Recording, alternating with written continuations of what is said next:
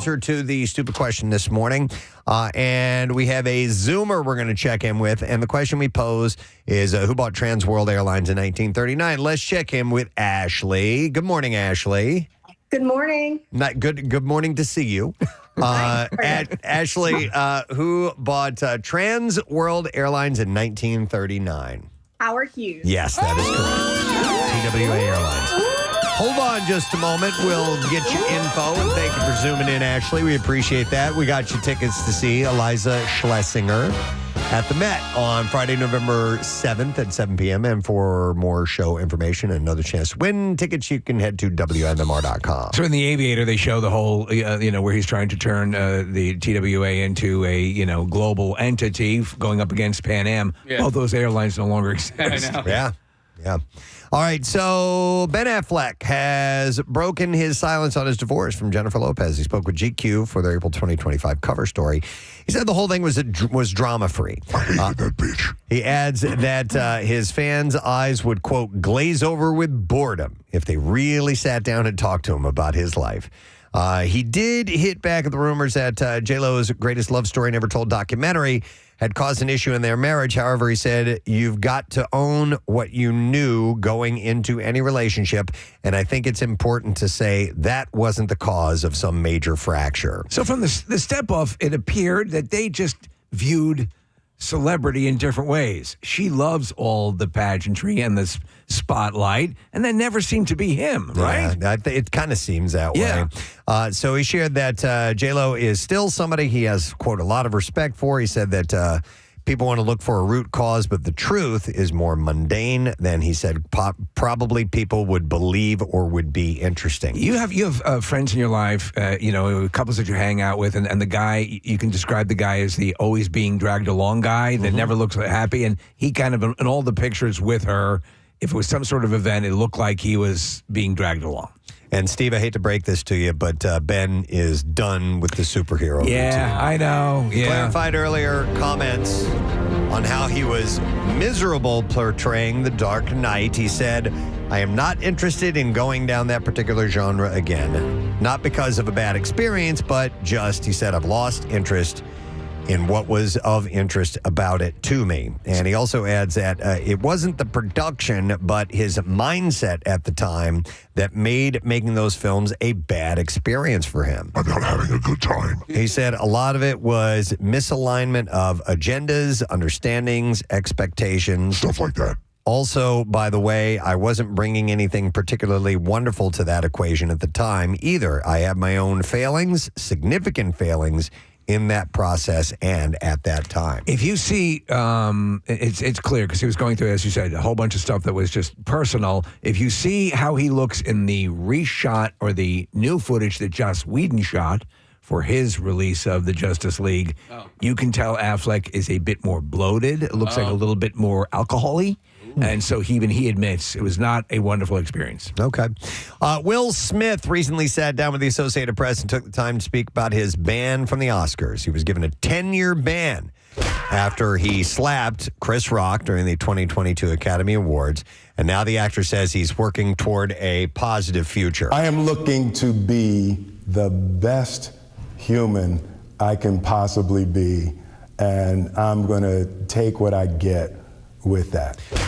And he previously resigned from the Academy of Motion Picture Arts and Sciences and has apologized to Rock as well, sharing that he was, quote, out of line and wrong for his actions. Did you see that they are renaming a street in the Overbrook section of West Philadelphia? They're doing it after Will today, Smith? Yeah. right? And he's supposed to be in town for it. I don't know. Is he? Yeah, he's doing something at the Sixers game, I believe. Marissa? Yeah, Casey, I got a press release. It says he's going to be there tonight and apparently playing songs off his new album. Wow. During the game, they're trying to sell tickets. Okay. Yeah. That might be actually spark some people to go. Sure, why not? And apparently, I got $1. And apparently they have a shot, right? The Sixers have a shot, right? Yeah, they're playing the Wizards. Yeah. So Chris Rock has not been open about speaking with the actor. He did, however, share that he was open to hosting the Oscars again, adding, you never know. This is what I would say the most miserable people on earth are people that can't forgive. Gwyneth Paltrow and Meghan Markle are shutting down rumors of a so-called feud during a fan Q&A on her Instagram stories. The Goop founder was asked, "Are you comprehending the Meghan Markle beef social media says you two have?"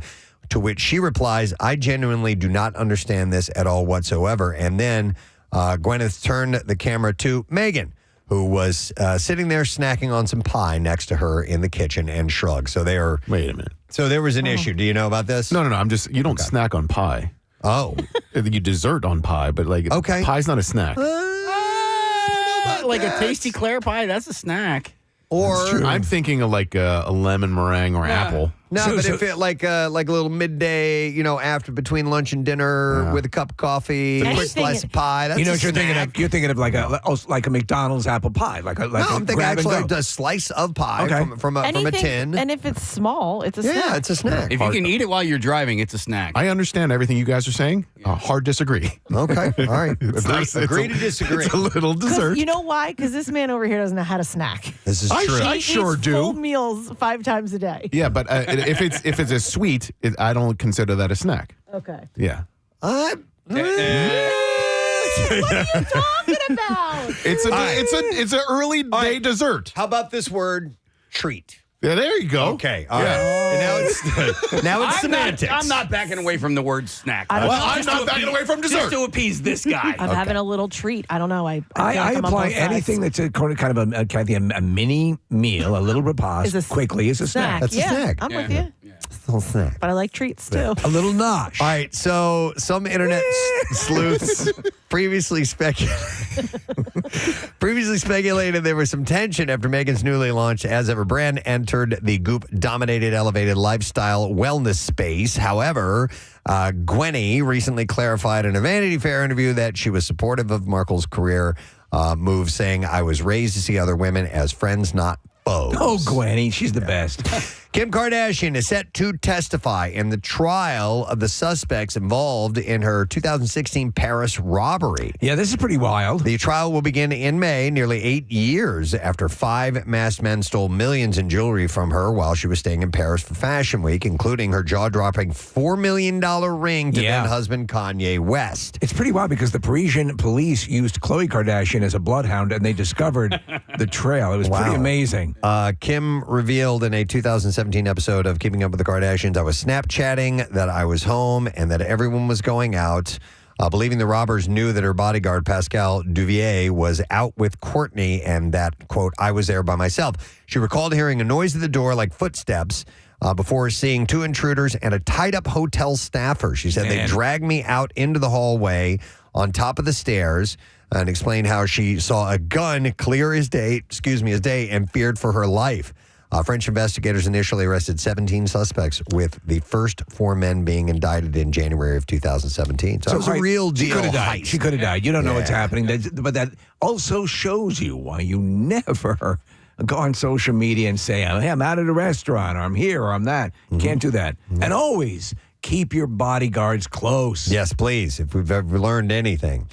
Channing Tatum is known for being buff, but he's sacrificed that physique for his art on occasion, gaining a little fat as needed, and those days are over, Tatum says. Little fat Tatum O'Neal would be the desire of 99%. That physique would be the desire of 99% of men. Yes. Channing Tatum. You said Tatum O'Neal. Oh, I'm sorry. Yeah, that's all right.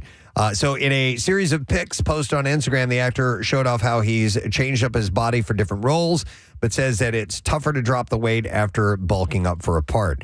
He said, "I'm so grateful for my genetics, grateful for my chef, nutritionist, witch, grateful for my trainer. I couldn't make these big swings in my weight without you guys." Are you grateful for your trainer and your nutritionist? And my nutritionist especially. And your bodyguards? But he said, "But I won't be doing any more fat rolls."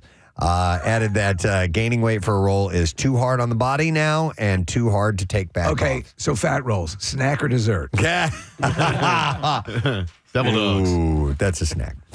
So Al Pacino's new exorcism film, The Ritual, just dropped its first trailer, directed by David Midell. Jimmy! Where does it take place? I don't know. It doesn't say. It's in the United States. It's in Oregon. Yeah, okay. Directed by David Midell, the film is based on true events and follows 2 priests at odds who need to find common ground to perform a dangerous exorcism. Can't you give me a straight answer anymore? Pacino stars as Father Theophilus Rieslinger, or Riesinger. I'm sorry. Yeah, Riesling is. A priest. Who the hell do you think you're talking to? A priest with a dark past and a flamethrower, too. Alongside Dan Stevens. I take a flamethrower to this place. As Father Joseph Steiger, who's struggling with his faith. And why? An unconventional way to perform an exorcism. I use a flamethrower. I take a flamethrower to this place. I'm going to set this demon on fire. The trailer calls it the most terrifying exorcism in American history, as Pacino's ominous voice warns that the devil will do everything in his power to stop them. The trailer looks, and God bless Al Pacino, love him dearly, this looks like a by the numbers. We've seen this so many times before with the neck and the body, but contorting and the girl and all the same sort of stuff, and all these low lit scenes, and it's over and over. I'm waiting for a great reinvention of the exorcism demonic possession movie. We need one. I wonder if this is based on the story that The Exorcist was based on, which I know well because it was at the University of St. Louis University. And my friends, when they were going to school there, they had a dorm room that was right across from, we could see the window where the room was, and we'd always be like, there's the room. There it is. That's where it happened. Don't look over there. Yeah. So this marks Pacino's return to religious horrors after playing the devil in The Devil's Advocate 27 years ago. Which, by the way, is a wonderful junk food, guilty pleasure movie. I love him in that. He eats up the scenery like nobody's business. The Ritual is slated to release in theaters on June What kind of a show are you guys putting on here today? 6th. Hulu is... it's June 6th. 6/6. That's close. I got 2 6s. Yeah. So Hulu is setting a spring debut for season 2 of 9 Perfect Strangers, with Nicole Kidman returning as both actor and producer. You looking forward to it? Yeah. You liked the first season? Really enjoyed it. We as a family watched it and dug it. So this time the retreat moves from California to the Austrian Alps. Maybe we'll see. I designed the Preston and Steve show. Hi, guys. Now it's 10 people. Kathy, you do a pretty good job of that. Really did. Because I watch all of his videos. Oh, my He's so God. cute. He is the best. Beautiful is this mountain looking right behind me. He's the best. He is. So they'll be in the Alps where 9 new strangers connected. Big summer blowout. Connected in ways they could never imagine, gathering once again under the guidance of Masha Dmitrichenko, played by Kidman. Masha! And according to the according to the log line, she takes him to the brink in her quest to transform their lives. But will they make it? Will she? The new season boasts an all-star cast, including Henry Golding, Annie Murphy, and Christine Baranski. So what's the deal? Is there a creepy vibe? Is it a... Well, so the first one had a murder. Oh. That there was a... Yeah, you're trying to solve a mystery. Okay. On top of each one of these groups of people were having internal struggles on their own. So they're dealing with things. But the background was trying to find out who the killer amongst them is, and yeah, it was an interesting story, or at least there was a potential murder. There was a threat of murder, and you're trying to figure out who that is, on top of examining the dynamics of the issues these people were having in their own personal lives and these kind of things. Yeah. With the murders and the people and the guys. But it was good, and it involved like microdosing and stuff like that, and wellness, and so. How was Melissa McCarthy? It was a dramatic role, right? Great. She was great in it. Yeah. And this was Hulu's biggest original series at launch, by the way. So it did very well for them. I wanted to mention this one because he's a friend of ours. CBS Media Ventures has announced the renewal of one game show and the creation of another. The Perfect Line, a new game show hosted by Deborah Norville, will launch this fall with while Flipside, hosted by Jaleel White, has earned a second season. So good for him. I've watched. It's good. Yeah, so he's a good host. He was such a nice guy. The And he flip, gives you free pot, right? he gave me a joint. Yeah, it was really cool. The flip side follows two teams of players as they guess how two different groups of people feel about the same issues. Teams choose from multiple choice answers, and the right answer wins the pot. And the perfect line features Wins the questions. There you go. Wins questions about world events.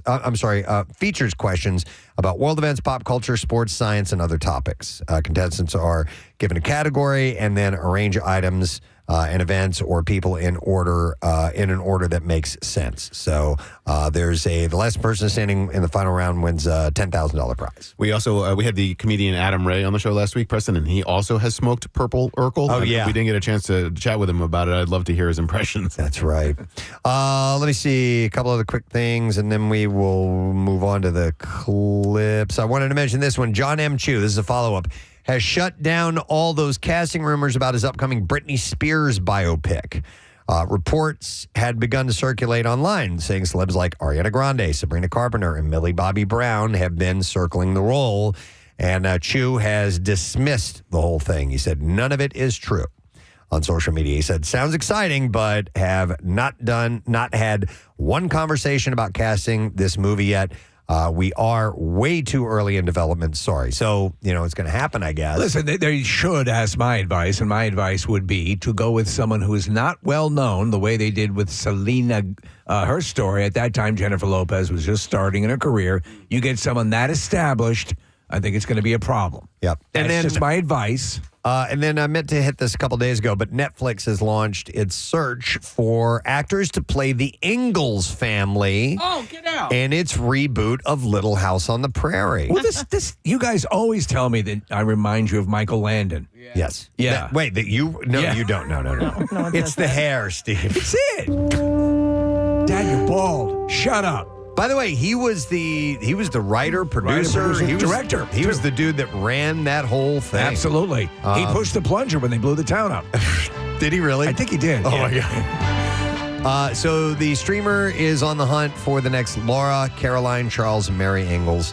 The casting call also gives some insight into the upcoming series, describing it as part hopeful family drama, part epic survival tale, and part origin story of the American West. And part raunchy sex comedy. And it adds this fresh adaptation of Laura Ingalls Wilder's iconic semi-autobiographical Little House books, offers a kaleidoscope view of the struggles and triumphs of those who shaped the frontier. When and where was Little House set? Oregon. Was it back home in Oregon? Okay. Yeah, Case, I don't remember specifically what state it was supposed to be Because in. Clearly the Midwest. Minnesota, believe it or not. Wow. Yeah, Case, I just pulled it up. So Plum Creek near Walnut Grove in Minnesota in the 1870s to the 1890s.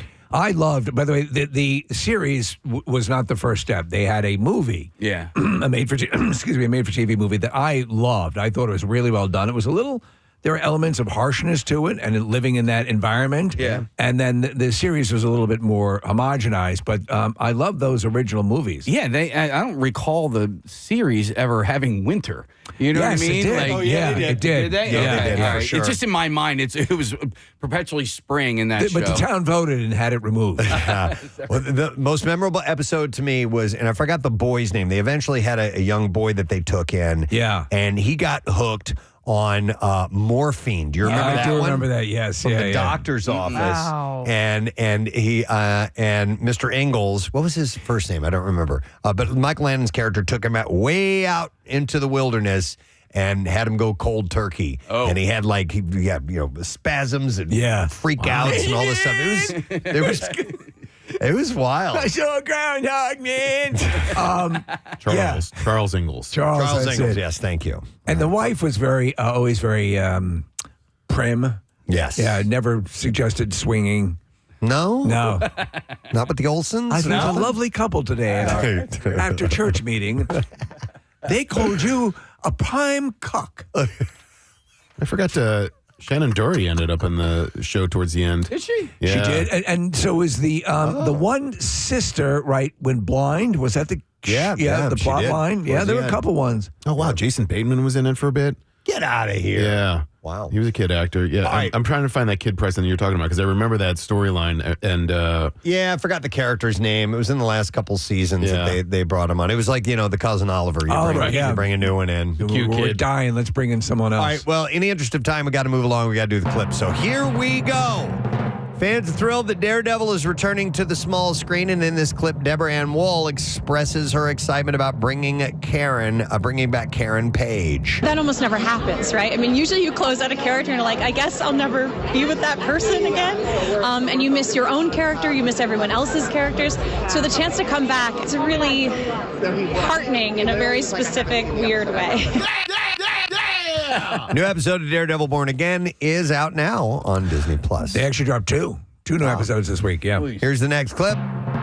In the studio, a newly appointed studio head attempts to save the floundering company. And here, Ike Barinholtz talks about the creators of the show. I really do look at it as a real love letter. These guys love this town, even though they've been through the ringer and they've dealt with the bullshit and they've had ups and downs. They love this business, and I do too. The studio premieres today, and that's on Apple TV+.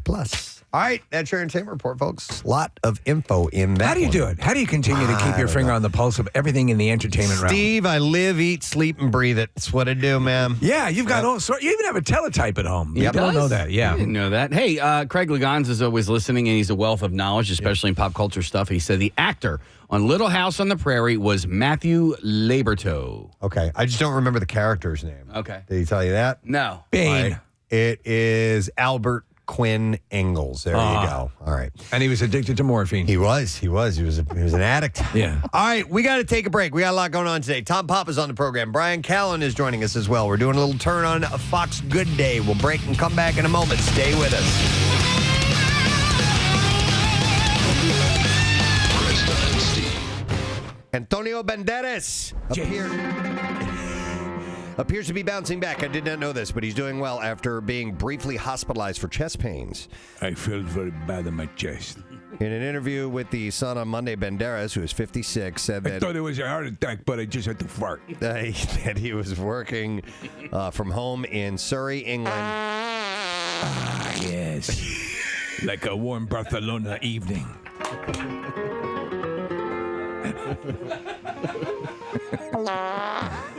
I miss my home of Barcelona. Wait, so you just do that in case it again. Like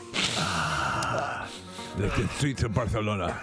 Did you have to waft that up to your face? It's what you call a Barcelona oven. So You can see the streets now. And the little children's playing in the street. And you know what? I wonder if people have to, I'll bet you people talk to us. Via their radio. They're probably screaming, "No, you're wrong." Oh, yeah, most of that the has to time. be the most common thing uttered at the radio when we're on. That information's incorrect. Yeah. In fact, I had jotted down a note not that long ago. I think I have it right here. Yeah, why have you yelled at us? Oh, really? Yeah, see it right here? Oh, I love that. Why have you actually yelled out loud, audibly right. in your car at us? I don't know if I want to hear this or not. I do. Okay. Do you think who ranks higher in the yelling department, lawyers or doctors? Probably. Well, that's let's put it this way: anybody with a degree or even a basic level of intelligence is going to be absolutely irate listening to us. It's funny because you get bits and pieces of information, and then you kind of put the rest. You make up the other puzzle pieces together, and it must be like A plus B must equal C. I think Every state has a Springfield. Right. And it sounds theoretically. Well, I heard that somewhere. But every now and then we venture into territory where we have absolutely no expertise in it at all. And obviously we have a wide range of people that listen to this show, and some people are experts. Yeah. And then when we start to tread into their waters, it's got to be infuriating. But the truth of the matter is, part of the mechanics of the show is we enjoy having you set us straight. Here, I have some examples. I yell when you pronounce towns in Massachusetts wrong. Okay. Mechanics, you're almost 100% wrong when you're talking about anything car related. Yeah, it sounds about right. Yeah. My boyfriend and I pretty much only yell at Kathy. Let me go to Let me go to Kyle. Hey, Kyle, how you doing? Hey, what's up, Gadzooks? Gadzooks. I thought you were going to sing Hey, Hey, Paula for a second. When do you yell at us? What's that? When do you yell at us? When do you yell at us, Kyle? All right, yeah. So, earlier in the show, a couple weeks ago, you guys. There might be a gas leak in your house, Carl. People are yelling right now. Right now. At you, Kyle. My cat's sleeping. No. A couple weeks ago, you guys were talking about like bank robberies. Yes. You guys were talking about like, it's funny. People are calling in about like super crazy. Like they were calling about bank robberies. You guys want to know all the secrets about banking? Yes, we did want to know all the secrets about banking. All right, look, you know what? And I was listening at that, and like all like the tellers, everything, and I was hearing like TD tellers calling in about all. Yes. Yeah. Honestly, they could lose their jobs over that. That is nuts. What they were telling you. Okay. All right. Okay. Now, what show were you listening to? No, he's right. We were talking about, for example, if a robbery takes place, what are the tellers supposed to do? I think that's the conversation Kyle is referencing. Yeah. So, Kyle, what's your background? Do you have He's an a bank expertise in robber. that? Are you a bank robber or what? No, I'm not a bank. No, I'm not a bank. There is definitely a gas leak in your apartment. There are people yelling at Kyle right now. Open up a window now. No, seriously, Steve. Okay. Steve, We're losing Oh, darn it. We're not losing him. He's passing out. The gas finally got him. Breathe deep, Kyle. Do you find him an attractive man, Robert Downey Jr.? Yeah, he's okay. Yeah. Okay. He's attractive. I don't know if he would be on my list. Do you like the attitude? Do I like his Do you like attitude? his sort of freestyle, loose cannon, happy-go-lucky? I mean, I like him. Snarky. Yeah, no, I do. I like him, but I just don't know if I created this list, if I would have put him on it. Okay. He is a guy that has matured well because he was kind of goofy looking. He was. In his teen days and early 20s when he started in the films, and he definitely had chops. He had acting chops. You could tell early on. Early on, yeah. But he had a goofy look about him, but he's stayed in good shape, and he got the big gap between his teeth taken care of, and he's a good-looking fella. He did. Yeah. If you go back to Weird Science. Weird Science. Is Tony Stark. Totally. He had a huge gap between his teeth. I've just invented a repulsor ray. Holy cow! It worked. Tornation, it works. Good Lord. I'm gonna be an Iron Man. A man what's made of iron. Number 3 is Denzel Washington. I want to hear more Dumb Iron Man. I know. I'm gonna fire. It's cold up here. Gotta remember not to fly too high. God. Because my parts all got all froze up. Denzel Washington. We are getting ready for the festivities, so let us now go live to a small area of the WMMR parking lot known as Knob Gobbler, Pennsylvania, where our own Nick McWayne and Catherine Mono anxiously await the appearance of the ground slob, Gary Lauer, our slobnosticator. So we're here to observe a ritual as old as late yesterday afternoon when we first thought about it, and I'm so excited that we're here to observe that ritual. The arrival of the ground slob, Gary Lauer, and his prediction for a longer or shorter winter. That's what we're here for today, Nick. Yes. Yeah. I don't know if you guys can tell or see from the video feed, but it does appear that there's a little bit of rustling going on inside this POS. Is there a way that we can kind of listen in and see? Let me put the microphone up to the door. Okay. I don't know if you guys can hear anything. I'll turn it up a little bit. Okay, all right. Can't get it open. Who the hell's out there? For Christ's sake. Can't a man take a piss? This morning boner's so freaking hard to piss in the morning. Give me a Dunlop beer, for Christ's sake. Can you guys hear that? Can you hear the rustling? Amazing. He's just starting to stir. Give me that damn beer. Saying something. Tell everybody, I think we're going to be in for another 6 more months of winter. Oh, you should smell it from down here, guys. Can you see him in there? No, I can't. really. All I can hear is some rustling going on. I can't see anything yet, Steve. It's not very well lit inside. Who's he talking to? That hooker I don't forgot think her anybody, damn Casey. I think he's talking to himself. I heard something about a hooker. Yeah, he's attempting to. It seems like he's almost attempting to read lines I wrote for him, but not being able to do it. He's almost missing every single line. That is shocking. What was her name? I knew it. That damn hooker left her glass eye here again. Darn it. Preston, you got to help me out here, man. Personal best. I had 16 freaking skid marks in my underwear. Okay, all right. This is exciting. This is magical. It's just beautiful. Okay, Magical. Yeah. So, Kathy's going to knock 3 times on the door. Knock 3 times on the door. Wait. Hello. Okay. And now the moment we've all been waiting for a good 5 or 6 minutes. Hear ye, on this, the 2nd of February, in the year our Lord 2017, our ground slob, Gary Lauer, working his way out of the RV, drinking a beer, terrified of the sun. Beer cans and bottles aplenty. I need help. We need help. There's a bottle of Admiral Nelson's rum. We could not afford Captain Morgan's, but I we wish do we could have another groundhog here I could share my time with. You know? Yeah, sure, whatever that was. All right. He's got toilet paper draped out of his robe. He's wearing a robe. Is there a hole out of his bed? Is his I jam? think there's going to be 6 more weeks of winter, children, boys and girls of all ages. Well, we haven't asked you if you saw your shadow. Well, you heard it here. 6 more weeks. Oh my God! He's walking around. He's absolutely aimless. He's going to the back of the RV. Hey, look in there and see if there's a meth lab. Gary, come on over here. There's a lot in there. Here, Gary. All right, do the official thing, Nick, just to make sure. Hello, boys and girls, kid of all ages. Kid of all ages. Kid of all ages. Good morning, everyone. Is that one of the lines you wrote, Steve? Kid of all ages. I don't even recognize it, but yeah. Gary, Gary, sir. I have forward. to actually ask you a question before you announce it, okay? That's how this works. Because this is tradition and a ritual going back to yesterday. Absolutely. Do you, Absolutely. or do you not, Gary Lauer, our ground slob, do you see your shadow? Oh, I definitely see my shadow. He sees the shadow.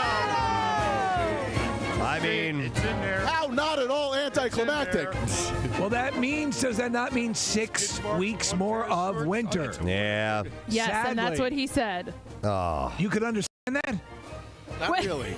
I I think did. it was written down. I speak Gary, and I understood that. And yes, he said 6 more weeks. And Gary, Gary looks double like an fisting. Amber Alert in the making. he sure does, Steve. Unbelievable. we have some more invites to our Painfully Single Mixer. It's coming up on Thursday, and we are headed to Maggie's Waterfront Cafe in Northeast Philly. I think that's good. Everyone is very excited that it's going to be there, by the way. It's a great location for this. And this, of course, the most important mixer of the year. The view is supposed to be beautiful and romantic, which is perfect for what we're doing. So let's take another 8 callers, 215-263. WMMR. Bill hates it when I do 10, so I'm going to do 8. 10's a weird number. 215. It looks like a skinny guy standing next to a fat guy.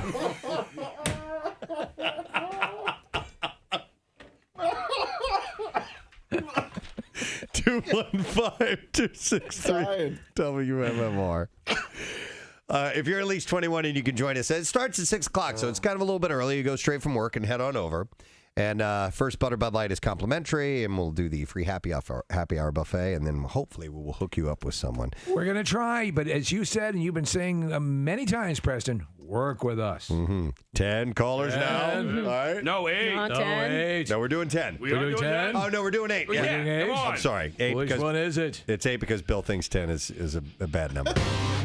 Finally, just one more story. Papa Roach has released an official performance video for the song Crooked Teeth. The track is taken from the band's upcoming 9th studio album. Hey, we got crooked teeth. Which is tentatively due out later in the year. It's like the John Wick theme. Papa Roach released Crooked Teeth as a single in late 2016, also incorporating the song into their live set. Okay, do you still have your Billy Bob teeth? Oh, yes, I do. As a matter of fact. Yes, I do. Because you could sing a little bit of the We Got Crooked Teeth song. It's got lint in it? No, but how, I'm so hillbilly that I just broke my crooked teeth. All right, go ahead. We got crooked teeth. Look at the camera. We got crooked teeth. I got a guitar. He looks good. Yeah. Sing it. All right, write it. Yeah. All right, here it goes. Right, so right here. We got crooked teeth. We've got crooked teeth. Steve, Nick pulled up the video for I Stay Away from Alice in Chains, and now I do remember this claymation, and it just gave me an idea. Here's a great project for a student who's, doing visual arts or something along those lines. Wouldn't it be great if we had a claymation of us? I would love it. Of our in-studio Steve, and if, like, you did, if you used, like, the demon voice or whatever, or the bear voice, like, your head could morph into an actual bear or Batman or an Any alien. of the characters. Yeah, Lobster Man. Like that would be, that'd be great. Lobster Man would be perfect. Go at it, gang. Steve, so this was, I Stay Away was on Jar of Flies, which was that EP that Alice in Chains put out in 1993. And it's funny that it has memories for you because it does for me as well. It came out in my freshman year of college. We listened to it over and over again in different dorm rooms. And but it's a short record. There's only 7 songs on the record, and it's mostly acoustic.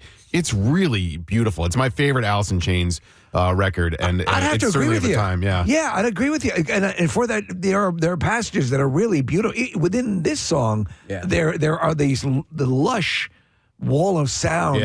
Just sweeps me away. I love it. Don't Follow's the same kind of a vibe. It's a really great EP. Preston, by the way, there is a listener on our show who does claymation, and he did stuff for Wake and Bake, the intro for Kevin Smith, and he did a claymation, I believe, for us. His name is Joe Garifo. He did claymation for us? Yes. We usually remember our claymation I know. people. Okay. I got to find... I had a correspondence with him about a year ago. Okay. I got to see if I can find this. All right. I would like to see that if that indeed did happen. So we're gonna try something out. We're gonna do. And Casey, I've thought of a new intro for this. Okay. All right. Stacko topics. It worked. Yeah. It worked. I didn't tell you guys ahead of time. You can still play the music. All right, so let's do it again. All right. No, wait, stop. Okay, yeah. Oh, and then you hit the music. Right. Okay. All right, so ready for Stacko topics. All right. Here in front of us, there it is.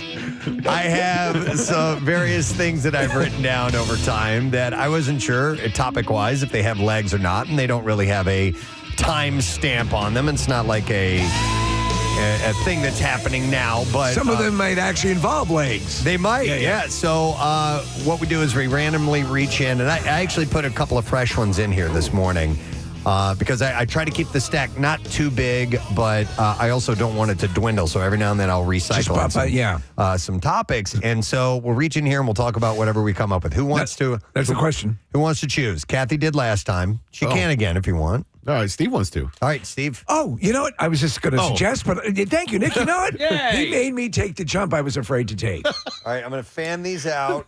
All right.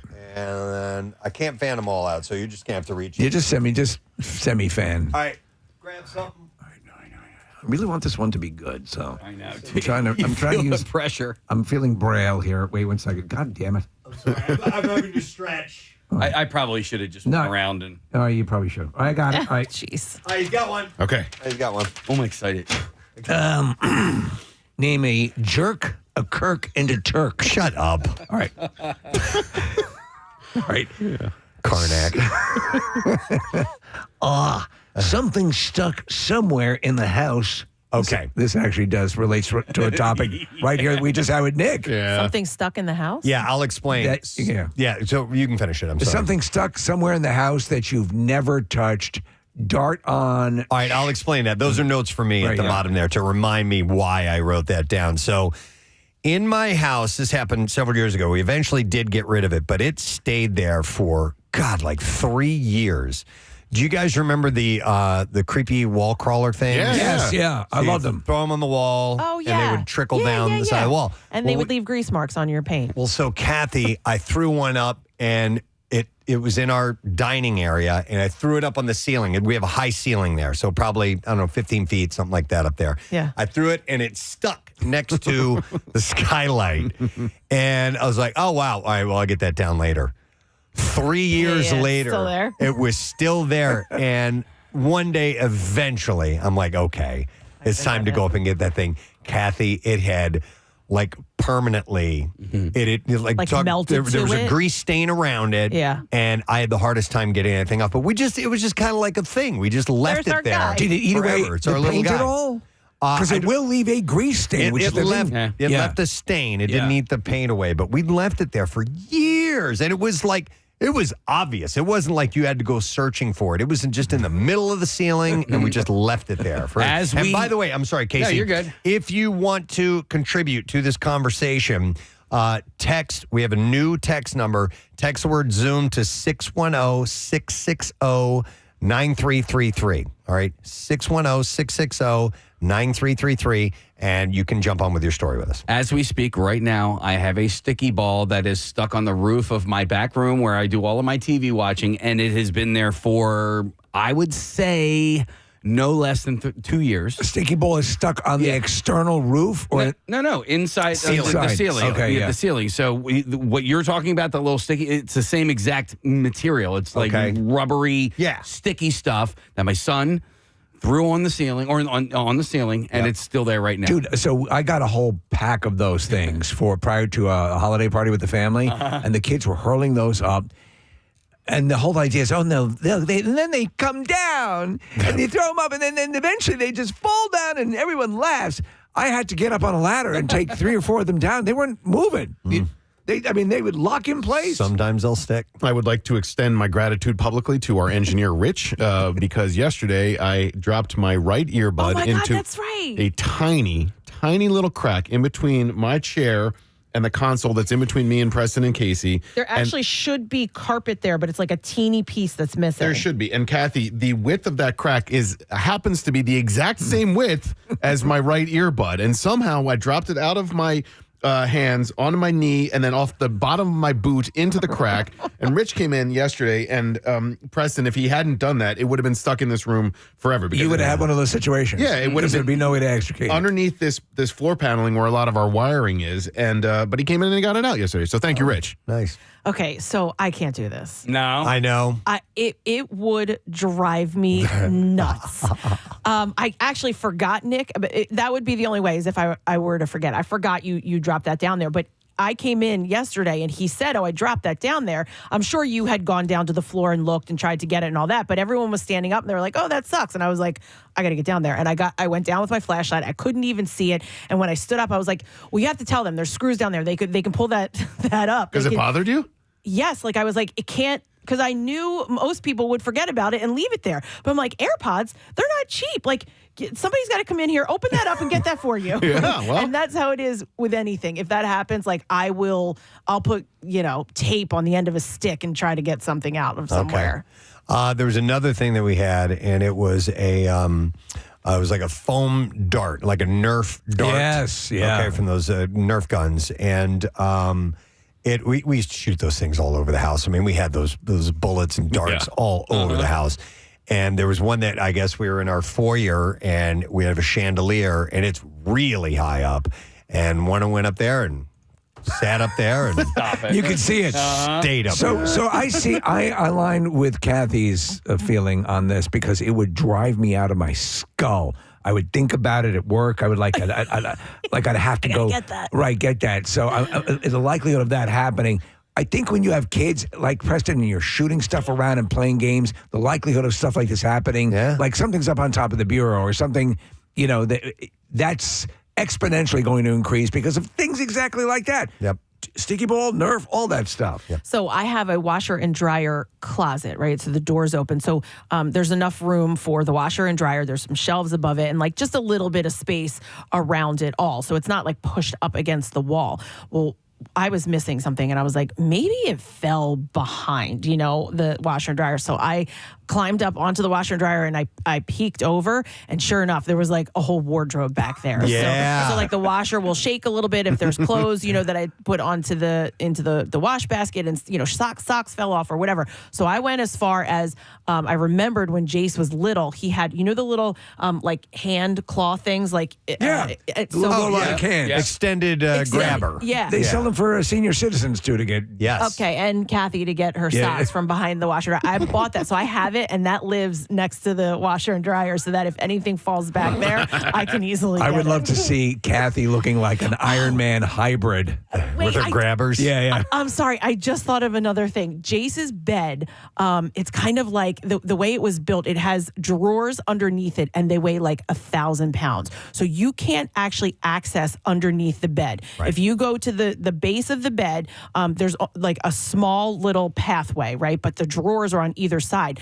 The cat has like a toy or something that he took under the bed, and even with that grabber, if I'm like laying on the floor, have my arm all the way under to my shoulder and have the grabber, I can't get it. They're driving you crazy. Well, and I can't move the bed; it's so heavy. Yeah. So it just has to wait until he gets a new bed. Nick, along the lines with your earbud falling in that little crack, my bed has, it's got a box spring, and there's just this tiny little sliver between the bed frame and the box spring that your phone can slide into. Okay. The problem is there's like a little ledge at the bottom of the frame. Oh, so it can rest there. Where it rests there. And it won't fall all the way through. And the only way to get your phone out is to completely you got to take the mattress off, and then you got to take the box spring out. And that's the only way. You just raised actually a major topic, which is the phone. And you know what brought it to mind is when you're flying now, they tell you if your phone slides down into the seat, don't get a flight attendant. Do not try to. You've heard them say this, right? No. They said it when we were flying down to Florida, and they said it flying back. I missed it. Yeah. If your phone were to slide down between the seat and the armrest, don't try to get it yourself. The flight crew will come get it for you. Because they don't want you to get stuck or something? Yeah, well, because yes, the mechanism and moving it back and forth. The same thing with the cars, with cars between the center console and the seat. I hate that. See, here's an explanation of it, and it says online, aviation experts warn passengers not to retrieve dropped phones during flights as crushed smartphones, lithium-ion batteries can spark fires midair. There you go. So the airline stress alerting cabin crew instead. Wow. Yeah, they Okay. said it. They said it on the flight we went down on, and on the return trip, Case, they said it again. Yep. So Casey, yesterday when I dropped the earbud, you said something about like a magnet or like hooking something up, but I forget what the context My was. earbud fell out of my ear, I was getting out of the car here at work, and I just dropped it, and the same thing, Nick. Like, I just tapped it, and it fell in such a way that it fell into the track of the seat, okay? Where the only way that I could retrieve it was I got a Taking coat. the engine out. I had to get a coat hanger, Yeah.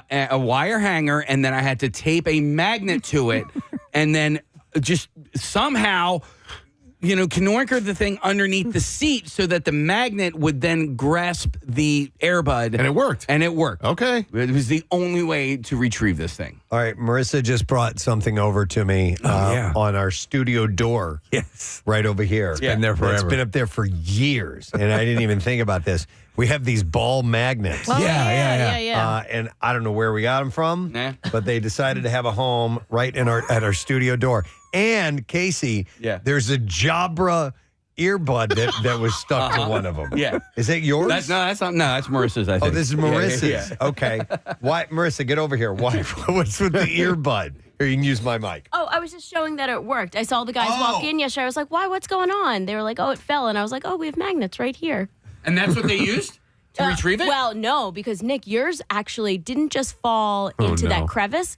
It fell a second layer down. Stop it. So it was in the depths of hell of our studio. I feel like such an a-hole because they're like in the middle of configuring the entire phone system and a new text line. And here I'm like, hey guys, I lost my earbud. I knew it had to have gone down there because when we were looking, you couldn't even see it. Like it didn't just drop. It went, like she said, to another level. So, Preston, what are the laws of physics that, like, when you're in bed or whatever and you have the remote and it falls down, how does the remote end halfway under the bed? That's Newton's fifth law, by the way. That an object that falls from your hand in bed will fall between the cracks. Will fall and there's nothing you down can do about and it. laterally. Yeah, under How the does bed. that happen? Shoot under the bed to Kathy, that point you can't even reach it with the grabber. So you reach out of bed, and then you have to get on your hands and knees, and your question is, How the goddamn did that get there? Mm-hmm. Yep. Nope. It's you can almost count on that. Count on it. Yep.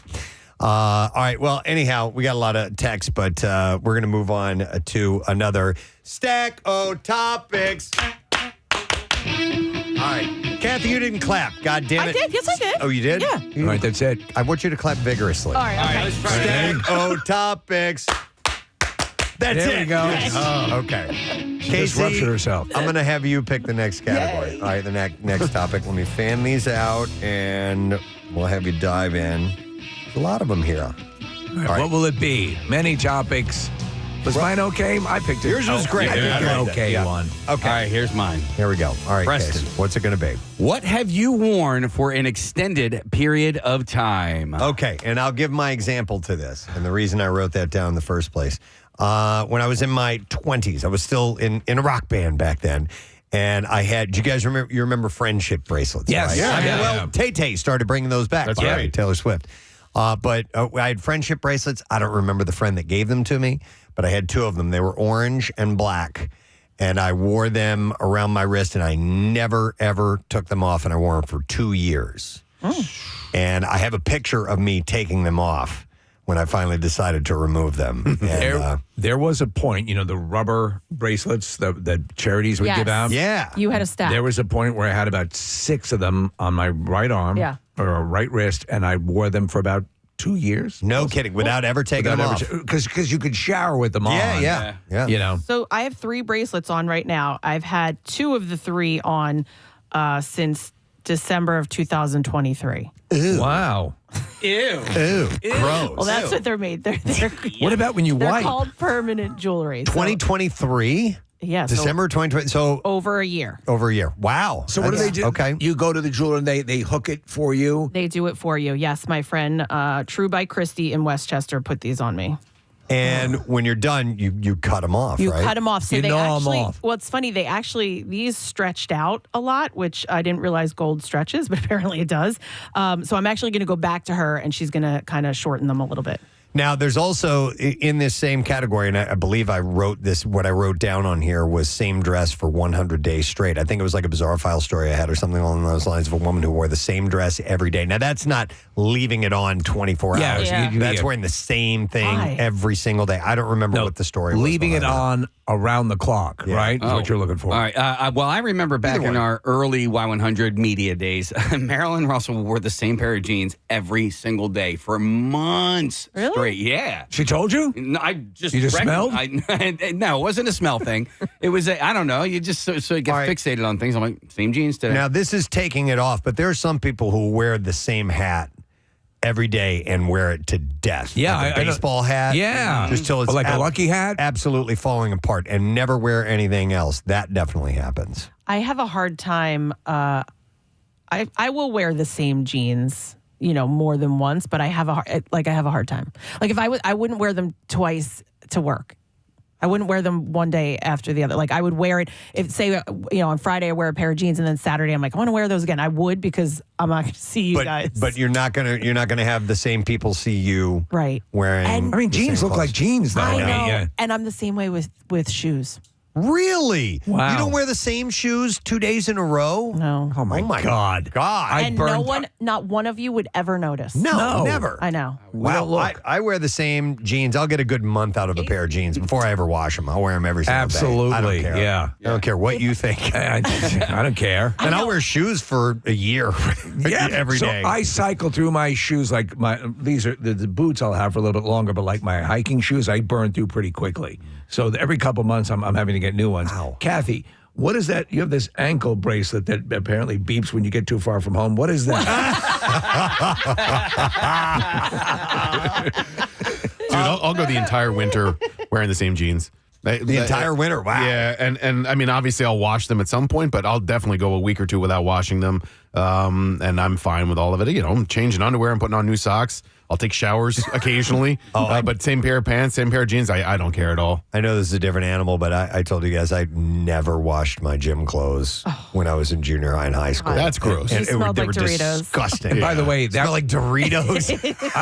Preston, I remember a la prison style. They would like flip the lockers over at a certain point in my high school. Like it was like you'd rather be at the they the toss killing the cell? field. Yeah, absolutely. Oh, they used to make us. You had to take them home on Friday. They would come through and and open the lockers, and your stuff had to be Because out of there. it smelled like a mortuary. Yeah, mine were disgusting.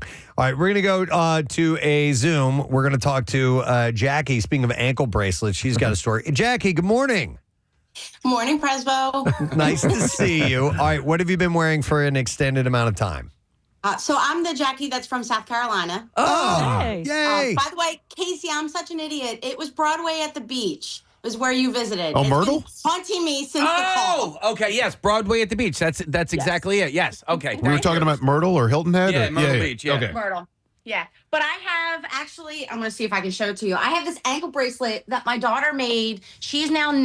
I think she was 3 or 4-ish when she made it for me. Wow. And you've worn it And I for don't take it off. And my 6 other years? jewelry I don't take off either. Mhm. So the Julie, that ankle bracelet has not left your body for 6 years. Correct. Wow. And what was the other thing you don't take off, you said? I mean, just general jewelry. Like my dog passed away probably about 3 or 4 years now. Yeah. Unless I change it for like a day, this automatically goes right back on. I don't take jewelry off. Okay. Okay. I'm weird. How long have you had the nose ring?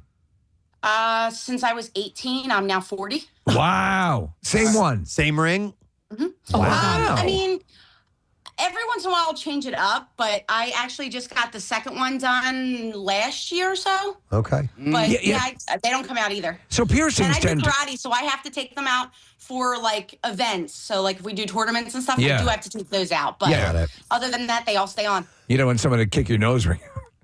That'd be I'm good. so deathly afraid of getting a bloody nose or a broken nose from something. Right. That's the one biggest thing that I'm so afraid of. So with the ankle bracelet, this is going to be with you till the day you die, you think? Till it falls off. Wow. Okay, wow. Okay. That's commitment, and it's for your daughter. Does she know? Do you ever tell her, hey, I still have this She on? has a matching one that she wore for like 3 days. There you go. That's commitment. That's great. Awesome. She knows it's hers, and I mean, it's just literally just braided a little bit. But yeah, it just will stay on. it If my means son makes something. me one, it'll be the same thing. There you go. Excellent. All right. Thank you, Jackie. Appreciate it. Have a good one. You too. We'll talk to you later. Case, I think you had a good idea with that.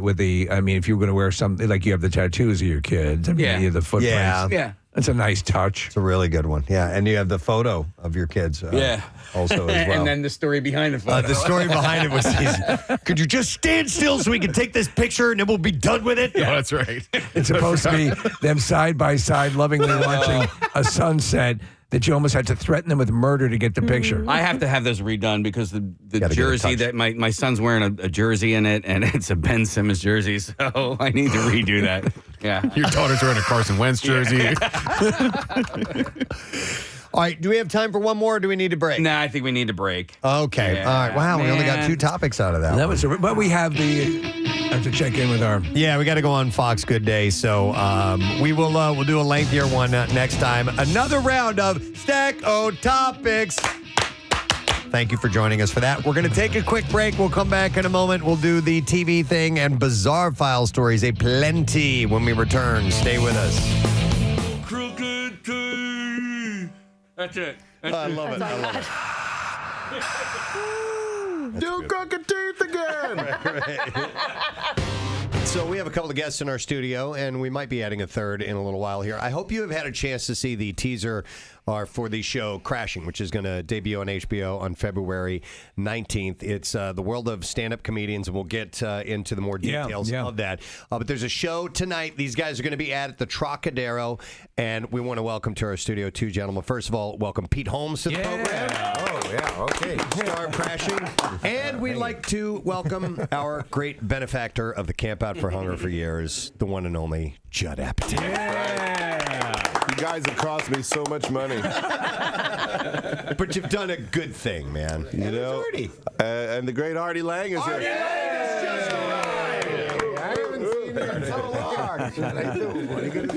They're doing their pleasantries. Yes. Artie's making his way over. We'll set him up on this. Sorry, this is better television than radio. Artie just walked in. He stole a cup from the hotel, it looks like. Get everybody set in place here. That's very cool. You got to put a chain on that like a pen at the bank. Wow. How you doing, Artie? All right, how you doing?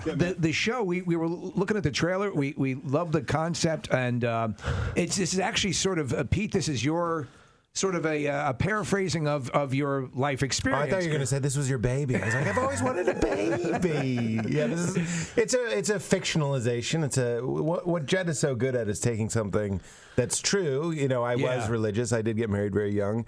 My wife did leave me for a very small man named Rocco. He legitimately was named Rocco. Yeah, she left me for a boxer named Rocky. That is Boxer, real. wait, that's a detail I never heard. And here we are in Philly. It's so perfect. It's so perfect. But the show is much funnier. That's what Jed. You know, we talked about what actually happened. The emotion we got correct, but then Jed is like, a real divorce isn't fun or funny or eventful. But you know what? There's a lot of sleeping and masturbating. Of course, but that can be said of any lifestyle. All right, so I gotta ask about this guy because What's my excuse? I'm still doing that. It's been a decade. there's a little detail that I saw in the trailer, and it's when you come in and you realize that your wife is sleeping with another man, and he has tattooed on his chest the L from Laverne and Shirley. Oh my God! I know. I had to pause it to make sure that was legitimately. I wish we could take credit for that. Oh. That is the dude's real. That's George Seriously? Basil. Are you That's kidding? his real tattoo. Jesus. He's a friend of mine. He's hilarious. Because the character's name is Leaf. I thought he put the L on his chest to be show. funny in the audition. Wow. And he was like, "No, that's my daughter's name. Starts with an L." And I was like, "All right, well, everyone's going to be making fun of you on the radio." Oh, well, it's funny because we like to go behind the curtain on stand-up comedy and all of that. And this, Judd, correct me if I'm wrong, but this is catching the process in the open mic stages, which is almost never explored. But it's when a comedian who's finding themselves is the most vulnerable. Yeah, and you're vulnerable in your own personal experience to begin with because of finding the Laverne and Shirley guy. How dare you? And then you're trying to you're starting out in comedy. My question is, you're a hilarious comedian. How did you retrain yourself to appear that you're in your embryonic stages? Comedy is so hard. It's so easy to revert right back to the beginning, I feel. But Jed, you would have us do the same material more than once for the same audience, which would manufacture. Okay. We would just bore the people who were watching us tape. So I would just say, Pete, do your act. And he's like, well, how do I bomb? I'm like, just do it and then do it again. And by the third time, they're just going to naturally not like you. They hate you. They're so mad. So I would do bits that I've written recently and bits. It was nice to do jokes that I wrote in my early stages as well. But I like origin stories, you know what I mean? Like when I want to see how Batman becomes Batman, because there's more risk that he's going to get beat up, there's more stakes, you're more worried for him. And Jed and I were excited that there hasn't really been a show about a comedian becoming good instead of just already being great. And Artie, so you have, from what I see, you have him on your podcast. Right. Is that legitimately your podcast, or is this just made up for the show? No, it's people I could never get in real life on the podcast. I've known Sarah Silverman for like 30 years. I can't get her on the phone. But so it was fun for me to get to have Pete and Sarah there, and then we have my real producer of my podcast came in, which was a great detail that I guess was not necessary, but no, we like to do that. We wanted to get some of the real people. Oh, I loved it. Sure. Yeah. It was awesome. I love telling him not to speak. If you talk, we owe you $1,000. Please be quiet. He's in Chicago. He's got a rare thing, an effeminate Chicago accent, which is rare. Like, it's usually Mike It's almost Ditka, impossible. but he's like, listen, guys, I've got to go to the Bears game, and I've got Bears tickets, and and he doesn't drink, but sometimes I think he likes to get out of doing me favors to tell me he drinks, and he goes, "I'm hammered." and he lives with me. So he weaseled that, and it was like Felix. He told me he was going to leave in 2 months, and then so he just does everything for me now. There you go. And they put him on the show, which was really cool. I mean, he was very excited about that. As you're coming up as a stand-up comic, I love stand-up comedy. I've always wanted to be a stand-up comedian, but I realize how hard it is, and I'm not brave enough to get up on a stage and do that. But as you're doing this and you're doing open mics, and you have this vision of who you are, but that's not necessarily who you really are. Like you are who you think you are, and how you're perceived by your audience. So where do those two meet? And where does the success come from? Well, I think that's one of the interesting things we're exploring on the show is the role of failure and like a lot of pain and crappy experiences, kind of refining comedians into funny people. Because when you start, you're absolutely right. And the material you're doing is very bad and light and jokes that anybody could do. But the great thing about stand-up is it's so painful, you have to get better or you'll just keep getting hit in the nuts. Can you say nuts? Yes, absolutely. We have a nice relationship with Mike Birbiglia, and what I should have said was nothing.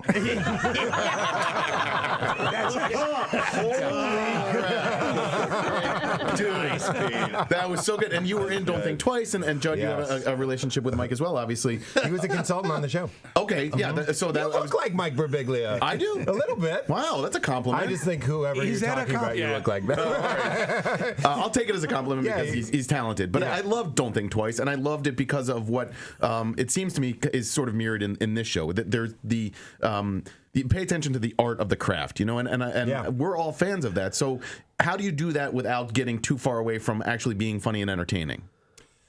That's a great question. I don't know. I think we might have failed. Doesn't look that way. Well, it's about suffering. I mean, it's something about, it's a weird profession because you have to do it in front of people while you suck. Right. Yes. Like, that's a bizarre part of it. Yeah. And so if you're trying to make money and you desperately need to pay for your bills, and it's hard to get anyone to pay you when you're bad at it. So it's strange. Hookers do that, too. It's really on the professional. They learn on the job. The hooker open mic scene is brutal.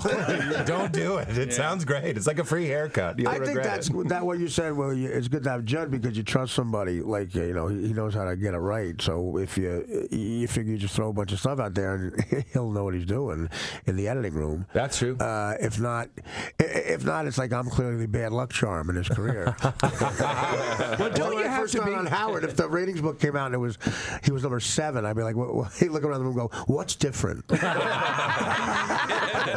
What's the reason we suck now? Well, that's actually true. One of the great scenes in the pilot, and a big reason why I think we got picked up, was this amazing scene that Artie did, that Judd directed in the pizza place, where the film we shot on film, so you only have 15 minutes per reel, and Judd just yelled out like, "Artie, talk about what you would warn a new comedian about." And Mr. Lang here, I'm a mess and I can't. It kills it. Consummate professional, destroys the reel. Everyone applauds, like Nick Nolte doing an amazing monologue.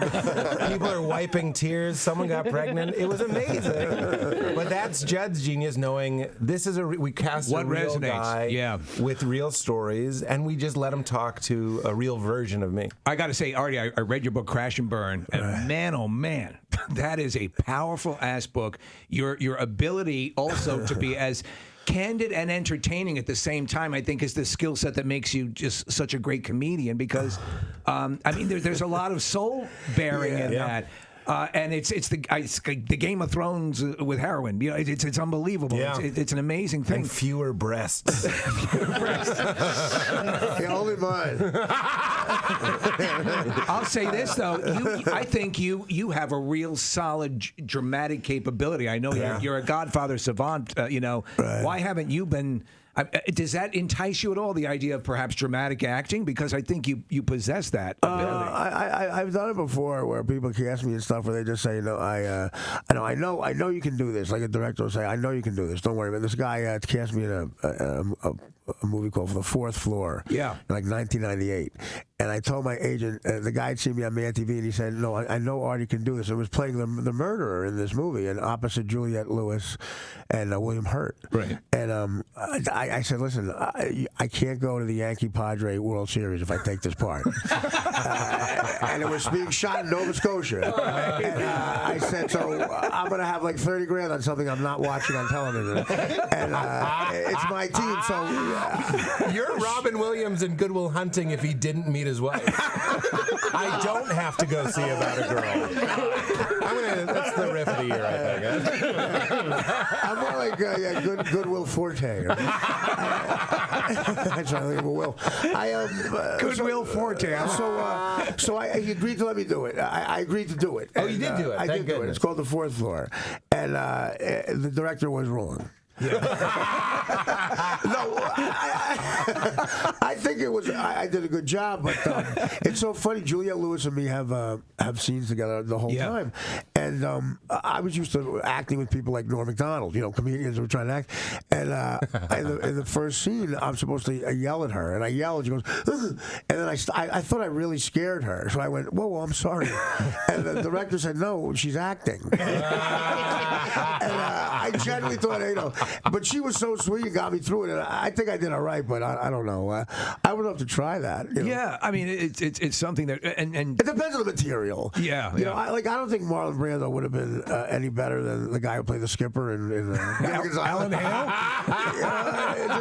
It's just crappy material. Alan Hale in The Godfather would have been fantastic. That would have been bad. That's the thing. You could call Luca Brasi little buddy. That's I remember I was talking to Norm Macdonald. I was trying to get him to act in this thing, and that's always easy. And at some point we said, Norm, you know what? We're not going to have you do it. He's like, oh, good, because I don't know how to act.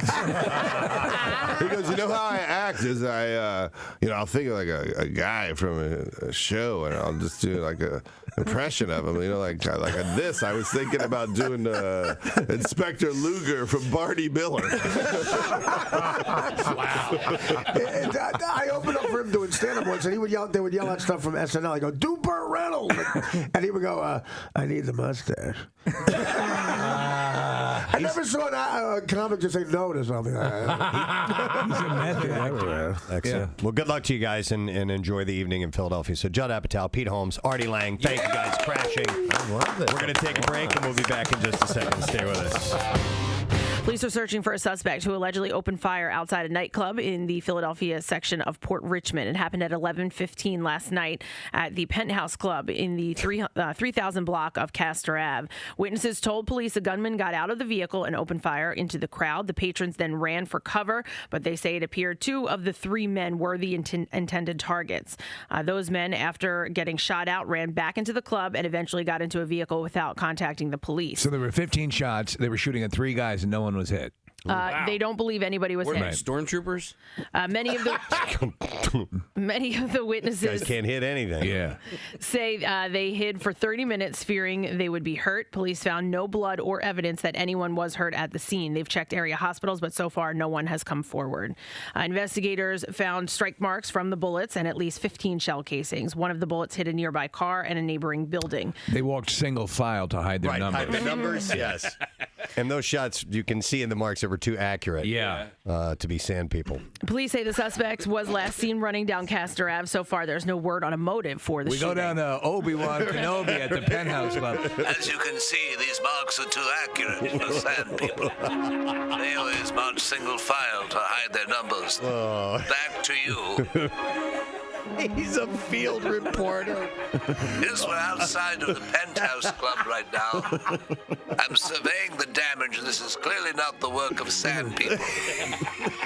Kath, by the way, Steve sent over this article I came across, and it was, I think it was a website called A Million Podcasts. I think that was the name of it. And he always wondered because there's so many online journals and things like this, but Nick, are you calling up? Yeah, thank you. And anyhow, so they have the top 100 podcasts in the country, and they ranked us as number 18 on that list. Yeah. I thought that was pretty cool. That is pretty cool. And it seemed like a pretty, all the obvious ones that you would think that place high. You had Corolla and Rogan, and I guess was maybe Rogan. I didn't see Rogan on there. Yeah. But I saw the Two Bears and Two Bears. like Kelsey podcast and all that stuff. What's that? I thought Rogan was one on it.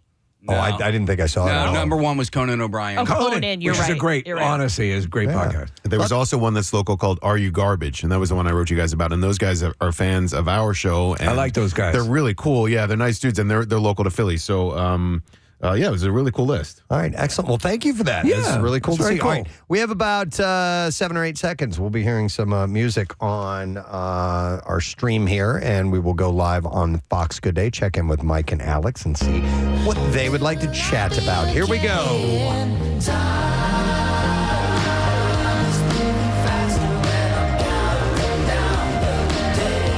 Hey, Preston, Steve. Hey. Always great to visit with you. We're going to talk about something called boomerang asking.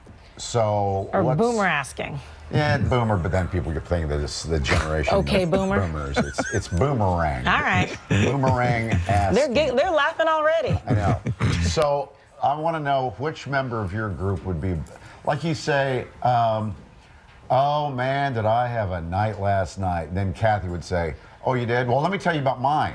You know, were they? So what they really want to do is talk about themselves. Right. So the way I understood it, Mike, is you ask a question, you initiate a question to the person you're talking to with the intention of actually answering that question yourself. You get their answer, and therefore you can now supply your own answer to that. It's something you really want to tell them That's all you about. really wanted in the first place. As opposed to just saying, hey, by the way, last night I did this. But it's like, what'd you do last night? Really? Oh, yeah? Well, you know what I did? I did this. I kind of hate that. I kind of hate that reciprocal. Why don't you just tell me what you want? Don't assign me a role in your little play here. Just tell me what you want to tell me. But I will do that sometimes, as it might seem too. Well, let me tell you how I do it. I know. Just to offer something up sometimes might seem a little abrupt or a little selfish, even though essentially what you're doing is selfish anyway. Yeah. But the delivery system is a little bit different. So when I read the article about this, I was like, oh, okay, you do that every now and then. So do you think you'd be the most of the show to do that?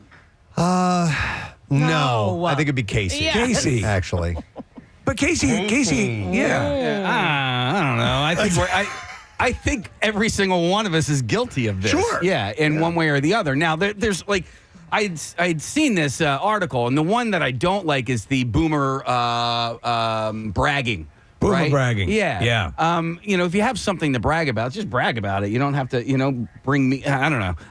I hate that you guys did that. I hate that you guys brought me up. I think that we're all guilty of it. You know what it's like? It's like that. Well, enough about me. What do you think about me? Yeah. That's what it is. Yes. What about you two? How about you guys?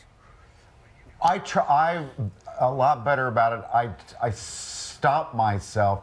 You know when a lot of people do it is when you talk about illnesses. I just came down with COVID. Oh, yeah. Oh, wow. Well, I was one of the first persons. And they tell their whole thing about COVID. Or if somebody dies, oh, yeah, I've been through that. Did I tell you about my mom passed? Don't you hate? That's the one-upping. Yeah, that's the one-upmanship there. I hate when they've had a worse illness than you have. Isn't that a bummer? Like when you bring them, oh man, I can't beat that. I had a spinal tap. Well, you win. It sucks when you go into stuff like that because you want that sympathy.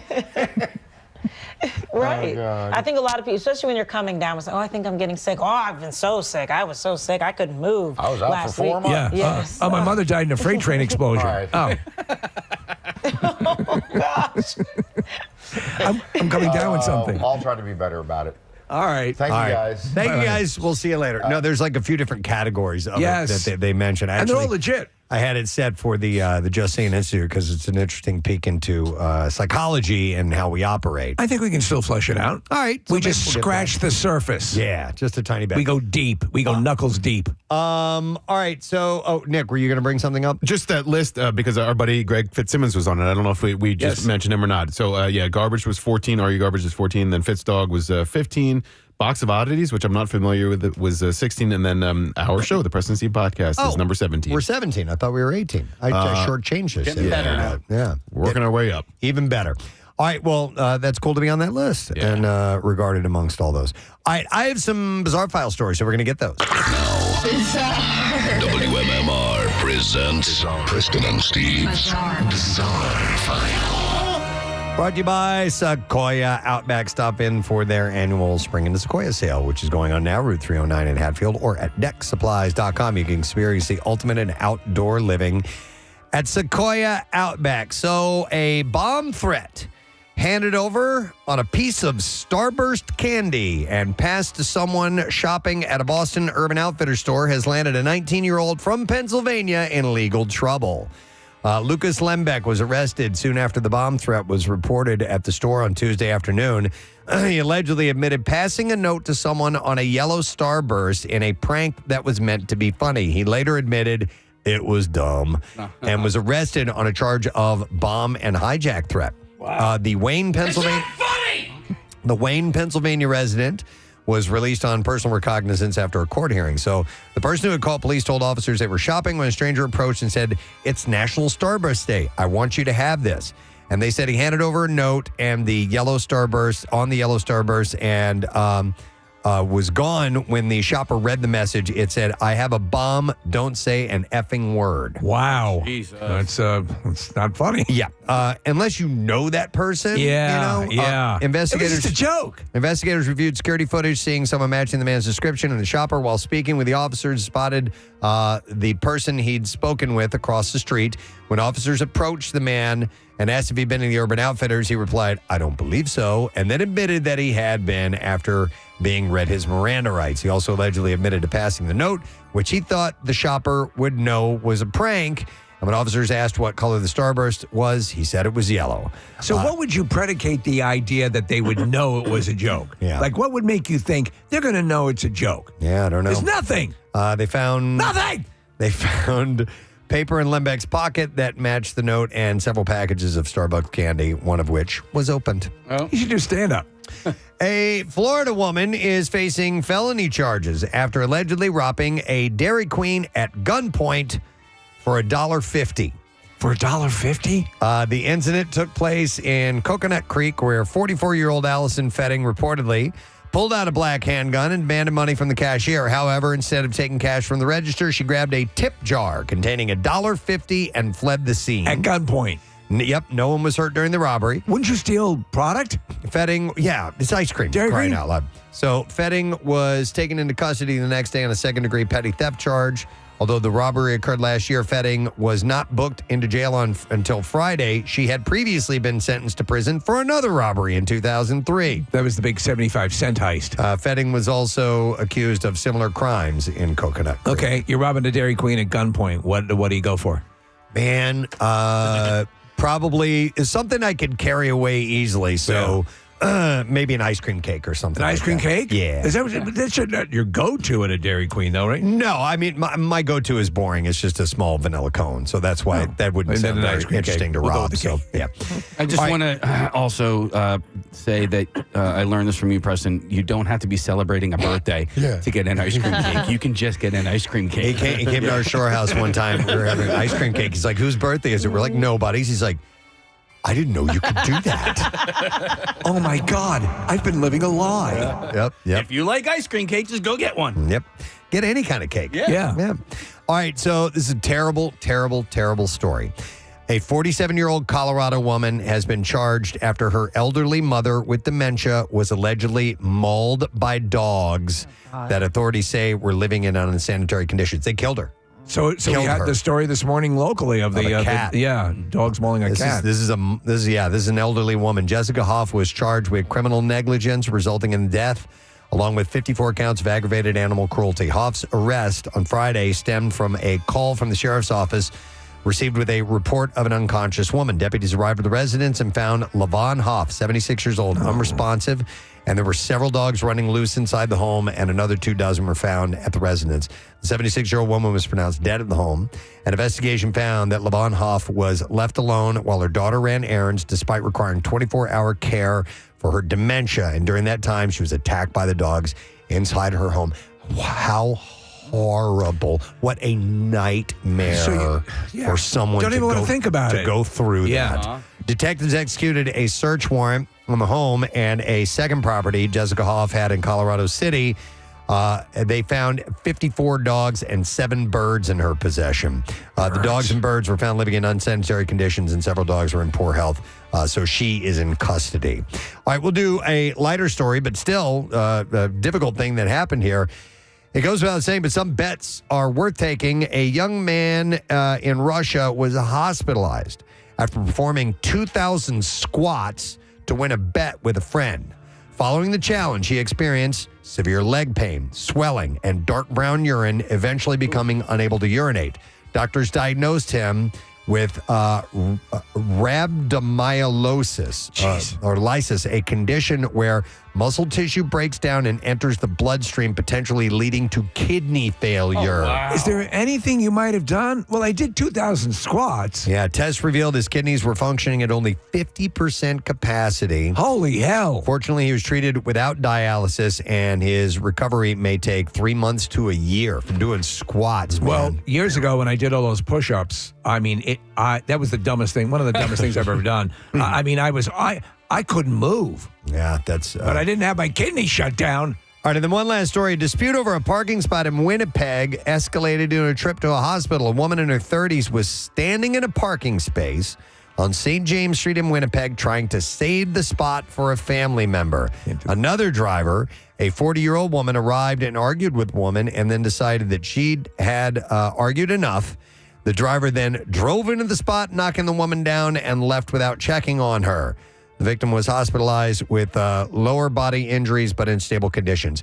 We got two people doing two stupid things here. Yeah. The driver was later identified and faces charges of assault with a weapon and careless driving. You're right, Steve. You can't stand in a spot. If you're there with your car ready to go, then you got the spot. Yeah. Not unless the person is seconds away. You can't send somebody over to stand in a parking spot. Can't do it. No, thank you. That's why they should sell mock cars that you can carry over. Yeah. Like in World War II when they had fake tanks and things like that. You can hold like the Flintstones, walk over. Like you have a car around you. There And you you go. just walk over. God, I love that I'm holding idea. this spot. I love that idea. All right, that's the B file. All right, we're going to take a break. What do we got coming up? Oh, Bryan Callen will be joining us here shortly. He is performing at Helium Comedy Club through the weekend, so we'll check in with him next. Stay with us. See, the shots are too accurate. Well, I wish I got the humor. You guys look like you're having so much fun. I know. I was singing that. I was singing that too, Kenny. 4 people in the room are really enjoying themselves. No idea what we're talking about. Fifth one, God. slightly removed. Do they not have great aim, or what's happening? I saw them. They came in from that direction. He's a witness on the scene. C-3PO. Thank you, hero. Yeah. All right, nerds. Let's do sports this morning. Should we do the letter? Yeah. Okay. I was going to give you another fact about Steamboat Willie. No, but- tell me. I believe that the technique that they used to make that when they would show that in the movie theaters, it had a certain frequency that it vibrated that the sound would make, and it actually would make people sick. Wow. Sick. I just saw Steamboat Willie. Sick. That it would make them physically ill in the theater. Huh. And it's like it's almost as if you have like a whoop, whoop, whoop, whoop, whoop, whoop type of sound in your ears. In the projector? Oh my God, I'm doing Randy Newman cars. Do it again.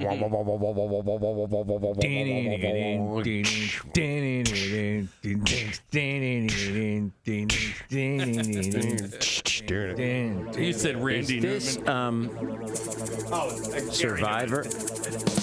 Bum, bum, bum, bum, bum, bum. It's the eye of the tiger. Eye of the tiger. It's a survivor. Survivor. It's Rocky. Looking stocky. Don't mock him. Just rock him. Wow. Here in my car. God almighty. That was some of the best verse spitting I've ever heard, Pierre. Rocky looks stocky. Rocky, well, looking stocky. Don't get too cocky. Now we can do the letter of the day. Fantastic. Here we go. Preston and Steve on 93.3 WMMR. Now, the Daily Letter. I'd actually like that to be on the Daily Rush. It was the very end of the show, but... Well, you started to do the sound, and I heard Gary Neumann. That was fun.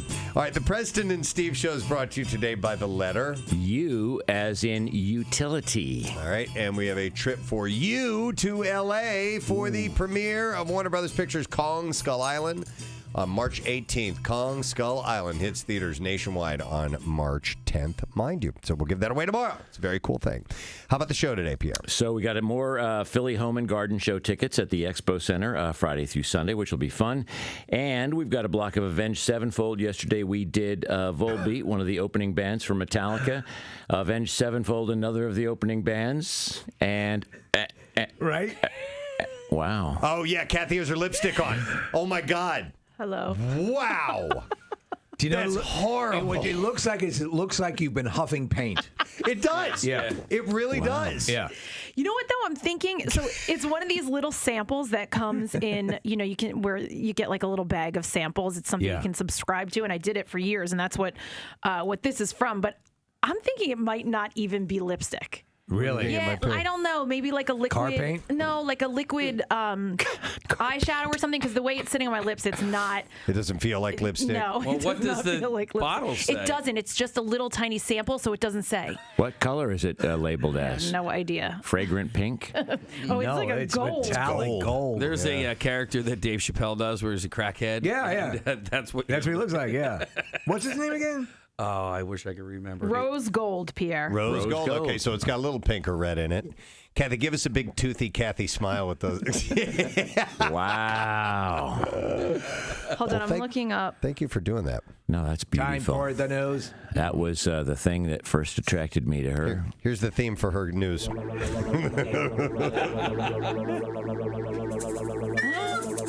could be like Eye of the tiger. Eye of the tiger.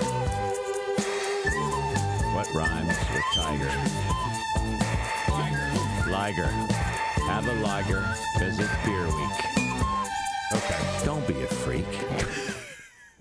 Honestly, if we don't sell those as albums, two separate albums. I think that's album worthy. All right, we shall see if we can get an answer to this question. What kind of a tower do we want named after us in Bristol? 215-263 WMMR. I will go to Dan. Let's see if Dan knows the answer. Hey, Dan, how you doing, bud? Yo, what's up? Yo, Dan, what kind of what kind of tower do we want in Bristol? What kind of tower? Milkshake. Yeah. He said it, milkshake. Hang on a second. He's using that vagina lipstick. Yeah, he's trying it out. Dan, hang on. We're going to get your information, and we are going to set you up with a 4-pack of tickets for the Progressive Atlantic City Boat Show. March 1st through the 5th at the Atlantic City Convention Center. And you can visit them at acboatshow.com, by the way. Boat show. Boat show. Going to the boat show. Lots of boats. What's that over there? It's a boat. What's that over there? It's a boat. Boat show. Boat show. Boat show. Boat show. At the boat show. See you at the boat show. Boat show. Boat show. Boat show. Boat show. Boat show. See you at the boat show. Atlantic City. Boat show. Now, Preston and Steve's Music News on 93.3 WMMR. You're a real crumb bum. How to do that again? And we'll only get one more. We only get one more day of that, folks. By the way, there's a few different things we're going to go through. As I kind of notice these things. Really? Yeah, I think so because Around the corner, down a dark alleyway, across an empty field. He is the noticer. This one Nothing gets past Preston Elliott. This one the noticer. I noticed. On the Preston and Steve Show. All right.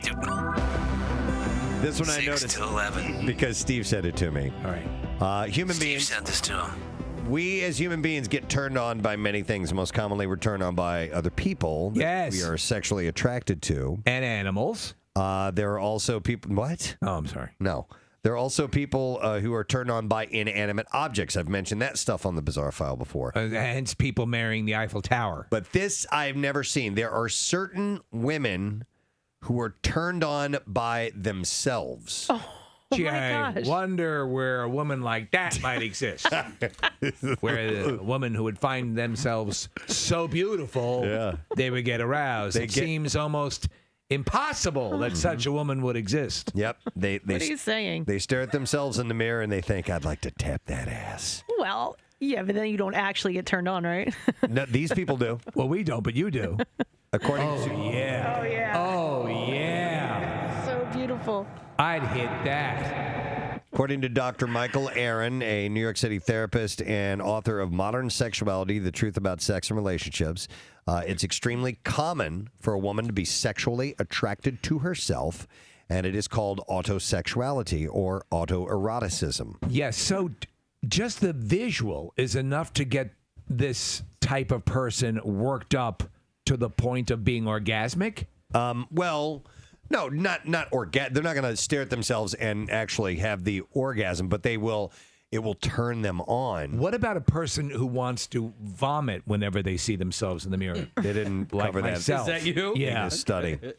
Oh, no. Oh, no. And is as vain as it sounds to want to have sex with yourself because you're so hot, it's not narcissistic, apparently. Because it's true. The doctor said it's very common for people to be aroused by themselves to varying degrees. Some experience it more like an orientation in that they feel more aroused by themselves than by others. So do they use themselves as a benchmark to compare other people to? In other words, will they not? Does someone have to exceed their own level of beauty to warrant a physical encounter? I don't know. Another psychologist explains the easiest way to tell if someone is autosexual is from their self-pleasuring habits. If she's picturing herself and thinking about how sexy she is when she's doing that. Yeah. That's weird. Is that how you do it, Kathy? Stop She's it. obviously an autosexual. Do you think are you thinking of yourself mostly when you're going at it? I'm asking in the most clinical Stop ways. it. We're gathering data here. When Listen. you are there, when you're upstairs, when you've got the device, when it's plugged in properly, you have it in the power strip so it doesn't short out. Need a surge protector. Right, or a surge protector. How do you see yourself dressed in your mind? God, I'm not answering you, but listen, I do think this is very bizarre. Yeah? They said it's more common than you think. It says if you think you're dating an auto... All right, thank you very much, Kathy. All right, Casey just told me, and I did not know this. We have Bryan Callen, but he's going to be closer to 8:30, which we had planned to have him now, and I did not know this till 30 seconds ago. So, do we want to formally announce our rock opera that we're working on? That's cool. It would be great if we were doing that. If you could have an announcement like that, it would really help kill time. Do you guys ever DoorDash things that are not food? You mean like just get them to pick up things for you? Yeah. I know a number of people have and swear by it. I have not. So I did this yesterday for the first time. My daughter's running track in high school, and so she needed a new pair of sneakers, and I ordered these sneakers on Dick's.com, Dick'sSportingGoods.com, and I had them delivered, Kathy, free delivery, by the way, via DoorDash. And it wasn't free then. You paid the DoorDash fee. Yeah. Maybe they paid the DoorDash fee for me. Because it wasn't, I mean, I could show you, my yeah, you definitely history. paid more than if you were to just go get it yourself. Okay. All right. But it saved time. Is it right? But that's the point. They said it was free shipping. It counts. Yeah, there you go. Okay. Yeah. So you think Just tell me I'm beautiful. I did pay for it on the back end, you're thinking? Yeah. Oh. No judgment on anyone when I say this, but I think I'm just too set in my ways because that to me, and I'm like I said, Casey, just seems really lazy. You know what I mean? And I guess that's why I don't do it. Like for me is like get in your car and go get what you want. Go run to the store and get the thing you're going to get.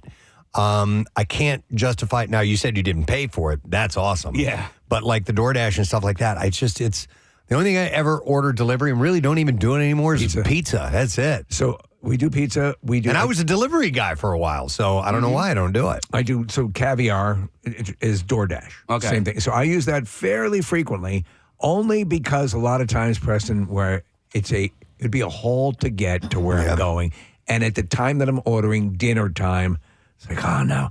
But I will just, there's enough around for me that I can just dart out and get it, and I will. Yeah. If you're going to DoorDash from a place, and I forget who I was listening to talk about it, but they were saying basically that they were stunned while working for these one of these services, how many people order food and whatever from places that are within almost sometimes walking distance. Right. I like the going to get it. I find that that's part of the enjoyment of the shopping experience for me, Preston. I don't like ordering much of anything online if I'm going to get clothes or anything, any shopping item. I like browsing. I'm a visual person, so when it comes to like looking for anything that I'm going to purchase or something I want to try on, I don't like using Amazon or any ordering services. I like going to the store, but the same goes for food. I like being in proximity to where I'm going to get it, and it seems like to me there's it's not the work involved. It's like the task of going to get it is a bit satisfying to me. Does that make sense? But the conundrum to me is that I don't like going to get stuff. I don't want to go run errands Do you and stuff sing like that. while you go to get it? Well, do I you whistle? Sing? Yeah, I might do it. That should make it more pleasant. But I do it anyway. You know what I mean? It's weird. I do like the little Nick. I have my Saturday going to pick up gas and stopping off and getting maybe. Yeah. All right. I will go down. I go down Stenton Avenue, and I go down Bethlehem Pike, and I've got my stores. There's a along the way. routine to it. I've got my the banking, and I love that little. Hey, good morning, Al. And the guy's not even out. There's no one there. I do look forward to this. Rochelle and I go food shopping on Saturday. It's our thing. We go do. We meal plan everything. I forgot somebody was chastising someone for shopping. It was some talking head, some idiot, about chastising who goes grocery shopping with their wife. I'm like, well, I do every single week, and I actually enjoy it. And you guys put the pineapple in the front of the car. Of course. Upside down. No, but we meal plan. You know, we get an idea of 3 or 4 meals that we want to make for the week. We make our list, and I have my list because I bring my lunch to work every day. And we go to the store and we divide and conquer. We split up the list. I go there, she goes there. We rock it. I find satisfying. You like the executing. You're like George Papard in the A-Team. Yes, you love it when a plan comes together. And I understand that crossing that stuff off the list. A to-do list. I enjoy it. Yes, I agree 100%. Yeah, I'm a list guy. I've turned into the list guy. Like every day, I write down 5 or 6 things that I want to achieve for the day, and I get tremendous satisfaction crossing them. What's your favorite composer, Franz Liszt? No, but maybe he will be now if I put the two together. A little bit of a deep dive. Do you use what do you use? Notes app? Same. Yeah, because you can use the list form. The little yes.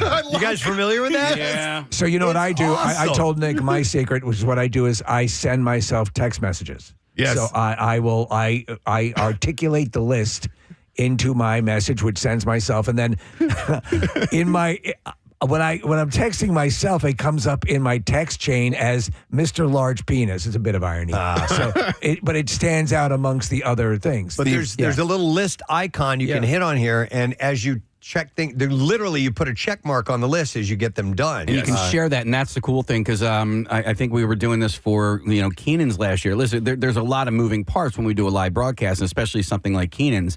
And so as producers, we shared a list like that on the Notes app, and you can check that off, and you know what other producers are doing. Oh, that's cool. Casey, I use that for grocery shopping. So if I'm at a place and I'm getting stuff, I can check off the things that I've gotten, or if Andrea's shopping separately from me, we have a shared grocery list. The same thing, Preston. We can click the button, and then it looks like we're good on popcorn. You know what? Brought up the list. But Steve, to address your point real quick, I've started. I have 2 email addresses. I have my non-work email address and my work email address. I will go in my non-work email address, voice email, and send that to my work email as a reminder. And I will That's what I do. I will put my work email into my calendar, and I've had that as the set reminder for something to do later in the day. So I'll use the Reminders app because I'm currently writing my manifesto. And the ideas come to me. And I'm like, I don't want to forget this. Hey, going back to the shopping thing, somebody had texted in real quick, and Nick, it says romantic walks around Costco.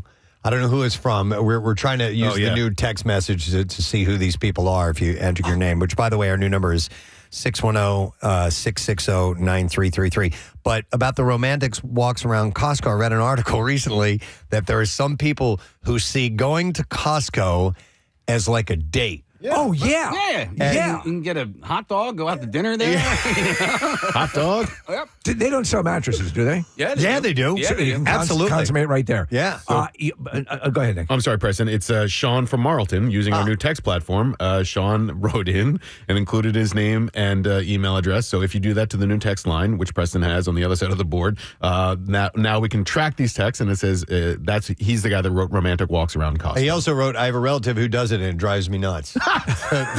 So you know what I noticed? I went to the Acme over here. I'm an Acme guy. The Acme right on City Line. We're always talking about Acme. Always, You Casey too. and I. Always talking about we're Acme. constantly getting reprimanded by the rest of the show.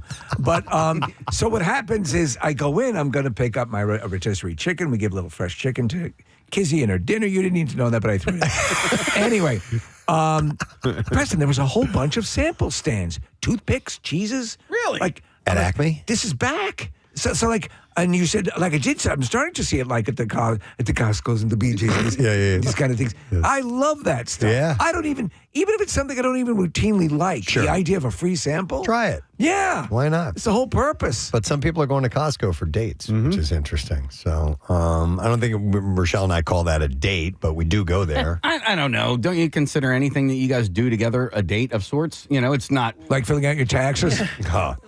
I guess maybe. Yeah. And listen, I dig you and Rochelle's relationship. You guys seem to have a very, very strong marriage. You guys like being around each other and all that. So things like going shopping, which I don't know, can put stress on a day. You know what I mean? I never have a stress situation with if Chloe. I We go have- by we have fun. myself, I don't. You know what I mean? But Okay, these are their rituals. I'm sure when we go to BJ's. So, and I'm thinking about making the jump to Costco because I've heard so many good things. But when we go, this is something that we always have to do. I get the big cart. And I pretend that I'm picking her up to put her into the seat. It's our, and we do it every time. Just and do me- and we just break out laughing because it's our little thing. do me a favor. What? And actually put her in the cart next time. And take a picture of that for me. Listen, I still ride the cart in the parking lot. Oh, yeah. It's a lot of fun. I still get a bizarre joy out of that. Do you do the from a distance push and see if you can get the car to dock, so to speak? Yeah. I love that. Into the corral? Into the corral. Yeah. I'll sometimes push it ahead if I know it's not a downward grade. I will push it ahead of me, and then I will catch up to it. How badly? You know what I mean? Yeah. How badly do you despise people who leave? They're right there. I hate it. It's not that it hard. bothers me, but I like to think that maybe that person has a mobility issue. They don't have a handicap spot, a handicap tag or anything like that. Maybe they left it there for that reason, or they were elderly. I like to think that. I know that's not always the case. Well, if they're not handicapped, they will be. Yeah, we're not done with them. God damn it! So this isn't a shopping cart thing, but it reminds me of what something my friend used to do. He used to drive a '68 Chevelle. This thing was gorgeous. And when he would come home from his girlfriend's house, he would try and drive it so that he would coast, right? And try and coast perfectly. Oh. Would he be fully aroused? Where the car would rest on it and stop on its own? Stop on its own in Right his the spot. driveway, right? Yeah. So he would do it for like half a mile, right? So if That's great. right, but My dad used to do that when we were kids. What color was it, Case? You remember? it was brown. And when you said it was gorgeous, I thought you were kidding at first, and I pulled up. They're really good-looking Chevelles cars. are pretty cool. Yeah. He's so mad. The worst mistake he ever made in his life was he ended up selling that for a freaking Ford Probe. A Probe? I know. One of the worst names for a car ever. Yeah. The It was Probe. it was a good looking car, but for the time. I Not guess. to go off on a sub tangent, but I think one of the worst names is Murano. Well, what is that? Murano, yeah, Nissan Murano. Yeah, it's like it's Murano. just moron's already in it. Yeah. Preston, when you had cars or older cars where you could shut the car off while you were driving, that would be shut it off and see if you could coast with the momentum into the driveway. Yep. And nail it. Yeah, that was always a kind of a young driver's recklessness. Did I mention this on the air the other day? I forgot what show I was watching, but it was an older. It took place in a previous decade, probably. I was watching on Golden Pond. Remember, I told you she gets out of the car and she leaves the door open and the keys are in the car, and I hear this. Oh, yeah. There used to be a feature when you would leave your keys in the car and your door. Take your keys if the out, car- you stupid bitch. It would make that noise, and Norman would yell at you. God damn it. I'm old. My ears can't take that. You stupid bitch. Norman, that's your daughter. All right, we need to stop this conversation and move on because our guest is ready to go. He's going to be in town. We were hoping to have him by the studio, but some travel plans have changed, but he will be here in Philadelphia. Helium Comedy Club, Friday night, Saturday night, and the ever-elusive Sunday night show at 7 p.m. We've been without him for a while, so we Yes. need a little extra dose. Ladies and gentlemen, please give some love to Bryan Callen. What's up? Gentlemen, I missed you. We miss you. How have you been, sir? I love hearing guys talk about on Golden Pond and how cars make those old noises. It makes me feel young again. Okay? And I want to apologize for my face. I ate a lot of cheese last night. Too much cheese, so I'm holding water, but usually my skin's much tighter. Much tighter. No, you look dashing. In fact, good. You had me cracking up. I was watching something just recently to talk about your visage and your physicality, and you described yourself instantly as human skin pulled tightly over a cheetah. That's what the media says. That's not me. That's the media, for God's sake. I'm just a man who moves from point A to point B the best way I know how. Yes, I'm supple. Yes, I'm supple and probably a little bit dangerous with the gait of a jungle cat. Well, listen, you're an actor. You've got to be on camera. You got to take care of this. Do you have a skin regimen? No, a skin regimen? Do I look like a leftist? What are you talking about? What do you do? Creams at home? I soap and water and I go to work. I'm an American. Plus I'm in Texas. You don't use any product or anything in your hair or beard? No. This mane that you see is just I just let it grow. I let the wind and God take care of it, my friend. I wish I was there so you could run your fingers through it. It feels exactly like petting a schnauzer.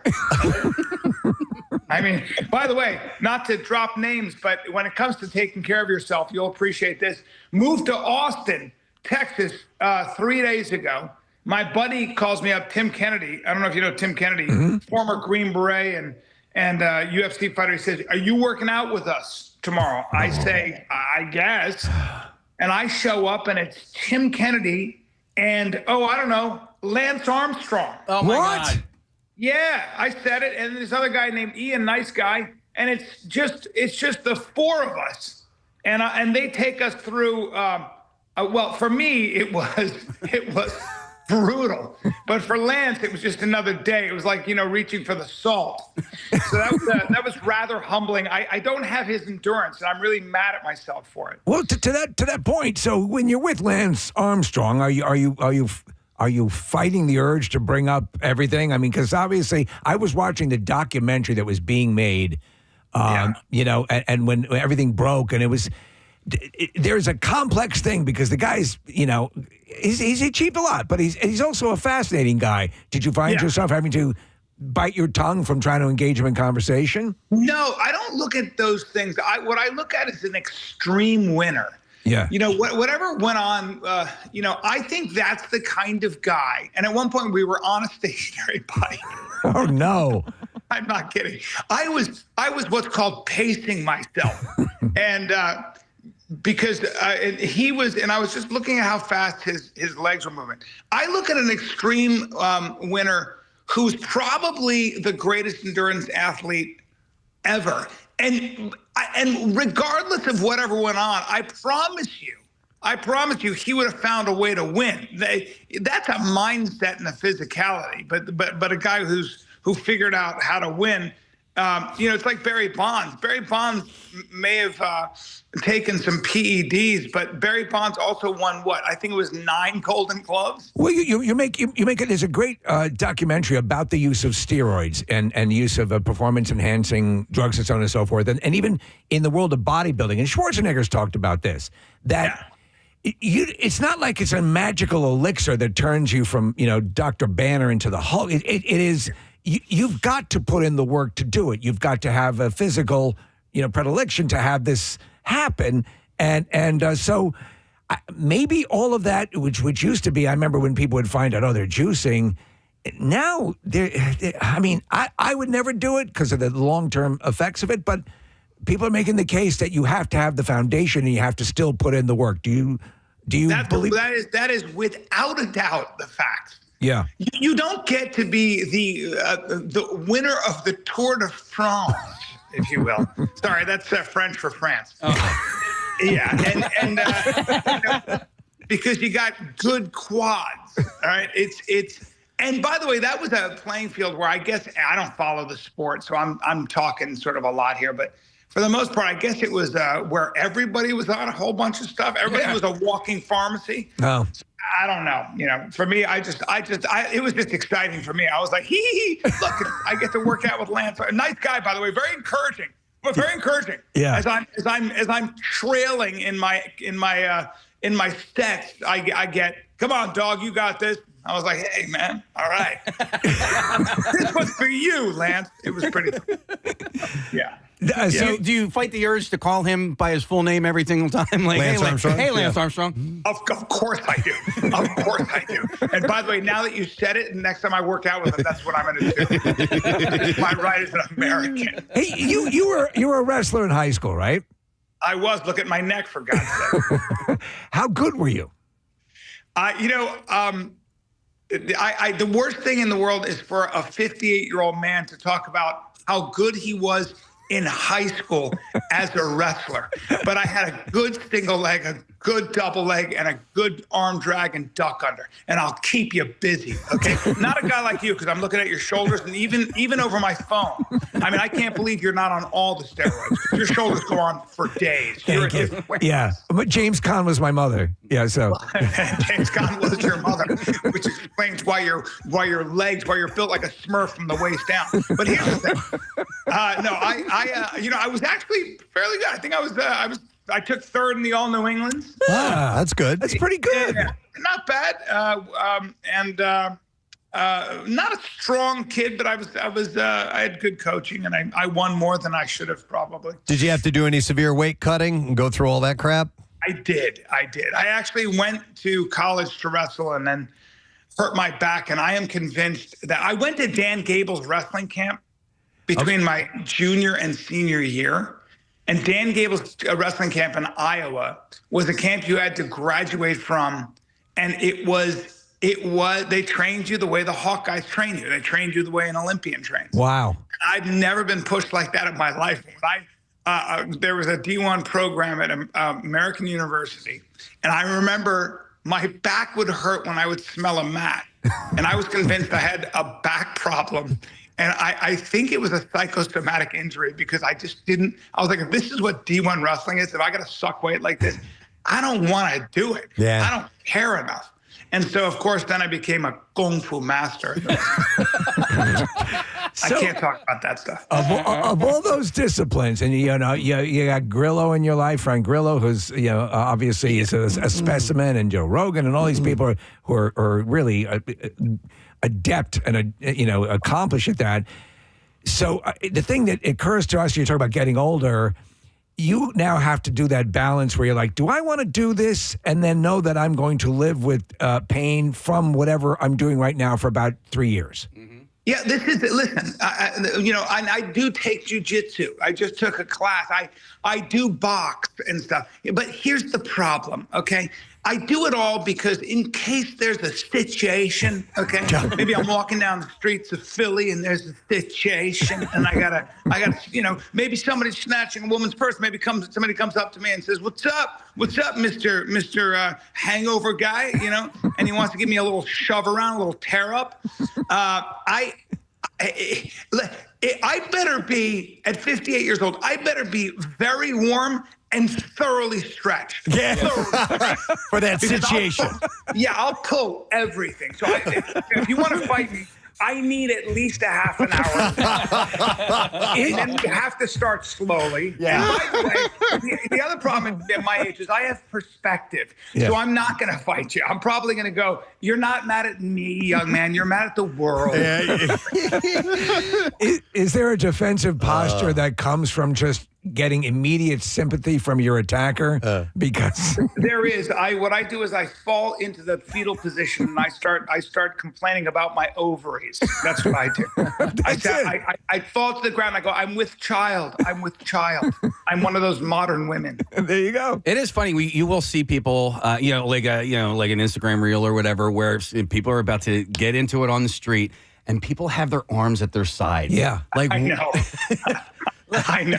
I know this. I know this. I will say, I was at a wedding, and this kid was a D1 lacrosse player, stud, big kid, strong. And I was with my wife, and we were in Denver, and I looked out my windows right on the street, and he's about to fight, and he had his fist balled. Both his fist balls at his sort of belt line, and he was pumping them up and down. And I was like, hey, dude, I'm not a tough guy, but I promise I'd knock that guy out right quick. Like, your D1 frame is no good here, my friend. So have you ever had to, I mean, honestly, though, so in your many years, 30 plus years performing stand-up and everything in general, I mean, have you ever had to employ any of this? I did once in Venice, California, near the beach, where a guy kind of grabbed me by he tussled my hair and then sort of went for my throat, and I put him in an arm bar because he pushed me over a table. Oh wow! And I gave him I gave his elbow a little reminder. You shouldn't mess with the kid. You know what I'm saying? Yeah, kept them busy. And I kept him busy. I gave him a little. I went like this as I was bending his elbow the wrong way against my body. I went shh. Ah, very good. You know what I'm saying? Very good. Then I didn't break his arm. I said, now you need to go to mass and drink a warm glass of milk. All right? Try to give him some life coaching. The great thing about doing any kind of martial arts is you realize how tough you're not. And you go into any dojo or a school, and especially jiu-jitsu, and you're like, oh no, I mean, there are people out there that can turn you into a pretzel while talking. Oh, yeah. And there are a lot of them. There are a lot of them. So I trained in Krav Maga for several years, and I tried really hard, Brian. I mean, I really, really tried hard, man. And some of us just ain't that good. You know what I mean? Yeah, well, I think all of us ain't that good. I think at the end of the day, when you're training with this stuff, I watched a guy get pepper sprayed. And let me tell you, the great neutralizer is when somebody shoots pepper into your eye, and all your black belts and all your kicking and punching and wrestling goes right out the window as you're crawling around, snotting from your nose and making weird buffalo noises. So you know what? If you want to be a tough guy, carry pepper spray and a whistle. That's yes. Those are really... My buddy, and I talk about this on stage, but my buddy literally carries a knife. I look at it, he's got a knife. I mean, a sheath knife with a metallic sheath and like a curved grip, the indentations for your fingers. I look at him, I go, what the hell is that for? And he goes, in case there's a situation, I got to open somebody up. I was like, open them up? Yeah. And he goes, yeah, this thing will unzip you right quick. The thing looked like a witch's nose. The blade was horrifying, right? Yeah. So I look at him and I'm like, oh, unzip somebody. I was like, you sell software. Why are you? How many situations do you have? So are we looking? Open a man up. You know? Are we looking in your new abode now? It's my new abode. You're looking at the West Wing. Of course. I have different wings in my home. It has the freshly moved in sort of look. I know. One of the staff. I'm really angry at the staff. They haven't done their job. Of course. There's so many things I have. So what brought you to Austin? Why'd you move there? I shot my special, my fifth special, at the Mothership, Joe Rogan's club, and as you know, I come from Joe Rogan's rib. Yeah. So I shot my special there. It went great. The energy and the electricity in Austin is so unbelievable when you're a comic, and it's dead in Los Angeles. And I've been doing the Los Angeles thing for way too long.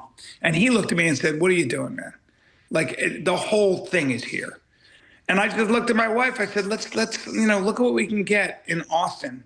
Well, for if in my neighborhood in Los Angeles, if you walk around and you have $3 million for a house, they look at you like you're a pauper. They're like, oh, we know. Yep. We know. We were out there for an event, and this a couple of years ago, and we've told the story many times on the air. And we're driving by the Uber driver, whoever's taking us by what appears to be just basic, ranch homes. We're figuring what in the $400,000 range, whatever. Millions. And millions. And now with the fires were the last straw for me.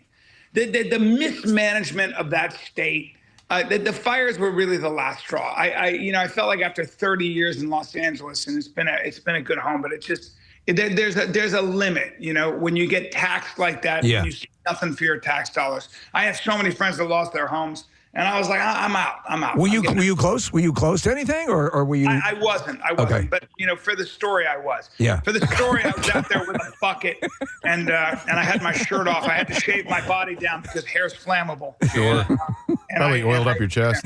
Yeah, you got to oil your chest when you're firefighting. It's technical. I don't want to go into it. But, you're a hero.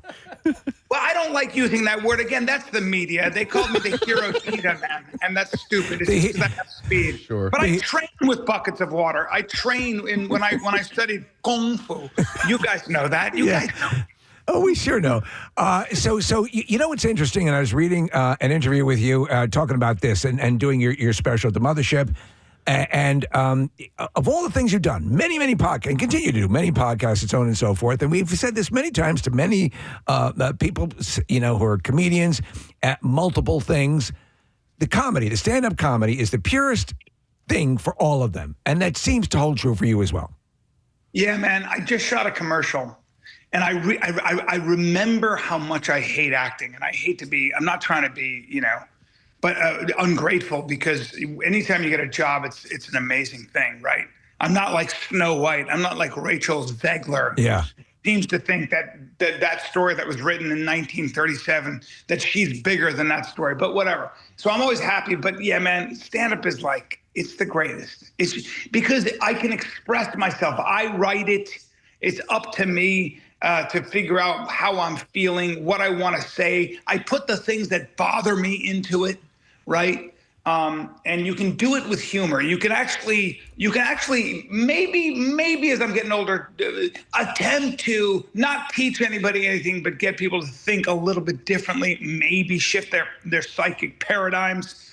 But you do that with humor. And in that sense, if I feel I'm doing that a little bit, lending myself to the great debate in a good way, I'll take it. There you go. Nice. Yeah. Hey, Bryan, we got to wrap here in just a second, but I only bring this up because there are a number of texts coming in, and your voice sounds a little bit different. Are you wearing Invisalign on your teeth there? Listen, those guys, your listeners are mean. They know I wear Invisalign. They know that my teeth are not naturally this perfect, this straight. I do have straight teeth and a crooked smile, but I'm just outraged. And the fact is, I am not wearing my Invisalign. I have my one little snaggle tooth seems to be kind of like making a break for it, so I got to get. So thank you for the reminder. When we came to you initially, we thought we were talking to Jewel, but it's funny too, because when I croon, people always say, "Is that Jewel?" With just more soda in her voice, and I'm like, nope, just in touch with my feminine side, guys. Right? By the way, just so you guys know, not to brag, I've been holding a horse stance this whole time. Oh, my legs are on fire. Yeah, my legs are on fire, but you would never know it. Nope. That's what you do in Gung Fu, man. Gung Fu, yeah. Yeah, that's not how you say it. Kung Fu. But anyway, Gong Fu. Respect the language, guys. It's like football. All right. Well, listen, Bryan is, like I said, at Helium. There are shows Friday, Saturday, and Sunday. They will sell out, by the way, so you got to get those now. I think Saturday's already sold out for a show. So. Okay, heliumcomedy.com. But that Sunday night at 7 show, that's a rarity, so you got to get those And tickets. it's been a while, so go get your Callen on. Yes. Yeah, I wish you guys would come out one day. We would make merry. I'll make you laugh. We got to do it. We got to do it. All right, buddy. Good to check in with you. Thanks so much for coming on. Keep the faith, fellas. You're good men. We'll talk to you soon. Later. Bryan Callen, Helium Comedy Club. He cracks me the hell up. So people were texting and you could hear a little bit of a... I thought he was wearing Invisalign. Not Invisalign, Crest White Strips or something like Crest that. White Strips. Yeah. He was still watching. He's still watching. He was smiling. Well, when Nick, he- do you remember you wore that for a short amount of time, and he's and still on. we'd be cracking up at you, and you didn't like that much. It wasn't it wasn't that. It was I had like my teeth filed down because these are caps, and I had to have my old retainer. No. Okay. No, it's actual teeth, right? Yeah. There was a cap on top of it that I had when I was fourth grade. When I was in, how much time do we have? we got about 15 When I was in fourth grade, I fell down and I chipped my front right tooth, and it never got capped or put veneers on properly. So in order to do that properly, they had to grind down the old one. Can you stop using those words? Yeah, grind it down. And so what they did, Kathy, was that they took this drill, right, and they applied it to the enamel and wore it down. And then I had to wear something to protect it after that. Okay. All right. So that was what that was. If you wear them regularly, right, the way you're supposed to, eventually your speech goes back to normal. It's the initial wear of them that you have to get used to. He must have just started doing it because he was talking. No, like he said that. he didn't even have them in. No, I thought he I had think a he had him white in. strip or something like that. Do you know what happens is that you what happens is you correct back, as you said, Kathy. You learn how to. I have you all beat. I mean, I'm the only one who's had a tooth fall out on the air, right? I mean, yeah. So well, not on the air. From a straw. Yeah. It's funny we're talking about this because I was consulting with this prosthodontist. His name is Dr. Bentz. Is that someone who sells it on the street corner? No, that's a prostitute. Oh, I'm sorry. But he's a prosthodontist. So we're in the early stages of because my tooth fell out during Camp Out for Hunger. That's if you right. recall. That's right. I was biting into something really hard, a roll. His back, one of your back teeth? It was my far back left tooth. And this is the one that's still bothering you? It's still bothering me right now. We were talking about it over the weekend up in Camelback. Yep. Yeah. So I'm actually I'm talking about possibly getting Invisalign because I got this horrible snaggle here. And now that all these teeth fell out of the back of my mouth, I now have room there for my teeth to actually move back into place. I had no idea that this back tooth is actually a wisdom tooth. I always thought I had my wisdom teeth taken out. Wow. I have not had my wisdom teeth out. Neither have I. I never. I was supposed to. Yeah. I was supposed to. I've shared this with you guys before. Mine never formed. I never had wisdom teeth, so I never had to have them removed. They never just. My jaw was empty of wisdom teeth. Dumbass. I know. Clearly, Invisalign. Why have they never marketed like Obviline? Obviline. Yeah. Big, huge, flash. Like you look like you're a boxer, right? I got my Obviline thing. But I'm looking at like 3 implants. I'm not, I don't even know how that works. They drill that crap into your jawbone? They do it rectally. Oh, which no. Well, then, seems the most protracted way to do it. But you got to come in from the rear. I don't know. So shout out to my dentist, Dr. Yeah, Toole, and all. I think they do, Casey. State of the art, Casey. I've never had issues with. I don't think I have anything to worry about. Pain mitigation is an amazing thing these days. Right now, I just need something because I'm so tired I'm just chewing on the right side of my mouth, and it sucks. Do you pull to the left a little bit? You think when you're chewing? Is your jaw off position? Possibly. I don't know. But I'm just when you want the full robust chew. That was a good you need your whole mouth. Do you have a ton of money in your bank account? Because that's what's going to take for the implants. I know. But what are my choices? No, All right. Well, listen, we could go on and on, but we got to take a break because we do have another guest that's coming up here in a moment. So we will take a quick break. Come back in a second. Our friend Tom Papa is on the show to tell me how to make sourdough bread. It's a baking lesson. It's a baking segment, and we'll get to it in a moment. And Kathy has questions. I got to talk to him. We'll be back in a moment. Stay with us. Preston and Steve. Sexual. You're probably not, though. It says, according to the original definition of the word by ego analyst Dr. Bernard Affelbaum, an autosexual is someone who has a great deal of trouble responding to someone else sexually, but can respond fairly or very well to his or her own touch. Have you ever made love to yourself thinking of yourself? No. Yeah. Not that I I've know made of. love to myself thinking of you. Oh. Yeah. And we have to talk. We do have to talk. No. That's, how is I don't even see how that's possible, but some people apparently would someone like this spend a lot of time looking at themselves in the mirror? I would think so. Yeah. Yeah, I would imagine that is definitely part of it. So. Well, I don't know who would be like that. Continuing on the sexual. More stuff from the sexual world. Yeah. The noticer notices everything, even sexual stuff.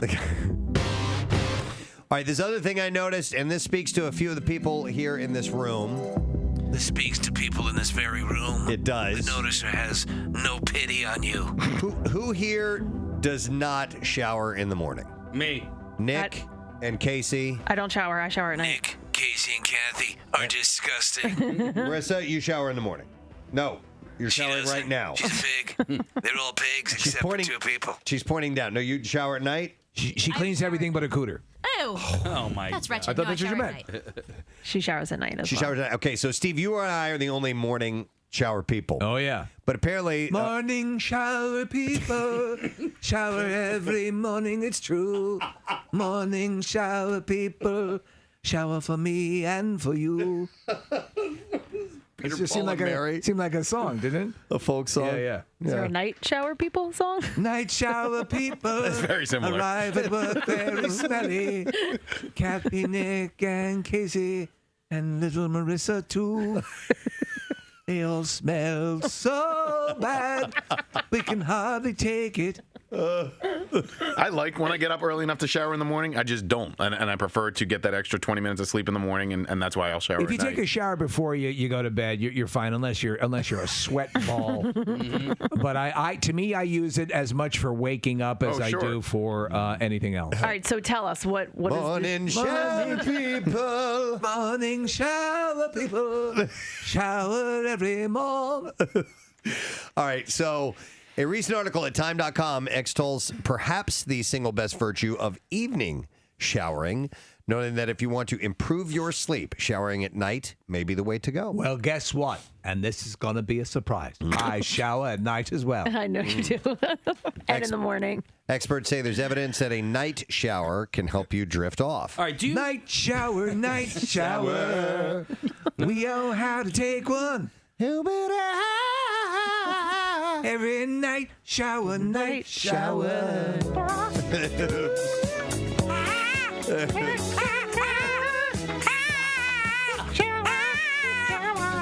Grabbing for the loofah. Getting in the shower. All right, what were you were about to say? I was going to ask if you shower fully. Night shower, night shower.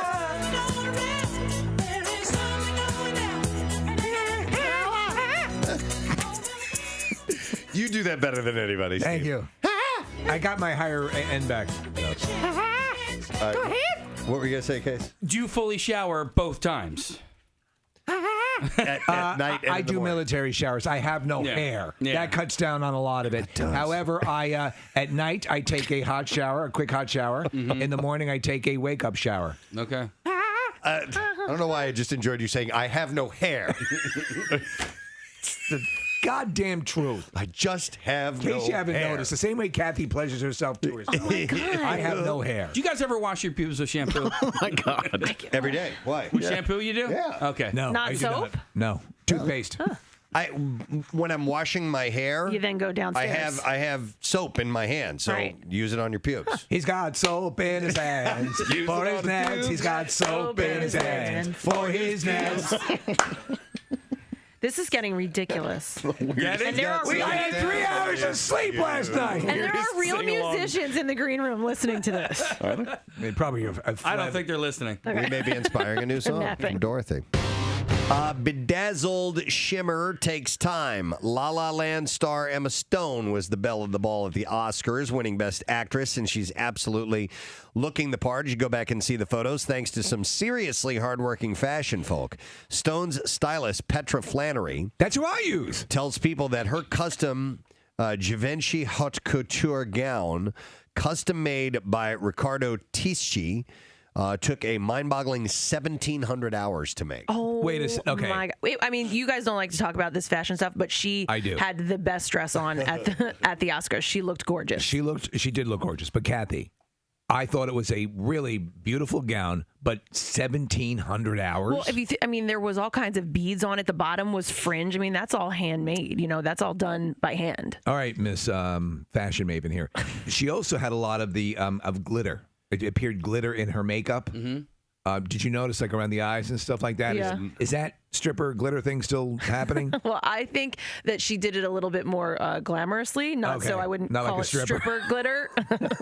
But she looked great. Whatever she did, she looked gorgeous. Do you think she's I mean, because Preston, that's your style there. Yeah, porcelain skin, red hair. I think she is pretty. I think once again, some people make her to be this stunning goddess. I Right. just think she's very pretty. Yeah, I agree. Yeah, and she looked good. Ricardo Tisci says it took over 1,700 hours and a team of 11 from the Givenchy Atelier.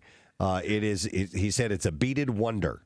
When you see it up close, it's a marvel of various golden color shapes and sizes. It's just incredible. Yeah. You get closer, it's like, oh my God, it's the Ark of the Covenant. I get weak in the knees.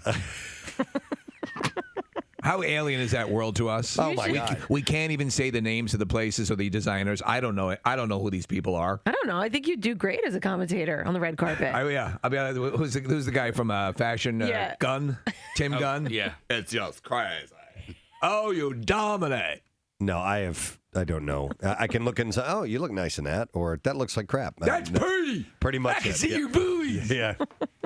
By the way, I finally saw Amy Adams. Yo. Holy God. Yeah. I mean, she's not that really busty, but she sure looked like it in her dress. Who looked? Brie Larson. Yeah. Did you see Brie Larson? Yeah. Whoa. That was nice. That's our commentary. Preston, check out the kids. Oh yeah. Yeah. We should be like you're at the beginning. We don't even have the microphones. We're just yelling down the.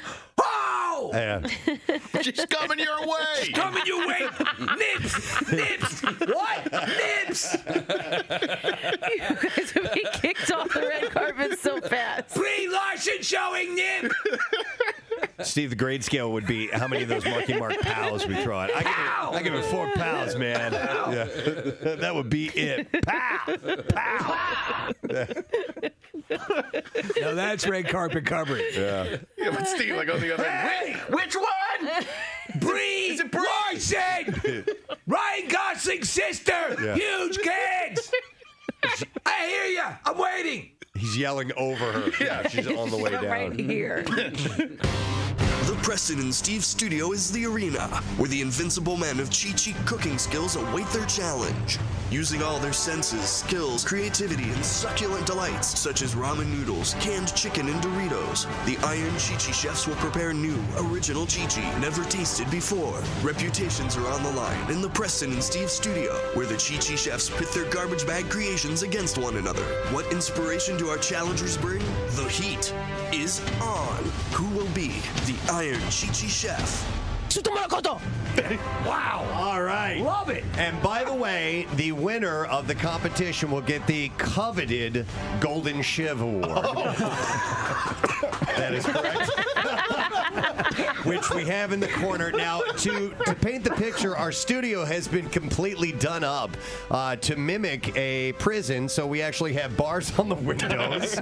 We have our various cell blocks, which are numbered and lettered. And we also have what you can and cannot do. There are some rules on the walls as well. In fact, it says privileges. You are entitled to food, clothing, shelter, and medical attention. Anything else that you get is a privilege. Yes. And we also have our prison commissary set up, which is being guarded by a full-size Hannibal Lecter statue that we have in the corner. And he is holding the Golden Shiv Award. Yes. And listen, guys, just to be nice, we're also going to throw in a couple of other things. We have some toilet wine that we have over there in the corner. We have an actual toilet in the corner with a jug of wine in it. You'll win that too. And we'll also give you a $100 Visa gift card. So we have our 3 judges. We have Nick, Michael, and Joe. Let's now meet our contestants this morning, okay? And their intros are short as well. Let's welcome Iron Chi-Chi Tim to the program. Tim. What's going on, guys? How are you, Tim? Good. How are you? Very, very good. Now, we're not going to go into the specifics of everybody's background and how they ended up, where they ended up, but how long were you incarcerated? 3 months. 3 months. Okay, so a little bit of time, not a whole lot. No, but you make a couple Chi-Chis a day, so. Okay. So a couple of days. Now, Tim was assuring me. He said, emphatically said, don't dismiss this. Basically, you're going to love the way this stuff tastes. Really? Correct, Tim? I actually emailed Casey and I said I'd like to place a bet with everybody about them liking it because it is top notch, guaranteed. All right. Yes. Do you still make it, even though you're Not recently. When I first came home, I was making it like every day still. You kind of get used to it and the flavor. And You miss it. Yeah. I got it. Okay. So. All right, well, that's Tim. Let's meet our next contestant, the second Iron Chi-Chi. Welcome, Chris, to the studio this morning. Thank you. Chris, how are you? Doing well, you? Doing well. And for how long were you behind bars? 24 months to the day. Wow. To the day? To the day. Wow. So you didn't get out for good behavior then? Nope. Okay. But how's your Chi-Chi? It might be a little rusty. It's been a few years since I've been away on vacation, but it's all still here. Vacation. No, Chris, that the fact that you stepped away from it might breed a little bit more creativity and improvisation. A little bit. I have been a cook for about 20 years. That was my main profession, and then. So you're bringing that wealth of knowledge into your Chi-Chi preparation. A little bit. Okay. All right. Fair enough. All right. Well, good luck to you. And let's go over to our final Iron Chi-Chi. This is Mike, everyone. Let's hear from Mike. Hey, how's it going, guys? Good, man. How are you, By the way, Mike? sorry for bothering you at work. Oh, it's okay. All right, Sorry to bother you on parole. That's been going for a long time now. So. Mike's actually wearing a prison T-shirt, by the way. I don't know if you guys noticed or not. Mike, if you can turn around. What is DWHCF? George W. Hill. George W. Hill Correctional Facility. No kidding. That's a Delco. Yes. Delco, baby. What pride. What pride. Hold on, they sell T-shirts, or did you make that? No. I kind of took it with me when I left, even though you're not supposed to. So you robbed the prison. You took something on the way out of prison. You gotta have a reminder to not go back. Yeah. So. But it's not a Marriott. All right. So for how long were you away, Mike? A little over 7 months. Okay. I did 3 different times. One was a weekend, one was 12 days, and the longest was just over 7 months. But you had your Chi-Chi experiences and your Chi-Chi preparation skills are up to snuff? I actually emailed Casey. I told him Chi-Chis aren't even the best thing that they make there. So Yeah, he said he was going to make a Stromboli. Wow. They call it a wrap in Delco. It's a Stromboli in where Tim's from. Okay. All right. And by the way, these guys all sat in the lobby together for a little while. We are scheduled to have Tom Papa on the show right now, but he hasn't checked in yet. So I found out what the story was. What's up? He was arrested by Homeland Security. Oh, my God. Yeah, that was anthrax. That was anthrax. Poison. I thought I knew that guy. You think seems like the most benevolent, nice guy, sourdough, all this stuff. And it all started with that last special. He went a little dark. He went a little dark, and then before you know it, he's on the dark web. All right, we'll find out. He's using Casey's social security number. Oh, man. But Nick, was there also supposed to be another? Yeah, there was. There is. There is. And Okay. it was brought in by our friend who was just in the studio, and she wants to remain anonymous. Do we wait until we have Tom on, or do we? Well, it's Tom adjacent, so it's up to you, Preston. No, go ahead. Well, he's not going to get out of jail for quite a while. It's just So this, our friend who was just here, she's been making sourdough bread since the pandemic, and she's very proud of it, and she wanted us to sample some of it when we had Tom on. Oh, wow. So she brought it in. It's got right. some weight to it. But She wants to remain anonymous. To our friend we've known for a long, long, long time. I had no idea she had done this. Yeah, and she's very proud of her recipe. And Preston, for you, she actually included some instructions. All right. You can trust she's got the chops. She certainly does. friend. And so Steve, she wanted to see, if Tom would approve of what her approach has been, because she's done it from the starter kit, from the what do you call the thing that they mailed you? Pandemic? Starter. The starter. Yeah. Let's just call her Casey Anthony. And she mastered it during the pandemic, right? yeah, she started it 5 years ago, and she's been really making them ever since. Wow. Why does Fish want to remain anonymous, though? Casey, why'd you do that? I mean, does it really matter? It's Anyway, bread. Well, she asked to it, so I was being respectful of her request. Well, here, I'll dump out on that. Okay. So anyway, are we gonna sample some of it, or do you have a knife, or are we just ripping it apart? Waiting, just rip. I can Oh actually my God! Smells like Is it dense? Dear like a God, is cinder this block. dense? It's heavy. Yeah. Before Kathy, feel it. Oh, God. You will not Oh, wait, believe. You hold will on. not believe. All right. Oh, wow, yeah. Yeah. Right. Now put it between your Jeez. thighs and try to crush Oh, my it. gosh. Yeah. That is That thing weighs. heavy. That weighs like 5 pounds. So yeah. That's a good sourdough. You can. It's weird. You can tell by weight. Yeah. Very nice. See, I never think of sourdough as very dense. I Yeah, think of right. it as kind of Fluffy. light. I think of me as dense. Yeah. Shot with this thing. All right. So what? Am I just? Break it. Let's Are we just tearing at it? Yeah, hunk off Okay. a piece. Okay. All right, I'll try a little bit here. A slice or just a chunka? A sliver slice of hunka. You don't know that, the cheese commercial? Hunk of cheese. It was a promo that used to run on Saturday morning cartoons. You take the first taste since you'll be... Time for timer. Okay. Are you going to eat, Steve? It is dense. For the nameless Tastes entity, really good. I will try it. Well, I'm used to lighter, fluffier food. No, well, I guess when you make a bowl of it, though, when you do it's like a soup it bowl. does need to Yeah, be solid. It does need to be. It can't be wispy and white. I'm going to pull off of the side that your grimy hands weren't. She calls it. She knows how to build a man up. High hydration sourdough bread, and here's the recipe press. Okay, all right. Nick? What do you think? I'm going to say it's the kind of bread that I think would really benefit from. I like this. This would be a good soup bread. Yeah, soup bread. This would be a good, honestly, a good humping bread. No, it'd be a good dipping bread. A good dipping bread. Yeah, like, you use pumpernickel to dip into like spinach chip or something like that. Like a nice oil and a little bit of pepper. That'll work too. Yeah. Little parm in there. A little bit of possum blood. Well, thank you, Anonymous Baker. Who remain nameless. And friend of ours for a long, long time. That's really cool. All right, I'll check this recipe out. All right. And maybe take a crack at it. But it's involved. And I got a number of people that texted me when we brought up the mystery package from Tom Papa. Sorry. And they were telling us the text that I got were recommending people that I could talk to locally about making sourdough. Oh, we have, honestly, that like do classes and things. I've been telling you that Panera's, in my estimation, has been on a swing back. They just fell off my radar a little bit, but their sourdough bread is fantastic. I agree. Yeah. Yep, I absolutely agree. Oh, all right. Got this, by the way. A hanker for a hunk of, a sliver slice of chunk of, a snicker is a winner, and yet won't spoil my dinner. A hanker for a hunk of cheese. Yahoo! There it is. That was written by Paul McCartney. That would run on ABC on Saturday mornings. Yep. And you know what else? My favorite from that was, after these messages, we'll be right back. Blink. Mm-hmm. That was another little thing. You can remember talk about the joining of music with things you need to remember. Mm-hmm. That's like absolutely.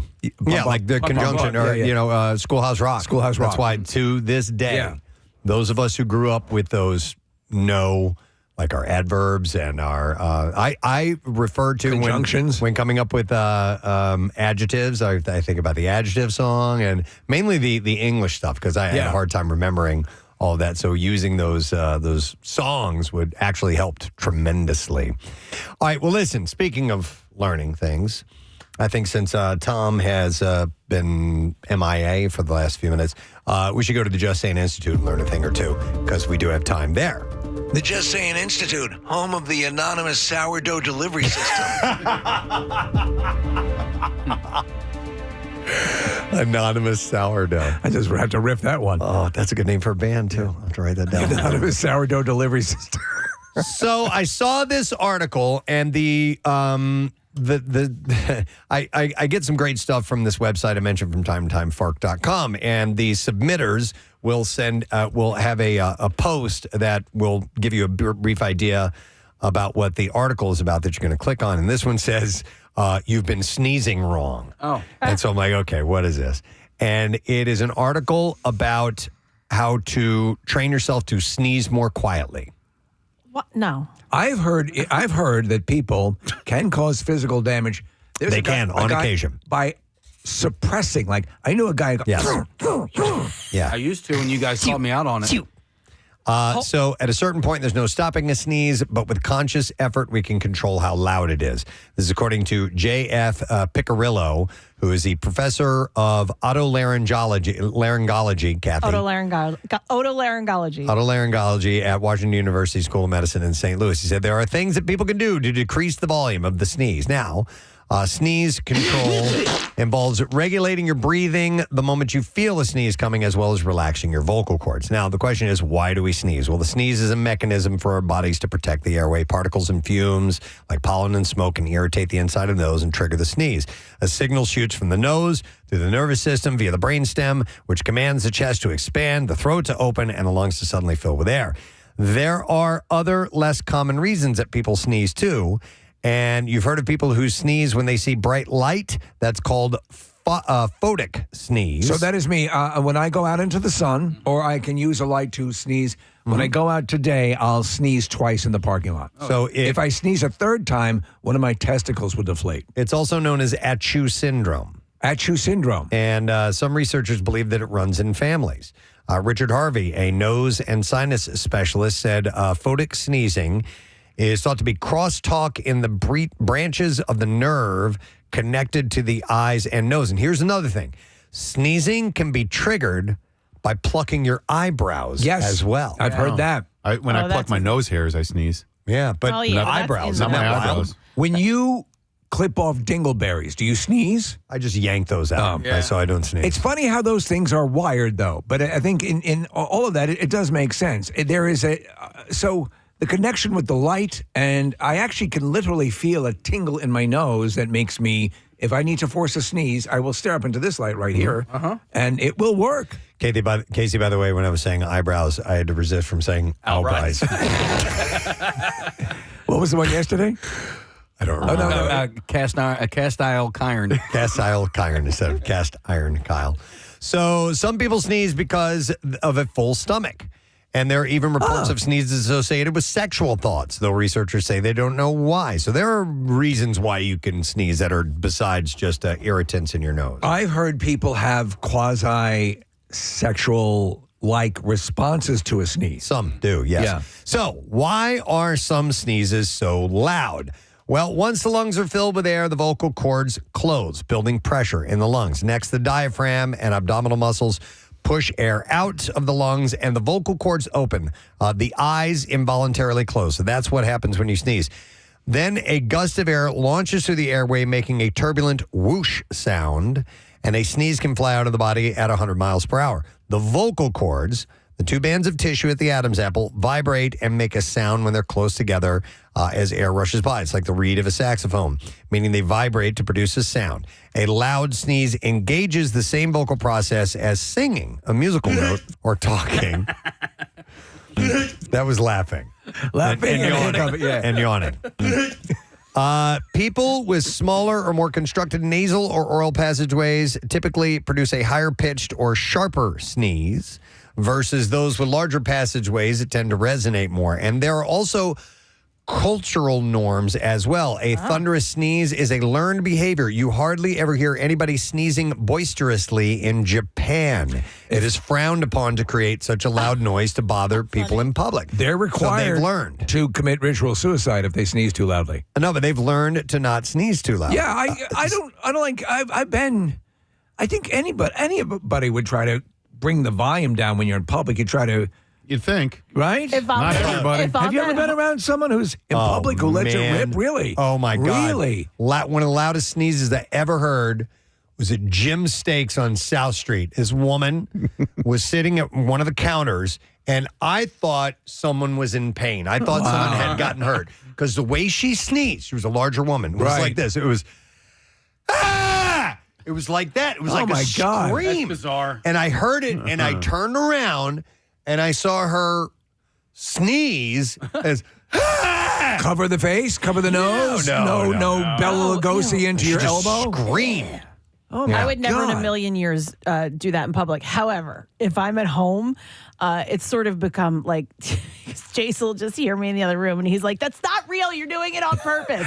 But like, I'll let it out. I'm a little exaggerated now just because I know it annoys him. But I do it as well. I love to amp it. Why not? But I will like let it out if I'm at home. I wouldn't, again, never do that in public. That woman would have grossed me out. But the article goes on. I won't go into detail, but it says how a large, loud sneeze can be kind of satisfying. Yeah, I find it when listen. A lot of times for me, if I've been having when you have a nasal condition or a little bit of or just pressure to sneeze helps alleviate that. Like I have a little bit of a sinus thing going on. If I have to sneeze throughout the morning, I'm gonna give it to you the way I would do it at home. I'm not going to spray my germs all over you, but I will, unless we're like in an interview or something, okay? Yeah. So I'm just saying, like late this morning, if I have to sneeze at some point, I'm going to. Okay, you'll let it rip. Yeah. So I heard you sneeze this morning. Yeah, that was like normal. That wasn't that like, didn't sound. No. That didn't. 'Cause I didn't strike wanna me scare you. as abnormal. Did you amp up or did you over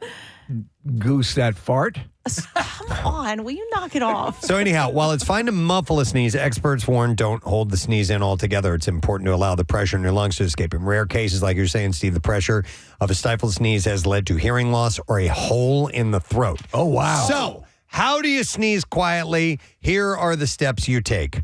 You exhale. So the more air in the lungs, the louder it might be, according to Piccirillo. So if possible, when you feel a sneeze coming on, exhale before you sneeze. Sometimes it just overtakes you. You don't have that option. But if you're Yeah, but working a isn't little it- bit, And I feel like before you sneeze, you're like breathing in a bit. Yes. So, but it says, if possible, I'm gonna shoot. Exhale before your sneeze bursts forth to release some of the pressure in the lungs and bleed the balloon, so to speak. Bleed the balloon. But by the way, if you do have the sneeze coming on and it feels inevitable, and something causes it to not happen, it's very disappointing. Oh, so annoying. Yeah, blue nose. It's annoying. Yeah, blue nose. Blue nose? Yeah. Blue nose. That's what he's exactly right. All right, It's very second. frustrating. Now, this part I don't get. Okay, so I read this. I tried to figure this out. It says, keep your mouth closed. No. Hold your tongue to the roof of your mouth and direct the air pressure through your nose. You blow your teeth out. Yeah, rather you pull than your your mouth. eyeballs out. And then you're supposed to, one more time. Relax. Relax your vocal cords. It says, imagine, now this might work. Imagine you're letting out a deep sigh. And the pronounced ooh at the end of that chew is due. Is due to vibrating vocal cords and an open mouth. Achoo. And it says, if that's not possible, then it says you do the Dracula. You do your elbow thing. What do you that find? stuff doesn't make much sense. It doesn't make to me. much sense. Do you find more, in general, a pleasure if you have a satisfying sneeze or a satisfying yawn? Sneeze. Sneeze. Okay. Satisfying sneeze or satisfying fart? Wow. If you are gassy, and you've got that bubble gut, yep. Fart. Yeah, I would agree. Fart. Yeah. Fart. No. I don't know, man. A good yawn with Kathy Sneezer fart. with a stretch is really good. You What- get what's that? A good yawn and stretch at the same time. It is good. With a fart? Yeah. You've got Yep. the troika. You're winning in life. But that's a different kind of relief. Sometimes Chuck, our boss, will yell at the end of a yawn, and it scares the absolute hell Give us out an of me. example. He'll be like, Like that? yes. Wow. And he does it in the car. I know what you mean. Yes. Does he do that on purpose to bother you, or does it feel good to him? I do you think it feels good to him. Is he afraid of monsters? Aren't we all? Yeah. Aren't we all, though? I'll have to have him do it for you guys Yeah. because it's so high pitched. You know how Steve can get that really, really high pitch? Yeah. It's like, yeah. Okay. Wow, that'd be weird. And really loud. All right. Well, they don't recommend. They recommend trying to sneeze quieter if possible. I don't know if you got anything out of that or not, but it was doctors. It's in the JSI. We did some useful information. A lot of people, I think, really work to completely suppress the sneeze, and that's not good Yeah. for you. Yeah. All right. Here's another thing, and this one has to do with astronomy, and I think Kathy might actually find this interesting. All right. So this is really, really cool. For the first time in nearly a century, Earth's night sky may soon be lit up by one of nature's rarest celestial events, and that is a nova visible to the unaided eye, visible to the naked eye. So, are we talking? So, the delineation between a nova and a supernova? This is a nova, not a Okay. supernova. So is this Rip off. Is it just one bright star? Well, I'll explain. So at the heart of the cosmic countdown is the Blaze star, or T Corona Borealis, a binary star system that's in the arc of the Northern Crown, which is a constellation. Is it the Tia Carrera you said? No, it's the I lost it. The T Corona Borealis. After decades of quiet buildup, astronomers believe it could happen any night now. So if it does, stargazers around the world could witness a new star, quote unquote, new star, suddenly appearing where darkness reigned the night before. And while the exact date is uncertain, a recent analysis from astrophysicist Gene Schneider at the Paris Observatory suggests a possible eruption on March 27th. which is tomorrow. Wow. Or potentially later this year. What? So, well, Tomorrow or later this year. So just stay outside all night, every night. So the Blaze star isn't a single object, but a binary system, a compact white dwarf orbiting a bloated red giant. As the red giant loses mass, the white dwarf greedily siphons it off, and eventually the stolen material reaches a tipping point, triggering a runaway thermonuclear explosion on the surface of the white dwarf, which is a classic nova. Unlike supernova, where the star itself is destroyed, nova are recurring events. In fact, the Blaze star is one of only a handful of recurring nova in the Milky Way, and its past outburst occurred in 1866, 1946, exactly 80 years apart. And now, more than 78 years after the last eruption, all eyes are on the sky. While 2026 would technically complete the 80-year cycle, things aren't that simple. In the months leading up to the 1946 eruption, astronomers observed distinctive brightening and dimming patterns, an optical drumroll per se, that preceded the blast. And in recent years, similar activity has been observed, prompting some researchers to predict that nova could arrive early. So I'm basically familiar, but what would we perceive? Simply an additional light in the sky? Yeah. Or would the sky appear to be on fire? No. Would blood come out of our eyes? No. Would we experience stigmata? You would not experience stigmata. Okay. Well, I can't tell you definitively yes or no on that, but I am the chosen one. It is. It's these predictions are notoriously difficult. But they said it's not a question of if, but when. So for now, T Corona Borealis is invisible in the naked eye, normally shining at a magnitude 10, which is actually kind of low. But during the eruption, it's expected to jump to a magnitude 2, becoming one of the brightest stars in that part of the sky. There should be a system, a global system set in place for, out of every available speaker, to play Eruption by Van Halen when that occurs. When that happens. That's a great idea. Yeah. And here's what's really awesome and tweaks your melon whenever you think about this. It's mind-bending to realize this cosmic explosion already happened. The Blaze star is located 3,000 light years away, meaning that the light from its next eruption left the star around 1000 BC. Wow. Isn't that during the height of the Bronze Age on Earth? Wow. And by the time it reaches us, the blast will appear to unfold in real time. Its brightness surging over a few hours before slowly fading over several days. So there will be a window where you'll be able to see it for a little while. That light will be completely unaware of Tiger King. Totally. Yeah. There may never be another opportunity to see a nova in action. Astronomers have warned that once it begins, it will be visible only for a few days. That means catching it depends on timing, location, and a bit of luck with the weather. But binoculars will enhance the view. They're not required, but anyone in the northern hemisphere with a clear view of the night sky will be able to see this. Andrea's been doing a lot of photography concerning celestial stuff. Is she aware of this, or is she planning on doing it? No, I'll forward this article to her. I just read a really cool article about night skies in western Texas. There's a national park there called Big Bend National Park.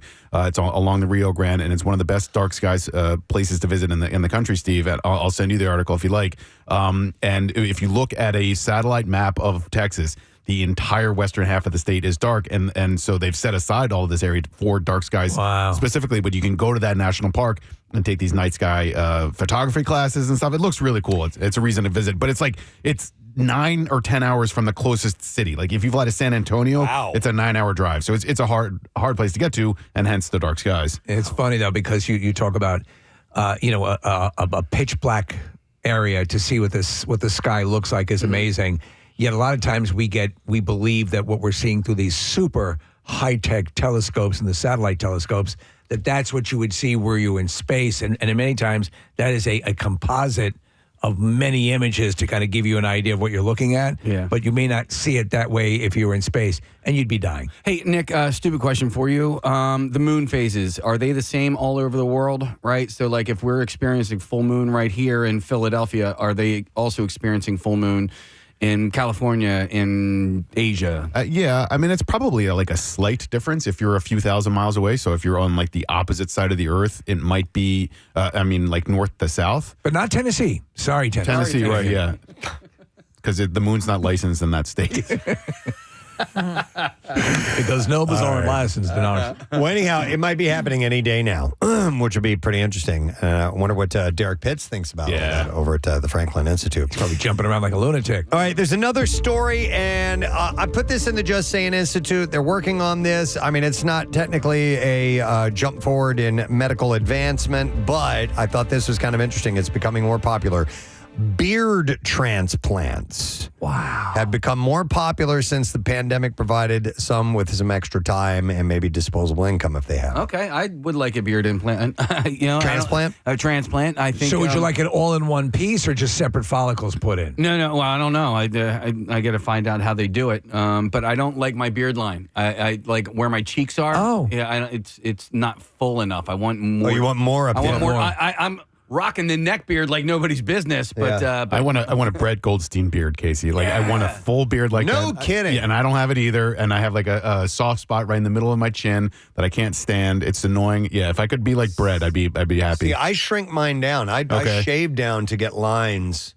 Chin line down a little bit closer to the jaw line. Yeah. But you know who has too high of the hair is Keanu Reeves. Yeah. Like it's almost up to his eyes, you know? eyeballs. Yeah. That's pretty wild. Because he's a terrible There is, actor. I forget the senator's name, the senator who has, he was just kicked out during the presidential address. Yeah.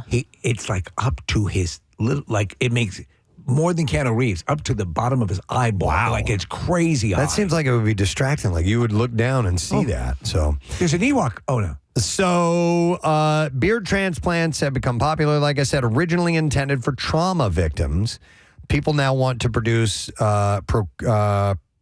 want the procedure done because they really want a beard. And influenced by the rising trend of beards among celebrities and the public, it's become more popular. Is there a need for emergency beards? Not well. Get this patient a beard. It says trauma victims, but oh yeah, so somebody's maybe had a fake like a facial burn or something of that nature. Exactly, that's a great idea. Some clinics have reported that the demand for the procedure has tripled since 2020.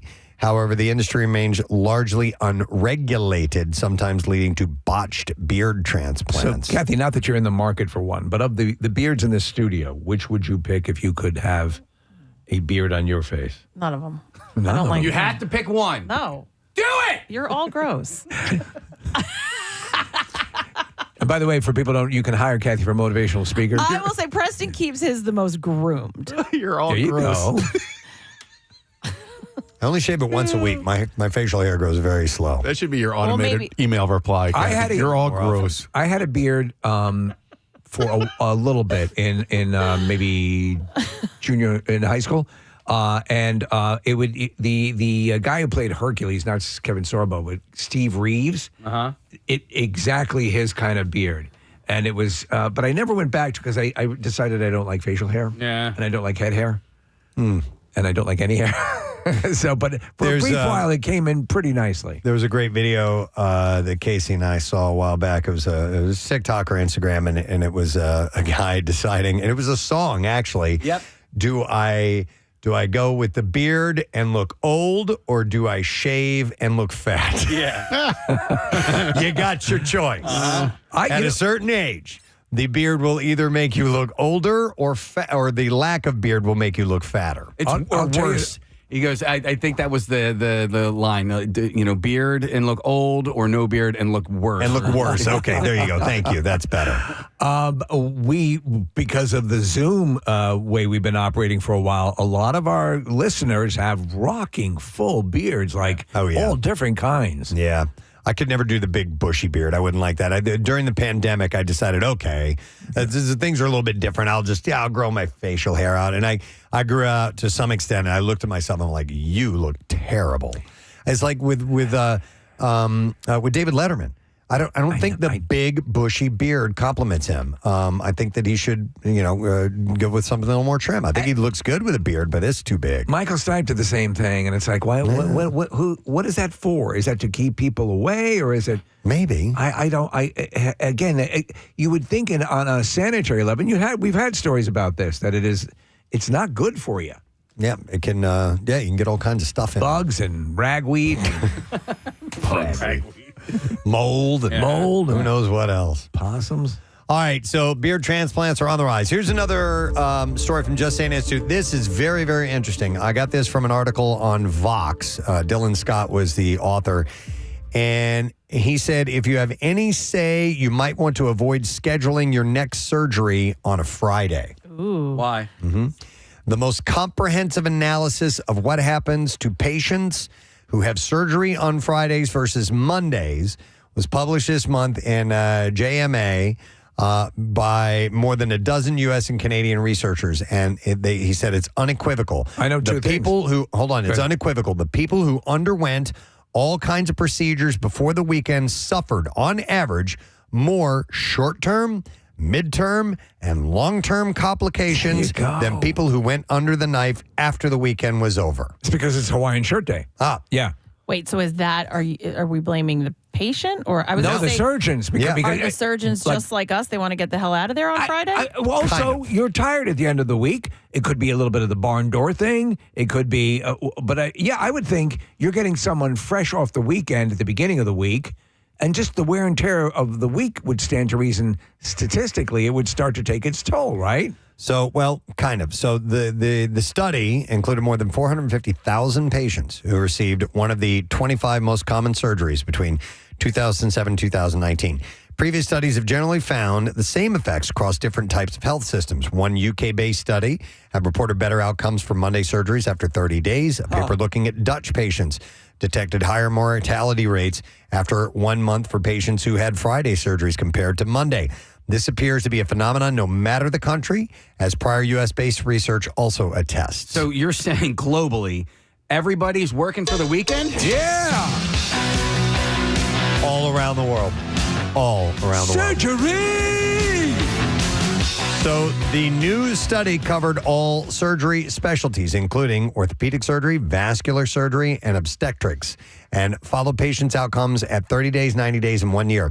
The study tracked whether patients died, were readmitted to the hospital, or experienced any other complications, like an infection, for example, during their hospital stay.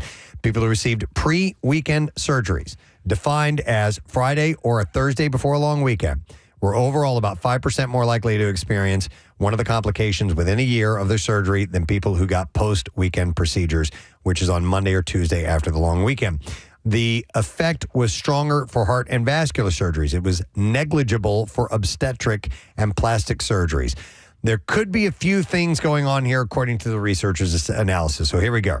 Researchers found Friday surgeries were more likely to be performed by junior surgeons when compared to Monday surgeries. So the surgeon's kids. Yeah, they have the kids come in and You do take care of this, Junior. So this difference in expertise may play a role in the observed differences in outcomes, they wrote. Well, I guess. There also could be there could also be fewer senior colleagues on the hospital campus for the junior physicians to consult with. In addition, their head fell off. I don't know what to do. In addition, the weekend doctors and nurses may be less familiar with the patient's cases, raising the risk that complications will be caught later and therefore lead to worse outcomes. Well, those are all problematic variables. Those are all things that would stand to reason. So, there's always at a certain point, I mean, you have to have your training period. You have to have your young staff working their way up, and they have to be working on patients. It's part of the deal. So, obviously, the thing that this would suggest is if you can get surgery earlier on in the week. It is common for hospitals to have fewer doctors and nurses working the weekends, and those who do work tend to be less experienced, which could likewise help explain the study's findings.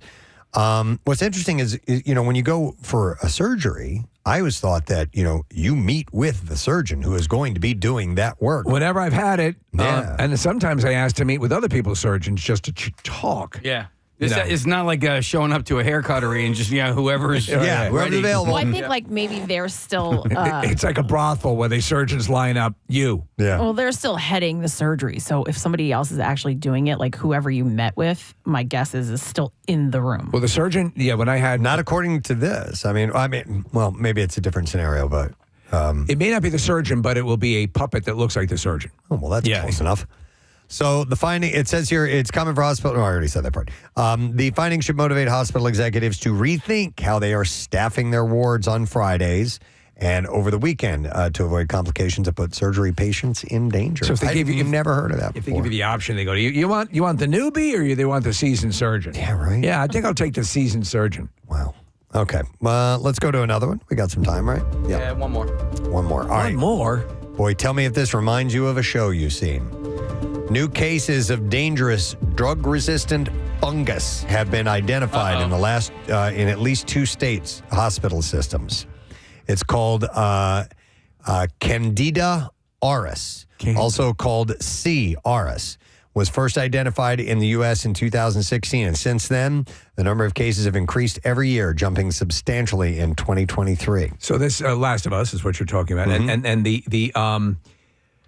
I'd seen this article, this information come out, and Preston, I went back and watched. If in the beginning of the first episode of The Last of Us, there is a guy who explains the ramifications of fungus being able to make this jump to humans, and it is an incredibly chilling 3 or 4 minutes of video. Yep. Recently, cases have proliferated in Georgia.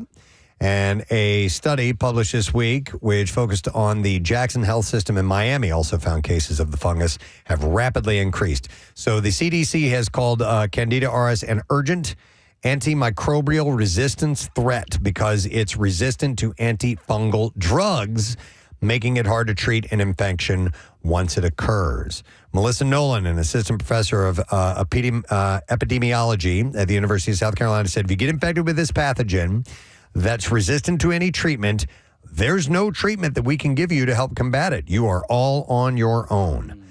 People with a healthy immune system may be able to fight off the infection on their own, but Candida auris mainly spreads in healthcare settings where people are sick and vulnerable. So people with catheters, breathing tubes, feeding tubes, and PICC lines are at the highest risk because the pathogen can enter the body through these types of devices. Steve, that scene in the opening scene in Last of Us, to me, that's honestly the scariest scene in the whole series because it seems like so freaking possible the way that he describes it. And it's like a preview to this story that Preston has right now. Flash forward 6 months from now when we're all zombies. Right. Well, as if you're not aware, what happened is that at least in the insect world, yes, it will overtake the creature that it is predating upon and cause it to basically be a vehicle that it uses. Yeah, like a zombie. Yeah. Like they control it. Yeah. They control the carcass of this animal. They feed on it first, and then they can move it around. And, well, I mean, I guess they don't technically kill it. No. They control it. They control it. Like very bizarre. It's This almost like fungus Men in Black, the thing sitting in the guy's head. Yeah, this fungus can control it, and they take it the next step further. What if it takes the leap to humankind? Yeah. And then things get And then out of strippers. control within like a couple of days, and the world is not the same anymore. By the way, I'm rewatching it right now. I'm on episode 5. It's so good because the next season comes out, I think, on the 13th. I'm not sure, 100% sure. I replayed the game again. If you've never played the game. Yep. Oh, man. So, when the fungus does infect a patient, it can be hard to identify what's going on. Symptoms are like those of any infection, including fever and chills. Another reason Candida auris is so concerning is because of how well it adapted to surviving on surfaces like countertops, bed rails, and doorknobs. And it's not just hospitals in Georgia and Florida. There are areas that are areas of concern. Candida auris can also be found in all but 12 states, with a substantial spike between 2022 and 2023. Wow. So that's I had the freaky clicker thing there. sound. Do we have the clicker sounds over there, Case, from I don't know. The Last of Us? I thought I loaded them in. I think Marissa helped me, and I can't find them. I don't even know where to look, to tell you the truth. Look under Last of Us, and Yeah, I got a whole bunch of clicker sounds. see if it comes that way. For just such a situation. And it would have been nice. And now, how about this? Close enough. Hi-oh. When's the Masters? It's coming up the in April. 11th, yeah. Is it the 11th? Well, I mean, that's the Friday of the Masters, so I guess it would be 10, 11, 12. That weekend, we get the Masters and season 2 of Last of Us. How about that? How about that? Two great tastes of taste And the Lasters of Us. We're on vacation. And what? We're on vacation. On vacation. All right. Well, that's all we have time That's for, it? folks. All Yep, right. we got to wrap up the Just Sayin Institute. Interesting stories there. I actually have several more, so we're going to get to that segment again Well, because Tom Papa. in the very near future. There you go. There you go. There's your clicker, Steve. Scary as hell, isn't it? All right, we are going to take a break. We'll come back in a second, and the Bizarre File is indeed on the way next. And so they were sharing stories. None of them served time at the same place. They were all 4 different places. Perfect. Then we might get 4 different completely, foods are, they're just different regions. Italian cuisine. That will give you different tastes, so maybe we'll experience that as well. Okay, are you guys ready to get started? Yes. All right, let's Iron Chi-Chi. Head over to the commissary and get what ingredients you guys need. I see immediately that Tim is going for the cheese puffs and ramen noodles, and Mike seems to be still considering what he wants. Chris has grabbed a lot of macaroni and cheese. We have enough for everybody of every ingredient. So yeah. So I see Chris took all the ramen noodles. There's more up there. That's not right. There's a whole nother. No, that's good. They're sharing as you do in prison. Yeah, not unlike Iron Chef. I mean, there's a pantry of items that you can go to. Now I see some Cheez-Its are being taken, or no, not Cheez-Its. Is that rice? I believe Tim has some minute rice, instant white rice. Cheese Whiz. Yeah, Cheese Whiz. Refried beans. Refried beans. Very good for that Mexican sort of flavor. We have both Cool Ranch Doritos and regular Doritos. Did you need beef ramens? Because that's top shelf right there. Top shelf to That is top shelf beef ramen right there, buddy. What are the flavors of ramen we have, Casey? Just beef and chicken. Okay. And did everybody? So everybody has the ramen. Did everybody grab a summer sausage? Is that the common ingredient? I think they call it a beef stick, Casey. Yeah, each person has grabbed one. The old They do have beef stick. Yeah. Case, we know that at least one served in a Delaware County prison. Has anybody served in a Bucks County prison? I think the rest of them, yeah. Because I would imagine that's going to be like a higher class Chi-Chi. You know what I mean? Tim's doing a fist pump. Bucksco. All the way. I'm looking at Chris. He's got a technique where he's smashing up the cheese puffs inside the bag. That seems like a common It all tactic. break down, so it's like a cheese sauce, no chunks. Oh, okay, and you're going to mix that with the hot water? Correct. Yep. Okay, all right. We So used to let it sit in the sink and run the hot water over it. That would be the insulation idea he's using, but we're okay. have to, So there's have to make it work. very similar techniques being employed here, but a different selection of menu items, which I think is intriguing. Oh, you know what? Preston had a question yesterday about smoking in prison. Is it illegal to smoke cigarettes, and do people smoke? Yeah. But you can smell it though. I can only speak on Bucks, but it is illegal to smoke in Bucks County Jail. Mm-hmm. People do smoke in the jail. But if it's an infraction, though, they can send you to jail, can't they? That's the thing that sucks, is you might actually get arrested. All right, so if you were to smoke, where would you smoke? I'm not going to say that you empty the toilet out and then blow the smoke through the pipes and flush the toilet. But if I had to take a guess right now, that would be my assumption. So the toilet is just not for pooping anymore. Oh, not at all. It's an oven. It's an oven. It's an aeration system. It's a hot tub at times. It's a hot tub. Get bored? Prison sounds great. Bucks is also known as Bucks County Country Club. There we go. She knows. We have a ripped bag. We have a ripped bag. We've got more bags. I bought 1,000 of them. There is. There's a mess all over the place. Chris is helping out Tim. Cooks are coming together. Yeah, it's a beautiful thing. By the way, Tim, that looks disgusting. But it smells so good. Does it really? I swear it does. Although I'm a little. Tim might have gotten some contraband. Oh, really? No. He snuck a packet of sugar over here. Oh, no. Casey, That's allowed? Sugar was allowed. All right, that was one of the items. You can get that at the commissary. All right, so here's what we're going to do. I'm going to put about a 10. What? He called me a rat. Snitches get stitches, bitch. That's that golden shank. Don't worry. Nick's already had the butt stuff.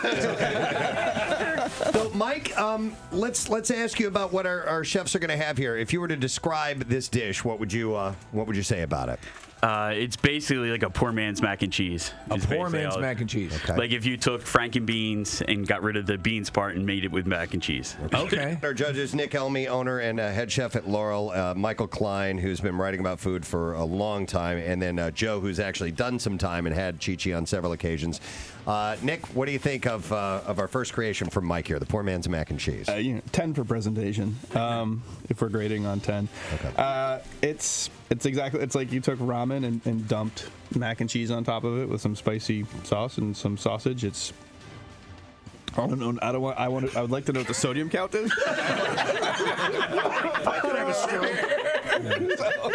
This is disgusting.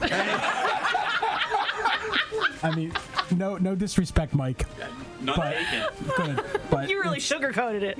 it doesn't seem like there's much to it. The ramen, you did get the ramen soft, which I'll give you credit for, but it's just, yeah.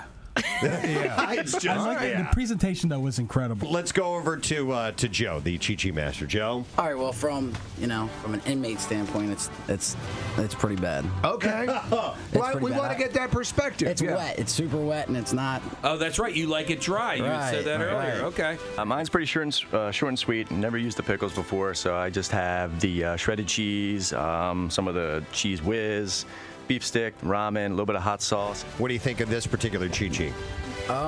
Again, it's super wet. This one, there's less taste. It's I'm absolutely convinced that I only ate this stuff because I was starving.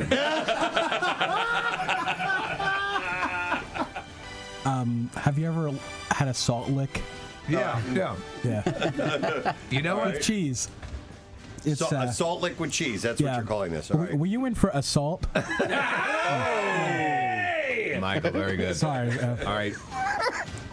I do appreciate the added texture of what are those nachos at the end? The little bit of the jalapeno chips I put on. Perfect. To take it over the edge a Beautiful little touch bit, a right little at the extra. end. It does taste like someone found noodles and put the movie cheese on top of it.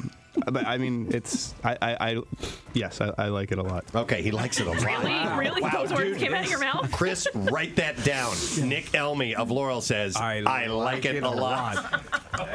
Tim is garnishing the dishes. Yep, and Marissa is handing them out now. So we'll start this time. We'll let the judges sample this, and it definitely looks completely different than the others. The other ones definitely had a very moist consistency to them, a little bit on the runny side as well. This looks dry. And we'll let our judges get a quick taste, so it's going to be completely different. Much different. Yeah, in fact, it's dense. This weighs a lot. All right, let's go to Michael Klein. You need a little bit more time on that, Michael? Oh, no. Oh, okay. You sure? Keep eating, my guy. I got plenty more. I actually like this one the best. It's, even though there's more texture to it. Okay. And that helps out. I think. Okay. All right. Let's go to Nick Elmy next. I'm actually going to agree with that. Like, wow. It has a very rice and beans kind of flavor to it. Okay. The Doritos on top are pretty good. It's, I mean, easily my favorite one. Okay. And then let's go over to Joe. What do you think? This is definitely the best one. So would you agree, Nick? Yeah. That it's definitely the consistency thing, right? Yeah, it's a consistency thing. All right. So it is. It's time. It's officially time to find out who our Iron Chi-Chi champion of 2017, because we have to do this every year now. I think so. No, we gotta wait for some next people to get out of prison. Let's go voting one at a time. We have Mike who went first, Chris was second, and then Tim was third. Let's start with Nick Elmy. Nick? Yeah, I think Tim looks the most dangerous, so he wins. So we have one vote for Tim. Let's go to Michael Klein. I'll go with Tim also. And is it going to be a clean sweep, Joe? It is. Tim!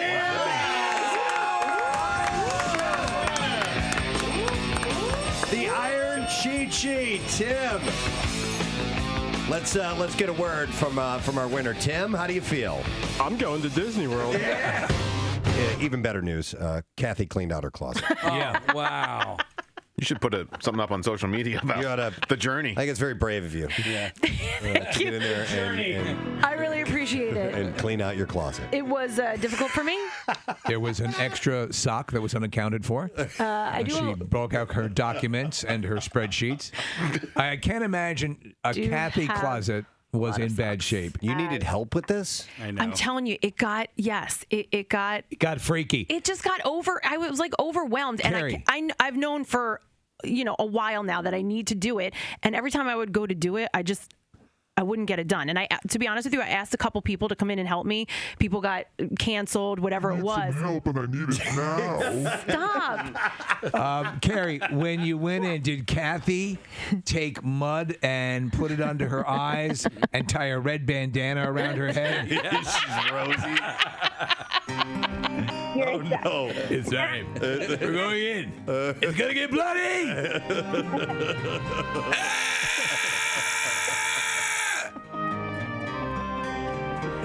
Oh Carrie, these are the people I work with.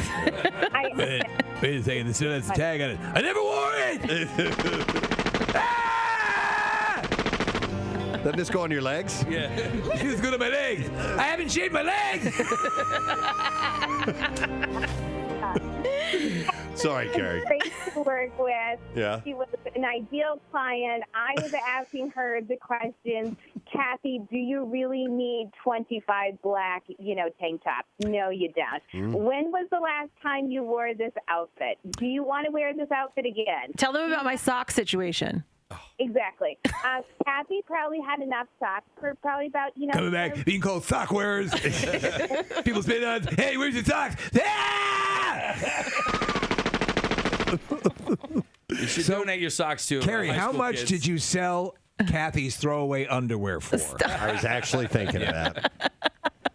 Listen, I had bags of throw it out, bags of consign, bags of donate. I mean, there was a ton of So you had stuff. plans for these. But do you have family members that you'll let do a once-over? Yeah, like I separated it. Yeah. I organized the. So you know who would yeah, like I maybe like something? Right, exactly. A couple, and like nicer things. I'm not going to take my junk and try to pawn it off on somebody. Like, you know what I'm saying? There's stuff that I threw out that I'm not, have stains on it, rips in it, like whatever it is. This one has skid marks. Listen, you know that didn't happen in any of my items. There's some pretty severe stuff. This one looks like an Ohio road map. I kid you not. If you brought in old throwaway panties, we could give them away. We could I'm not absolutely giving away my underwear. We could auction them off for charity. Absolutely. Or much? like What's your underwear going for? we could even do like a buck a sniff or something like that. Does it smell like cod or salmon?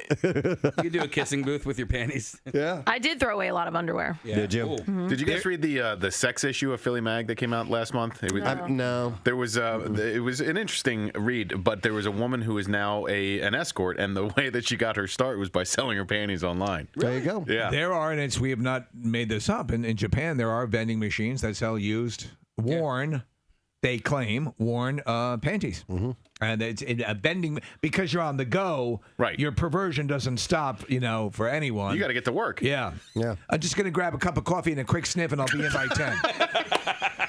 Yeah, that was our meetings at 10. Great. I have time for coffee, a bagel, and a quick sniff. Quick. I'll see you in 10 minutes, Yakamoto. Yeah, I'm going to have some coffee, put a woman's panties on my head, and then I'll be in. On my way. Yeah.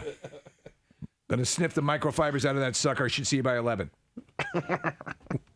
Is that a conference call? Good, then I can keep the panties on my head. Right, exactly. All right, and then finally, Tom Hiddleston does not want to talk about that time he wore that I Love TS t-shirt. So stop about it. Shut up, you all! Final look at traffic. Let's go ahead and get that. Kathy, what's going on now? We still have some jam traffic on the Schuylkill westbound Bear Avenue to South Street. Eastbound is slowing the Boulevard to the Vine. The Vine westbound jams the Ben Franklin Parkway to the Schuylkill. 422 westbound Heavy Oaks to Collegeville. That's because of right lane construction. And then in Camden, Route 130 northbound between Bethel Avenue and Prince Avenue, Pennsauken Township, Camden County. We've got an accident, a down pole. 2 right lanes are blocked. They've been out there a while. And then Market Street, eastbound, the off-ramp to 95 southbound in Center City. The off-ramp closed because of utility work. This traffic report brought to you by Compassion International. Imagine a child in extreme poverty waiting over a year to be sponsored. End their wait today. Become a Compassion sponsor. Text RADIO to 83393. And that's your traffic on 93.3 WMMR. Casey just showed me a video on Instagram. I have to show this guy to you guys. It's Fox 29. Alex Holly put this out, and Mike, Jarek, and Bob Kelly, they're reporting on a like a water main break. Yeah. And they're showing the video footage. I'm going to hold this phone up to you so you guys can see. Kathy, look over here. It ends up turning into this. Mike stands to where the water coming out of this break looks like it's coming out of his pants. That's great. He does it on Oh, purpose. that's fantastic. Oh, my God. That's so well done. Look, and he's positioning himself so it looks better. And they're pretending to report on what's happening. And That's great. That's great. I love Mike. Uh-huh. Hey, and Bob's great, too. It's so damn funny. That's just... That's great. That couldn't have happened spontaneously, right? They had to have said, let's do Yeah, this. yeah, yeah. Oh, yeah. Oh, I mean, well, No, you never know. Mike sees things differently. Yeah, than he you. does. He does. You got to see that. All right. We have Bizarre File stories. We're going to bring them to you now.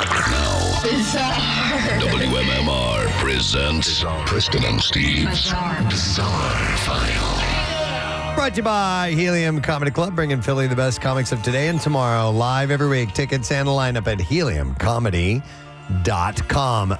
Let's go with this story out of England. Police are on a manhunt for Britain's most wanted 12-year-old. The preteen on the run is accused of stealing a BMW. Whoa. With what they call overseas a holiday caravan, or essentially like a trailer pulled behind it, like a sleepaway trailer. 12-year-old. Yeah, attached to it, and took the stolen vehicle on a massive 40-mile joyride.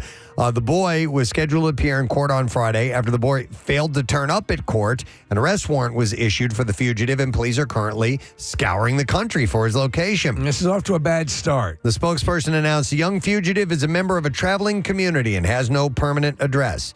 The miniature mastermind behind the alleged heist was only 11 years old when he was apprehended by police after reportedly being spotted behind the wheel of a BMW X5, which he could barely see over. Police caught up to the Beamer and the caravan that he was pulling after they disappeared from a holiday park in Thirsk. They are said to have caught a child once he had reached the London-bound M1 at outside of Leeds, and the child fugitive allegedly seized the 4x4 in the caravan attached to the car and drove it 40 miles to North Yorkshire. I'm 10 years old, but I'll beat your ass. The caravan the preteen is accused of stealing belonged to Janine Forth, and Janine revealed, "We arrived at the site just as they had hitched it up and were driving away with it. If it hadn't been for quick thinking and the amazing response from the police, God knows what would have happened."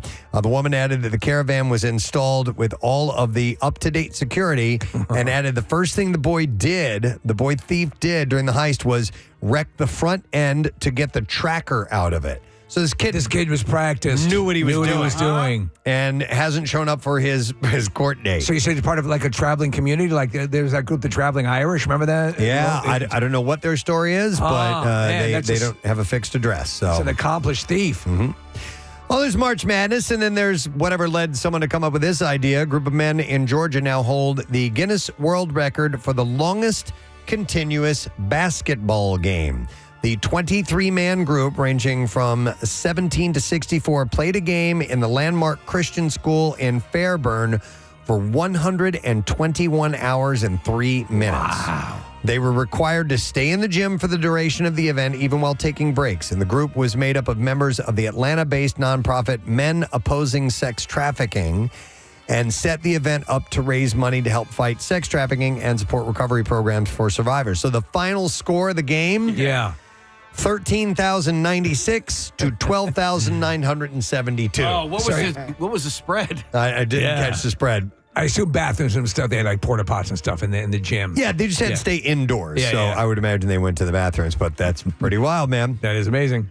So holy reliquaries, including relics of St. Nicholas, who inspired Santa Claus, were confiscated by Canadian Border Services and returned to Italy after a Winnipeg man tried to illegally import them.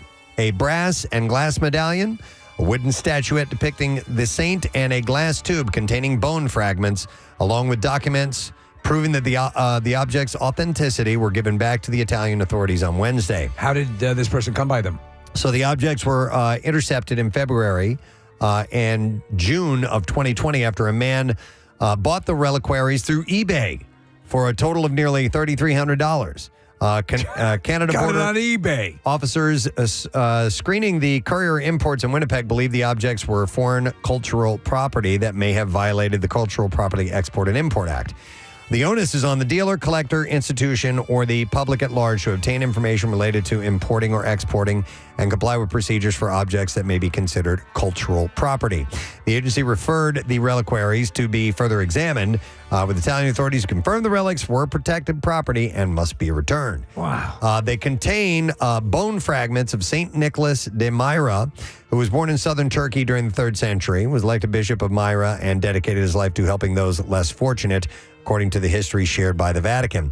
The recovery of his relics marks the first time that Canada has returned cultural property to Italy through Canada.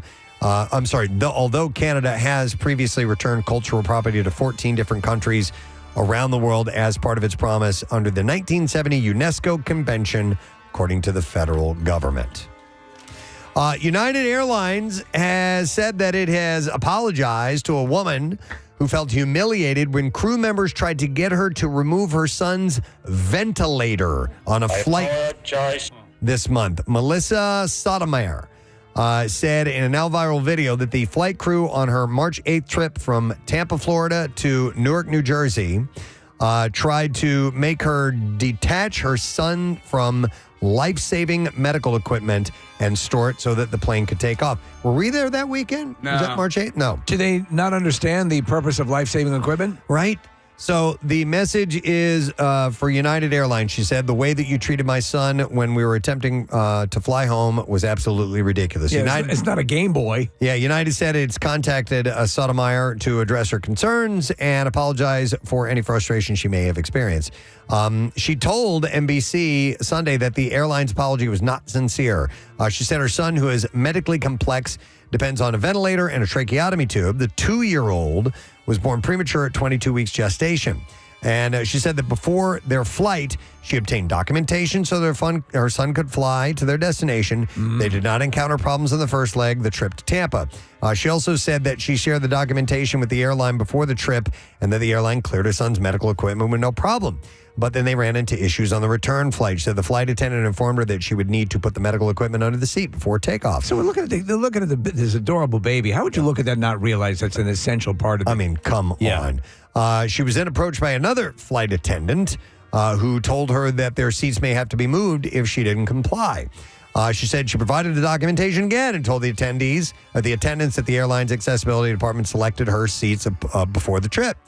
And she said that when the airline contacted her to apologize, representatives said the flight attendants reported that it was a bulkhead seating problem, even though she said they never mentioned that in the moment. They said it was because I was refusing to remove my son from his ventilator and portable oxygen concentrator until takeoff. That's amazing. And you're going to have to remove your penile pump. She said a third flight attendant told her to remove the equipment and said that her son would be okay until we were in the air at a high enough altitude. Oh, come on. Wow.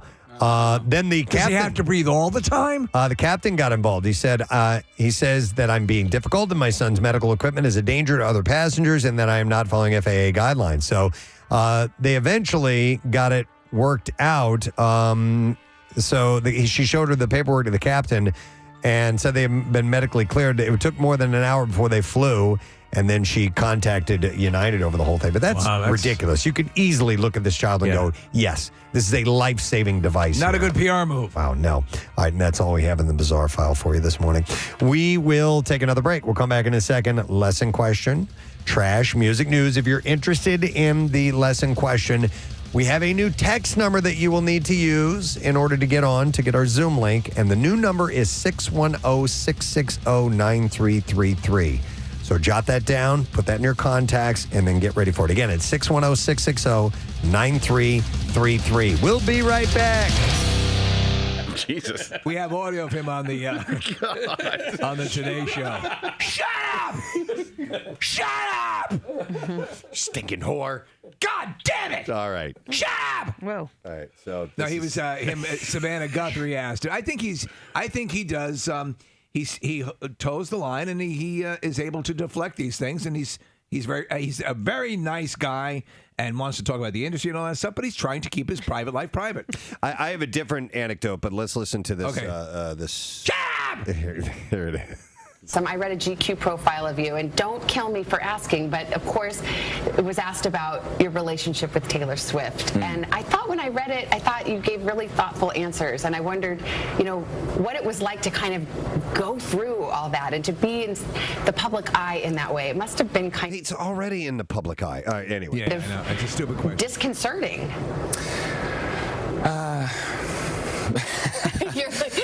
Well, it's I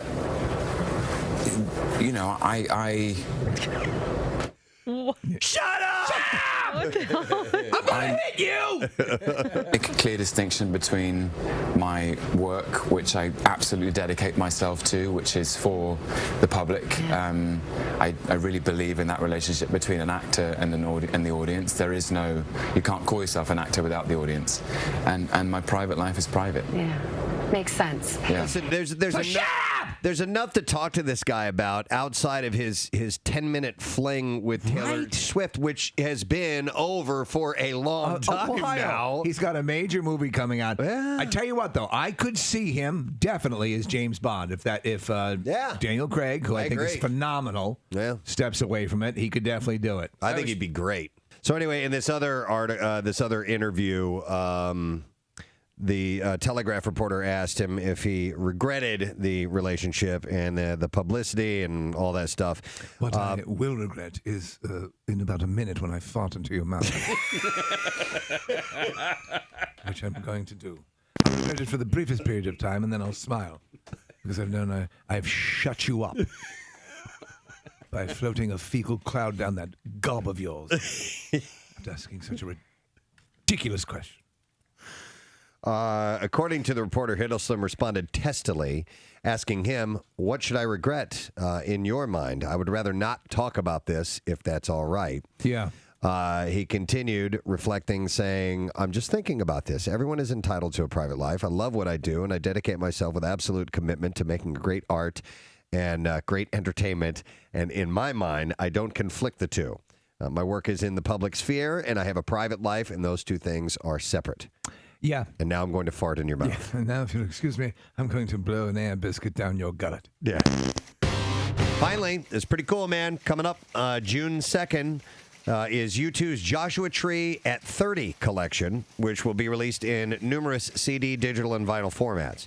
According to the band's press release, alongside the 11-track album, the Super Deluxe Collector's Edition includes a live recording of the Joshua Tree Tour 1987 Madison Square Garden concert. Wow. Rarities and B-sides from the album's original recording sessions, as well as 2017 remixes from Daniel Lanois, St. Francis Hotel, Jackknife Lee, Steve Lillywhite, and Flood. What would you expect to pay for this amazing record package? He does his own K-Tel commercial. Yeah, he does a commercial for it. Yeah. Hi, it's Bono. You caught me in the living room just listening to some great tunes.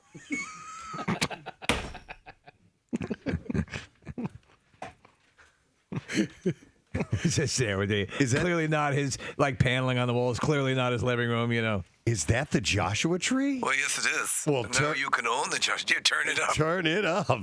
Now you can own it in your very own home. So the package will also include an 84-page hardback book of unseen personal photography shot by The Edge during the original Mojave Desert photo session in 1986. Stephen, the commercial, The Edge should be in the kitchen. Right, yeah. And he's making lunch. Are you telling the people about the collection? Yes, I am. And look at this incredible coffee table book. Lots of pictures out of focus. The Edge commented in his introduction to the newly published book of photos, saying, when I see the people we were back then, I see a bunch of pilgrims on a journey towards some kind of creative home. Yeah. And I think that really does capture the spirit of the band at that time. I think that's my favorite look of the band, the Joshua Tree period. I agree. Yeah. They had a cool appearance about them. I think the album is a masterpiece. I think it's exciting that they're going to play it and they're going to be in Philadelphia. Did you get to hear Pierre yesterday? No, but I heard Jackson yesterday, who didn't even know that they were going to be playing the Joshua Tree while they're coming to town.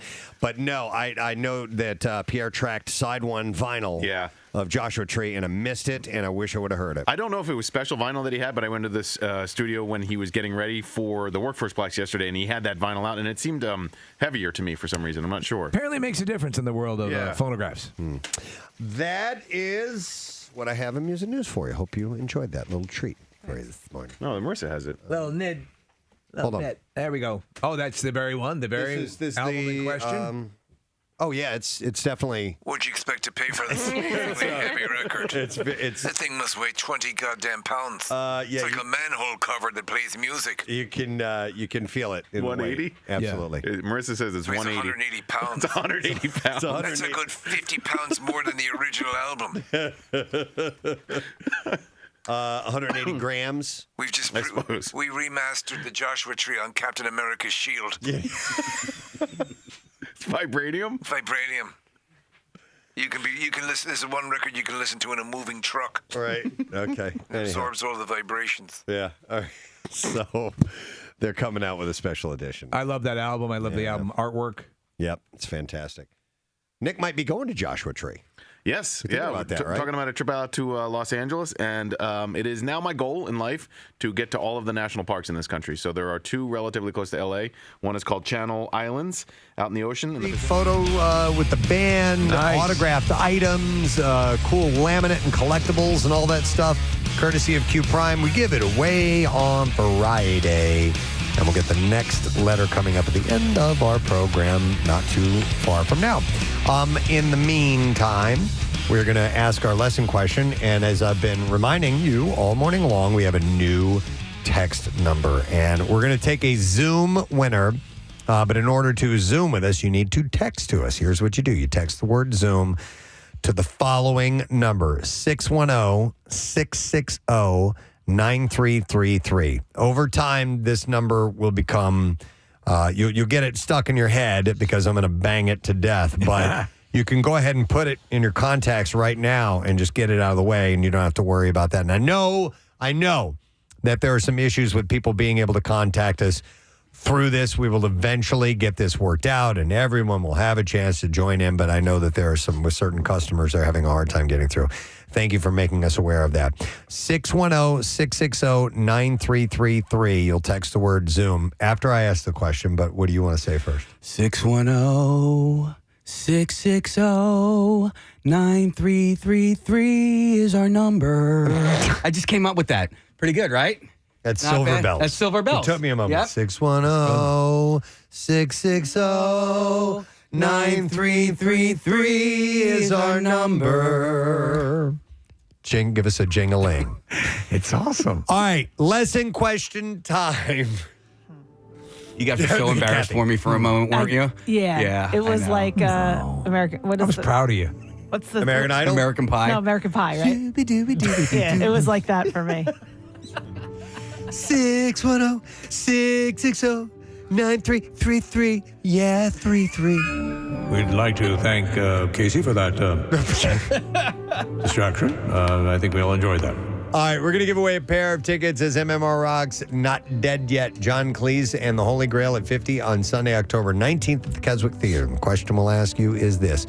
What happens to Kathy's ankle bracelet when she gets too far from home? It was about 7:35 this morning that was uttered. What happens? What will you hear when Kathy's ankle bracelet gets too far from home? Text that word, Zoom, to 610-660-9333.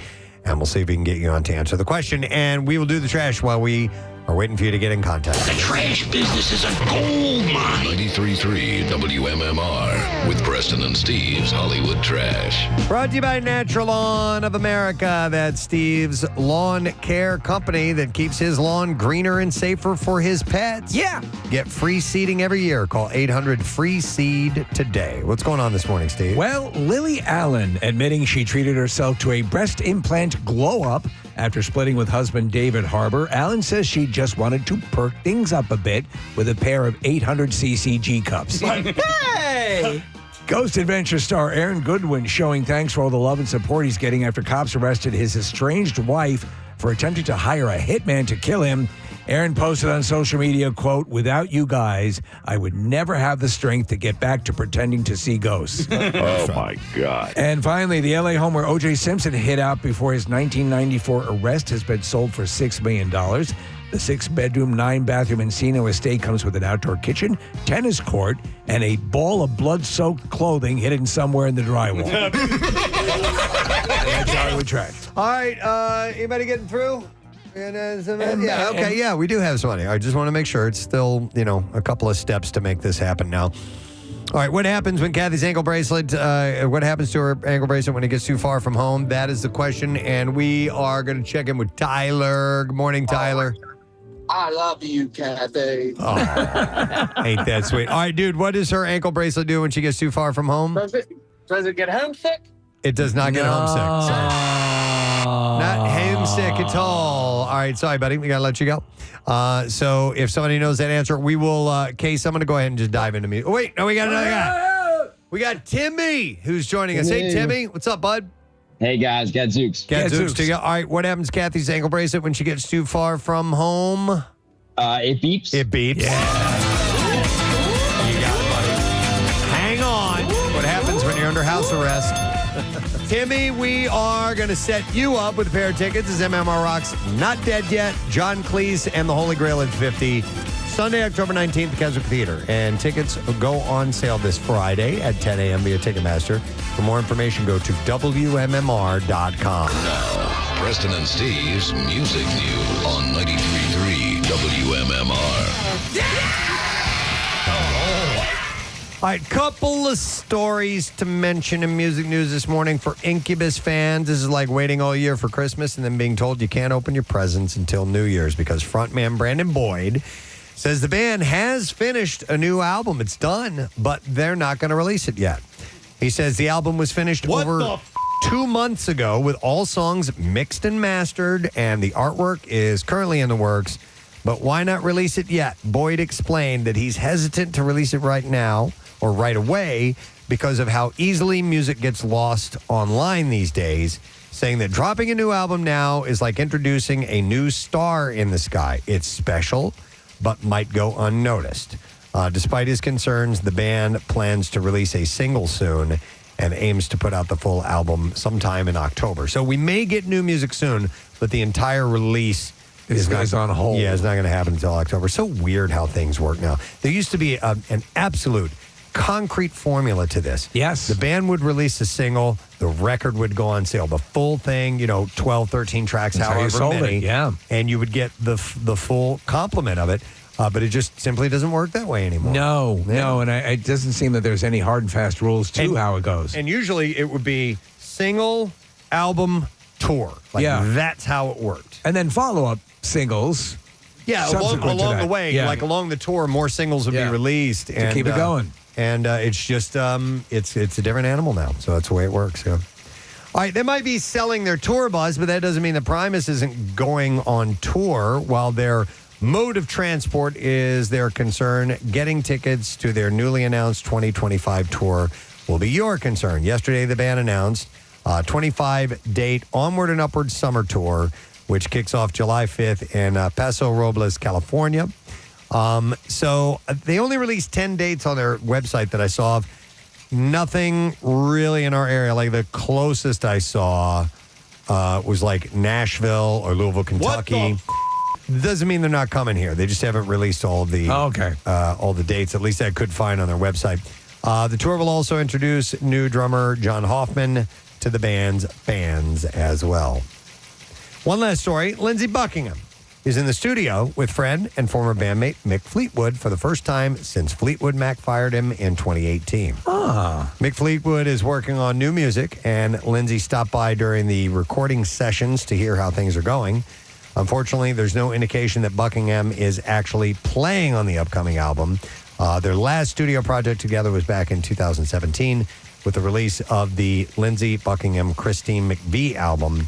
And that featured everyone from the former band except Stevie Nicks. So you can't have the band reunite because Christine McVie is dead, but you could do Yeah, you could do the rest of them. Yeah. But Christine McVie was a huge part of that band. Steve, you know how the dance is one of your favorite and my favorite live albums of all time. The way that got started was Mick and Lindsey in the studio together.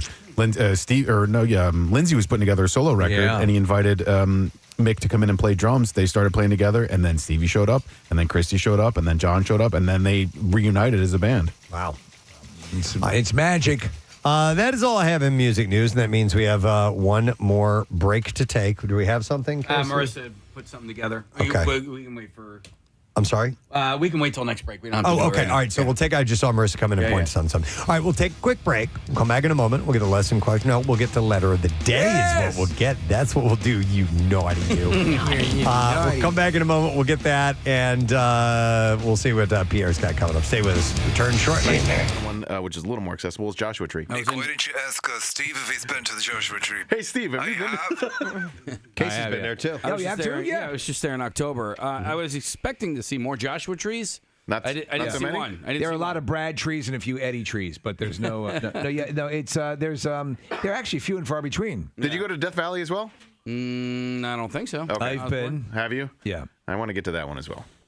The national park? Yeah, I want to get to all the national parks. I think Yosemite's at the top of my list, but that's a little too far from LA, I think. So, Yosemite. Sorry, that cracked me up. Could have kept it inside. He said Some of your friends Yosemite. may have mental issues that need to be tended to. Oh my God. Hi, this is Bono with a serious message. Sometimes people randomly yell out Yosemite. They need to be corralled and taken in for medication. Hey, Casey's justification was he said Yosemite. Yeah. Yeah, it's a park. It worked for me. Yeah. But there are certain things that should kick in that like to keep you from pooping in public. Right. And yelling Yosemite for no reason. Is like Yosemite a name or something? Yeah. Yosemite. Okay. All right. Got it. Get over here. Yeah, you big lug. Amanda Seyfried and Thomas Sadowski secretly eloped on March 12th after less than a year of dating. It's such a secret, I don't care. They are expecting their first child as well. Oh, so he's the dad. The newsroom actor broke the news on the Late Late Show with James Corden Thursday night after Corden noticed his wedding ring. Sadowski said, "We eloped. We just took off into the country with an efficient and just the two of us, and we did our thing. We had a great day, and it was perfect." I actually like him. He's a funny comedic actor and a good serious actor, so I approve of this. Please let them know. The sole guest of honor was Seyfried's Australian Shepherd named Finn. It's an honor to be here. What the hell's that all about? Her Australian Shepherd? Their dog? Oh. It's okay. It's a Monday morning, man. It's all right. No, I thought it was legitimately an Australian. I thought they had a group of well, you know what? I don't know. Sheep. Maybe they do. And they tended them. And of course, I had to leave the sheep for a little while, but I wouldn't miss this for the world. Probably I was their just dog. kidding. I'm not a dog guy. Obviously. I'm a shepherd. What do you do? Hey, I'm here for the Ten Seyfried sheep. wedding. And I'm the only person here. Generally, a guest of honor is not a dog. No. Yeah. So, It doesn't usually make the news story either. And I'm an idiot. They wrote their own vows. And It was lovely. Finn gave a great speech at the reception. I gotta say, I'm afterwards. a little nervous. Yeah, being known more for my shepherding skills and being the kind of man who gives a speech at a wedding. But I gotta say, it was quite an honor and a little bit of a shock to receive the invite. Casey, do we have any crowd ambiance of? Just want to say a few words about the couple. Emerged my surprise, standing out there in the outback playing with didgeridoo, tending my flock, and here comes Western Union. We didn't invite. It was mostly a shock because I'm not even friends with these people, but I'll go anywhere if you provide airfare and a hotel. I understand they'd reached out initially to a soothsayer, but decided to go with the shepherd. All right. They were going to get their German Shepherd to show up. Now that I would have known. That I would have known. It's glad to be here. Anyhow, they wrote their own vows. And, Always a mistake. Sadowski described their ceremony as beautiful. Yeah, it was great. He expanded saying, "Listen," she said, "the person who I love, admire, respect most in the world, it was she didn't say that. She said, listen, she's the She person told me I'm the person she admires most in the world. who I love, admire, respect most in the world, and it It's a is little cockeye, don't you think? everything that it should be." It was just the two of us talking to each other. I don't want to interrupt things, but these are very good pizza bagels. I can't tell if this guy is a talking dog or an actual shepherd. Yeah. I thought he was a shepherd. I could tell. Lisa, I don't want to bother you two lovebirds, but where's my coat? Is it upstairs on the bed? While the big celebrity wedding involving the gowns and pounds worth of gleaming jewels and glossy magazine covers used to be the regular thing, more and more stars are opting out of the limelight for the big day. It's just those two, the efficient, and a guy in a robe with a crook. He's a crook. Giant beard. He's not Moses. Yeah, shepherds don't. There are shepherds still, and I don't think they look like that. Yeah. In my mind, they do. They all have crooks.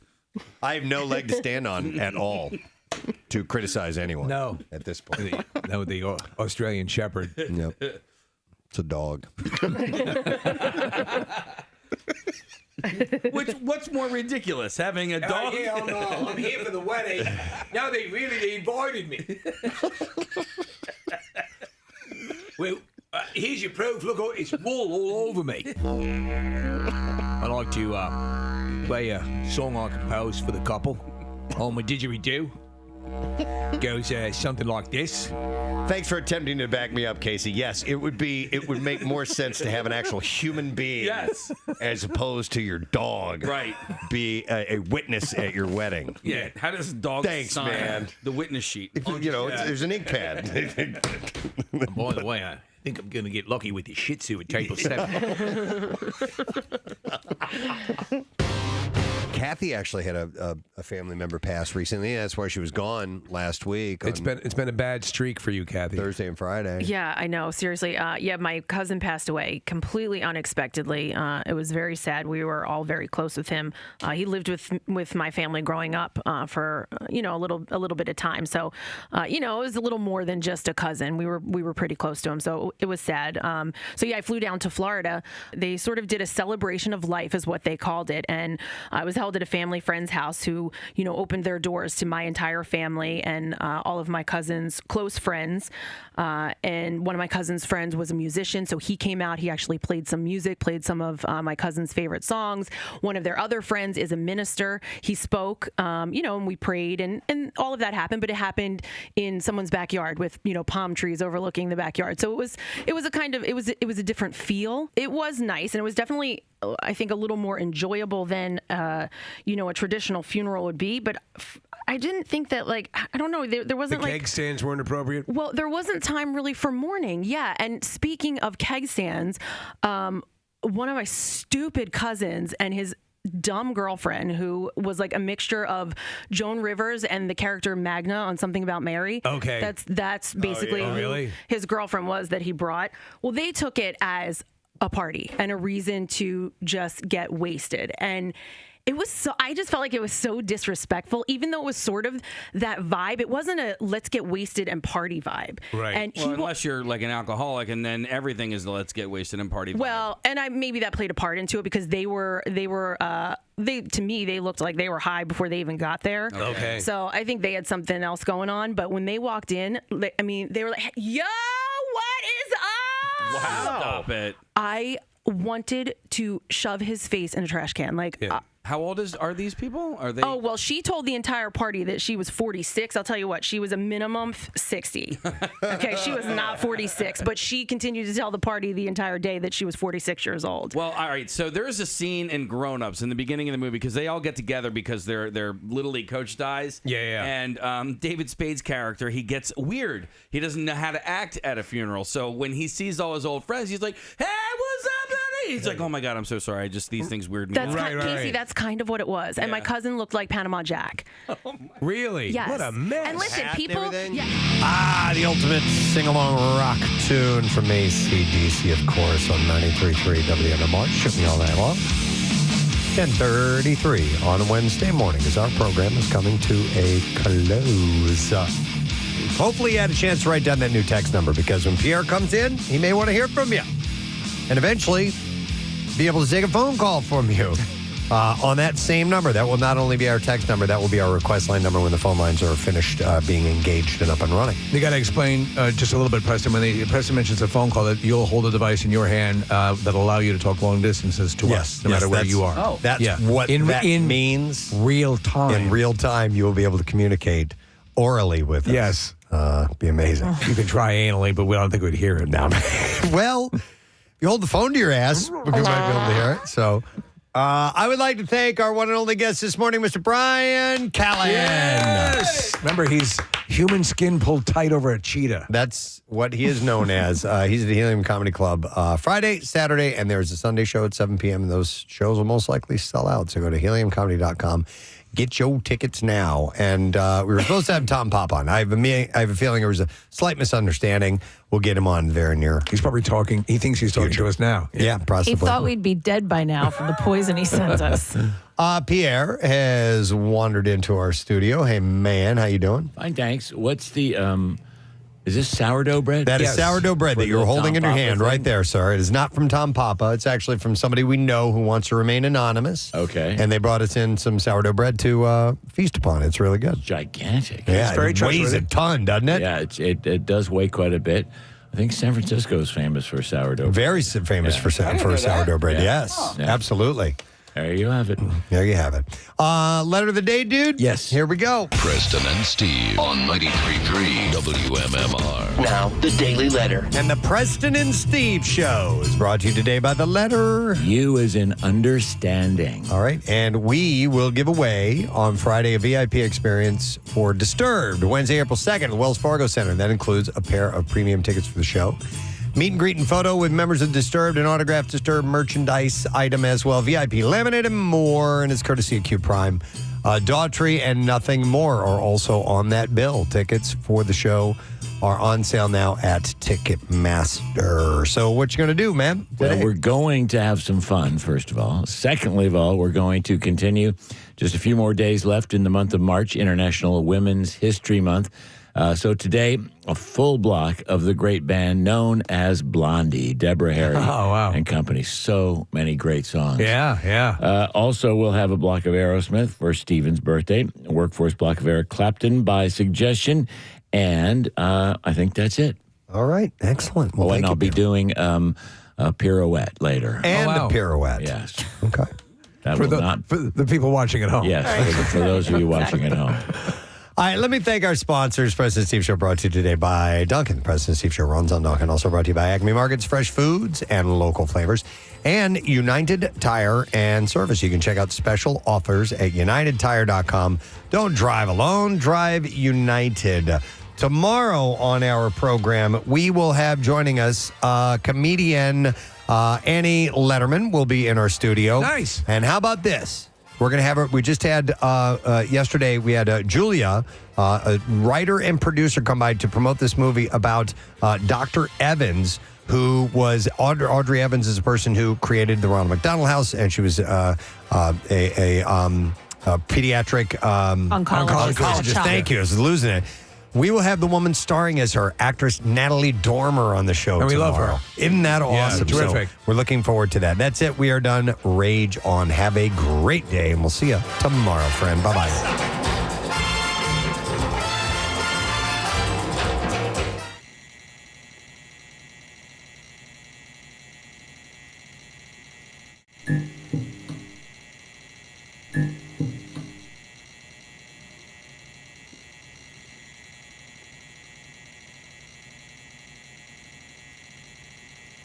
Mm-hmm.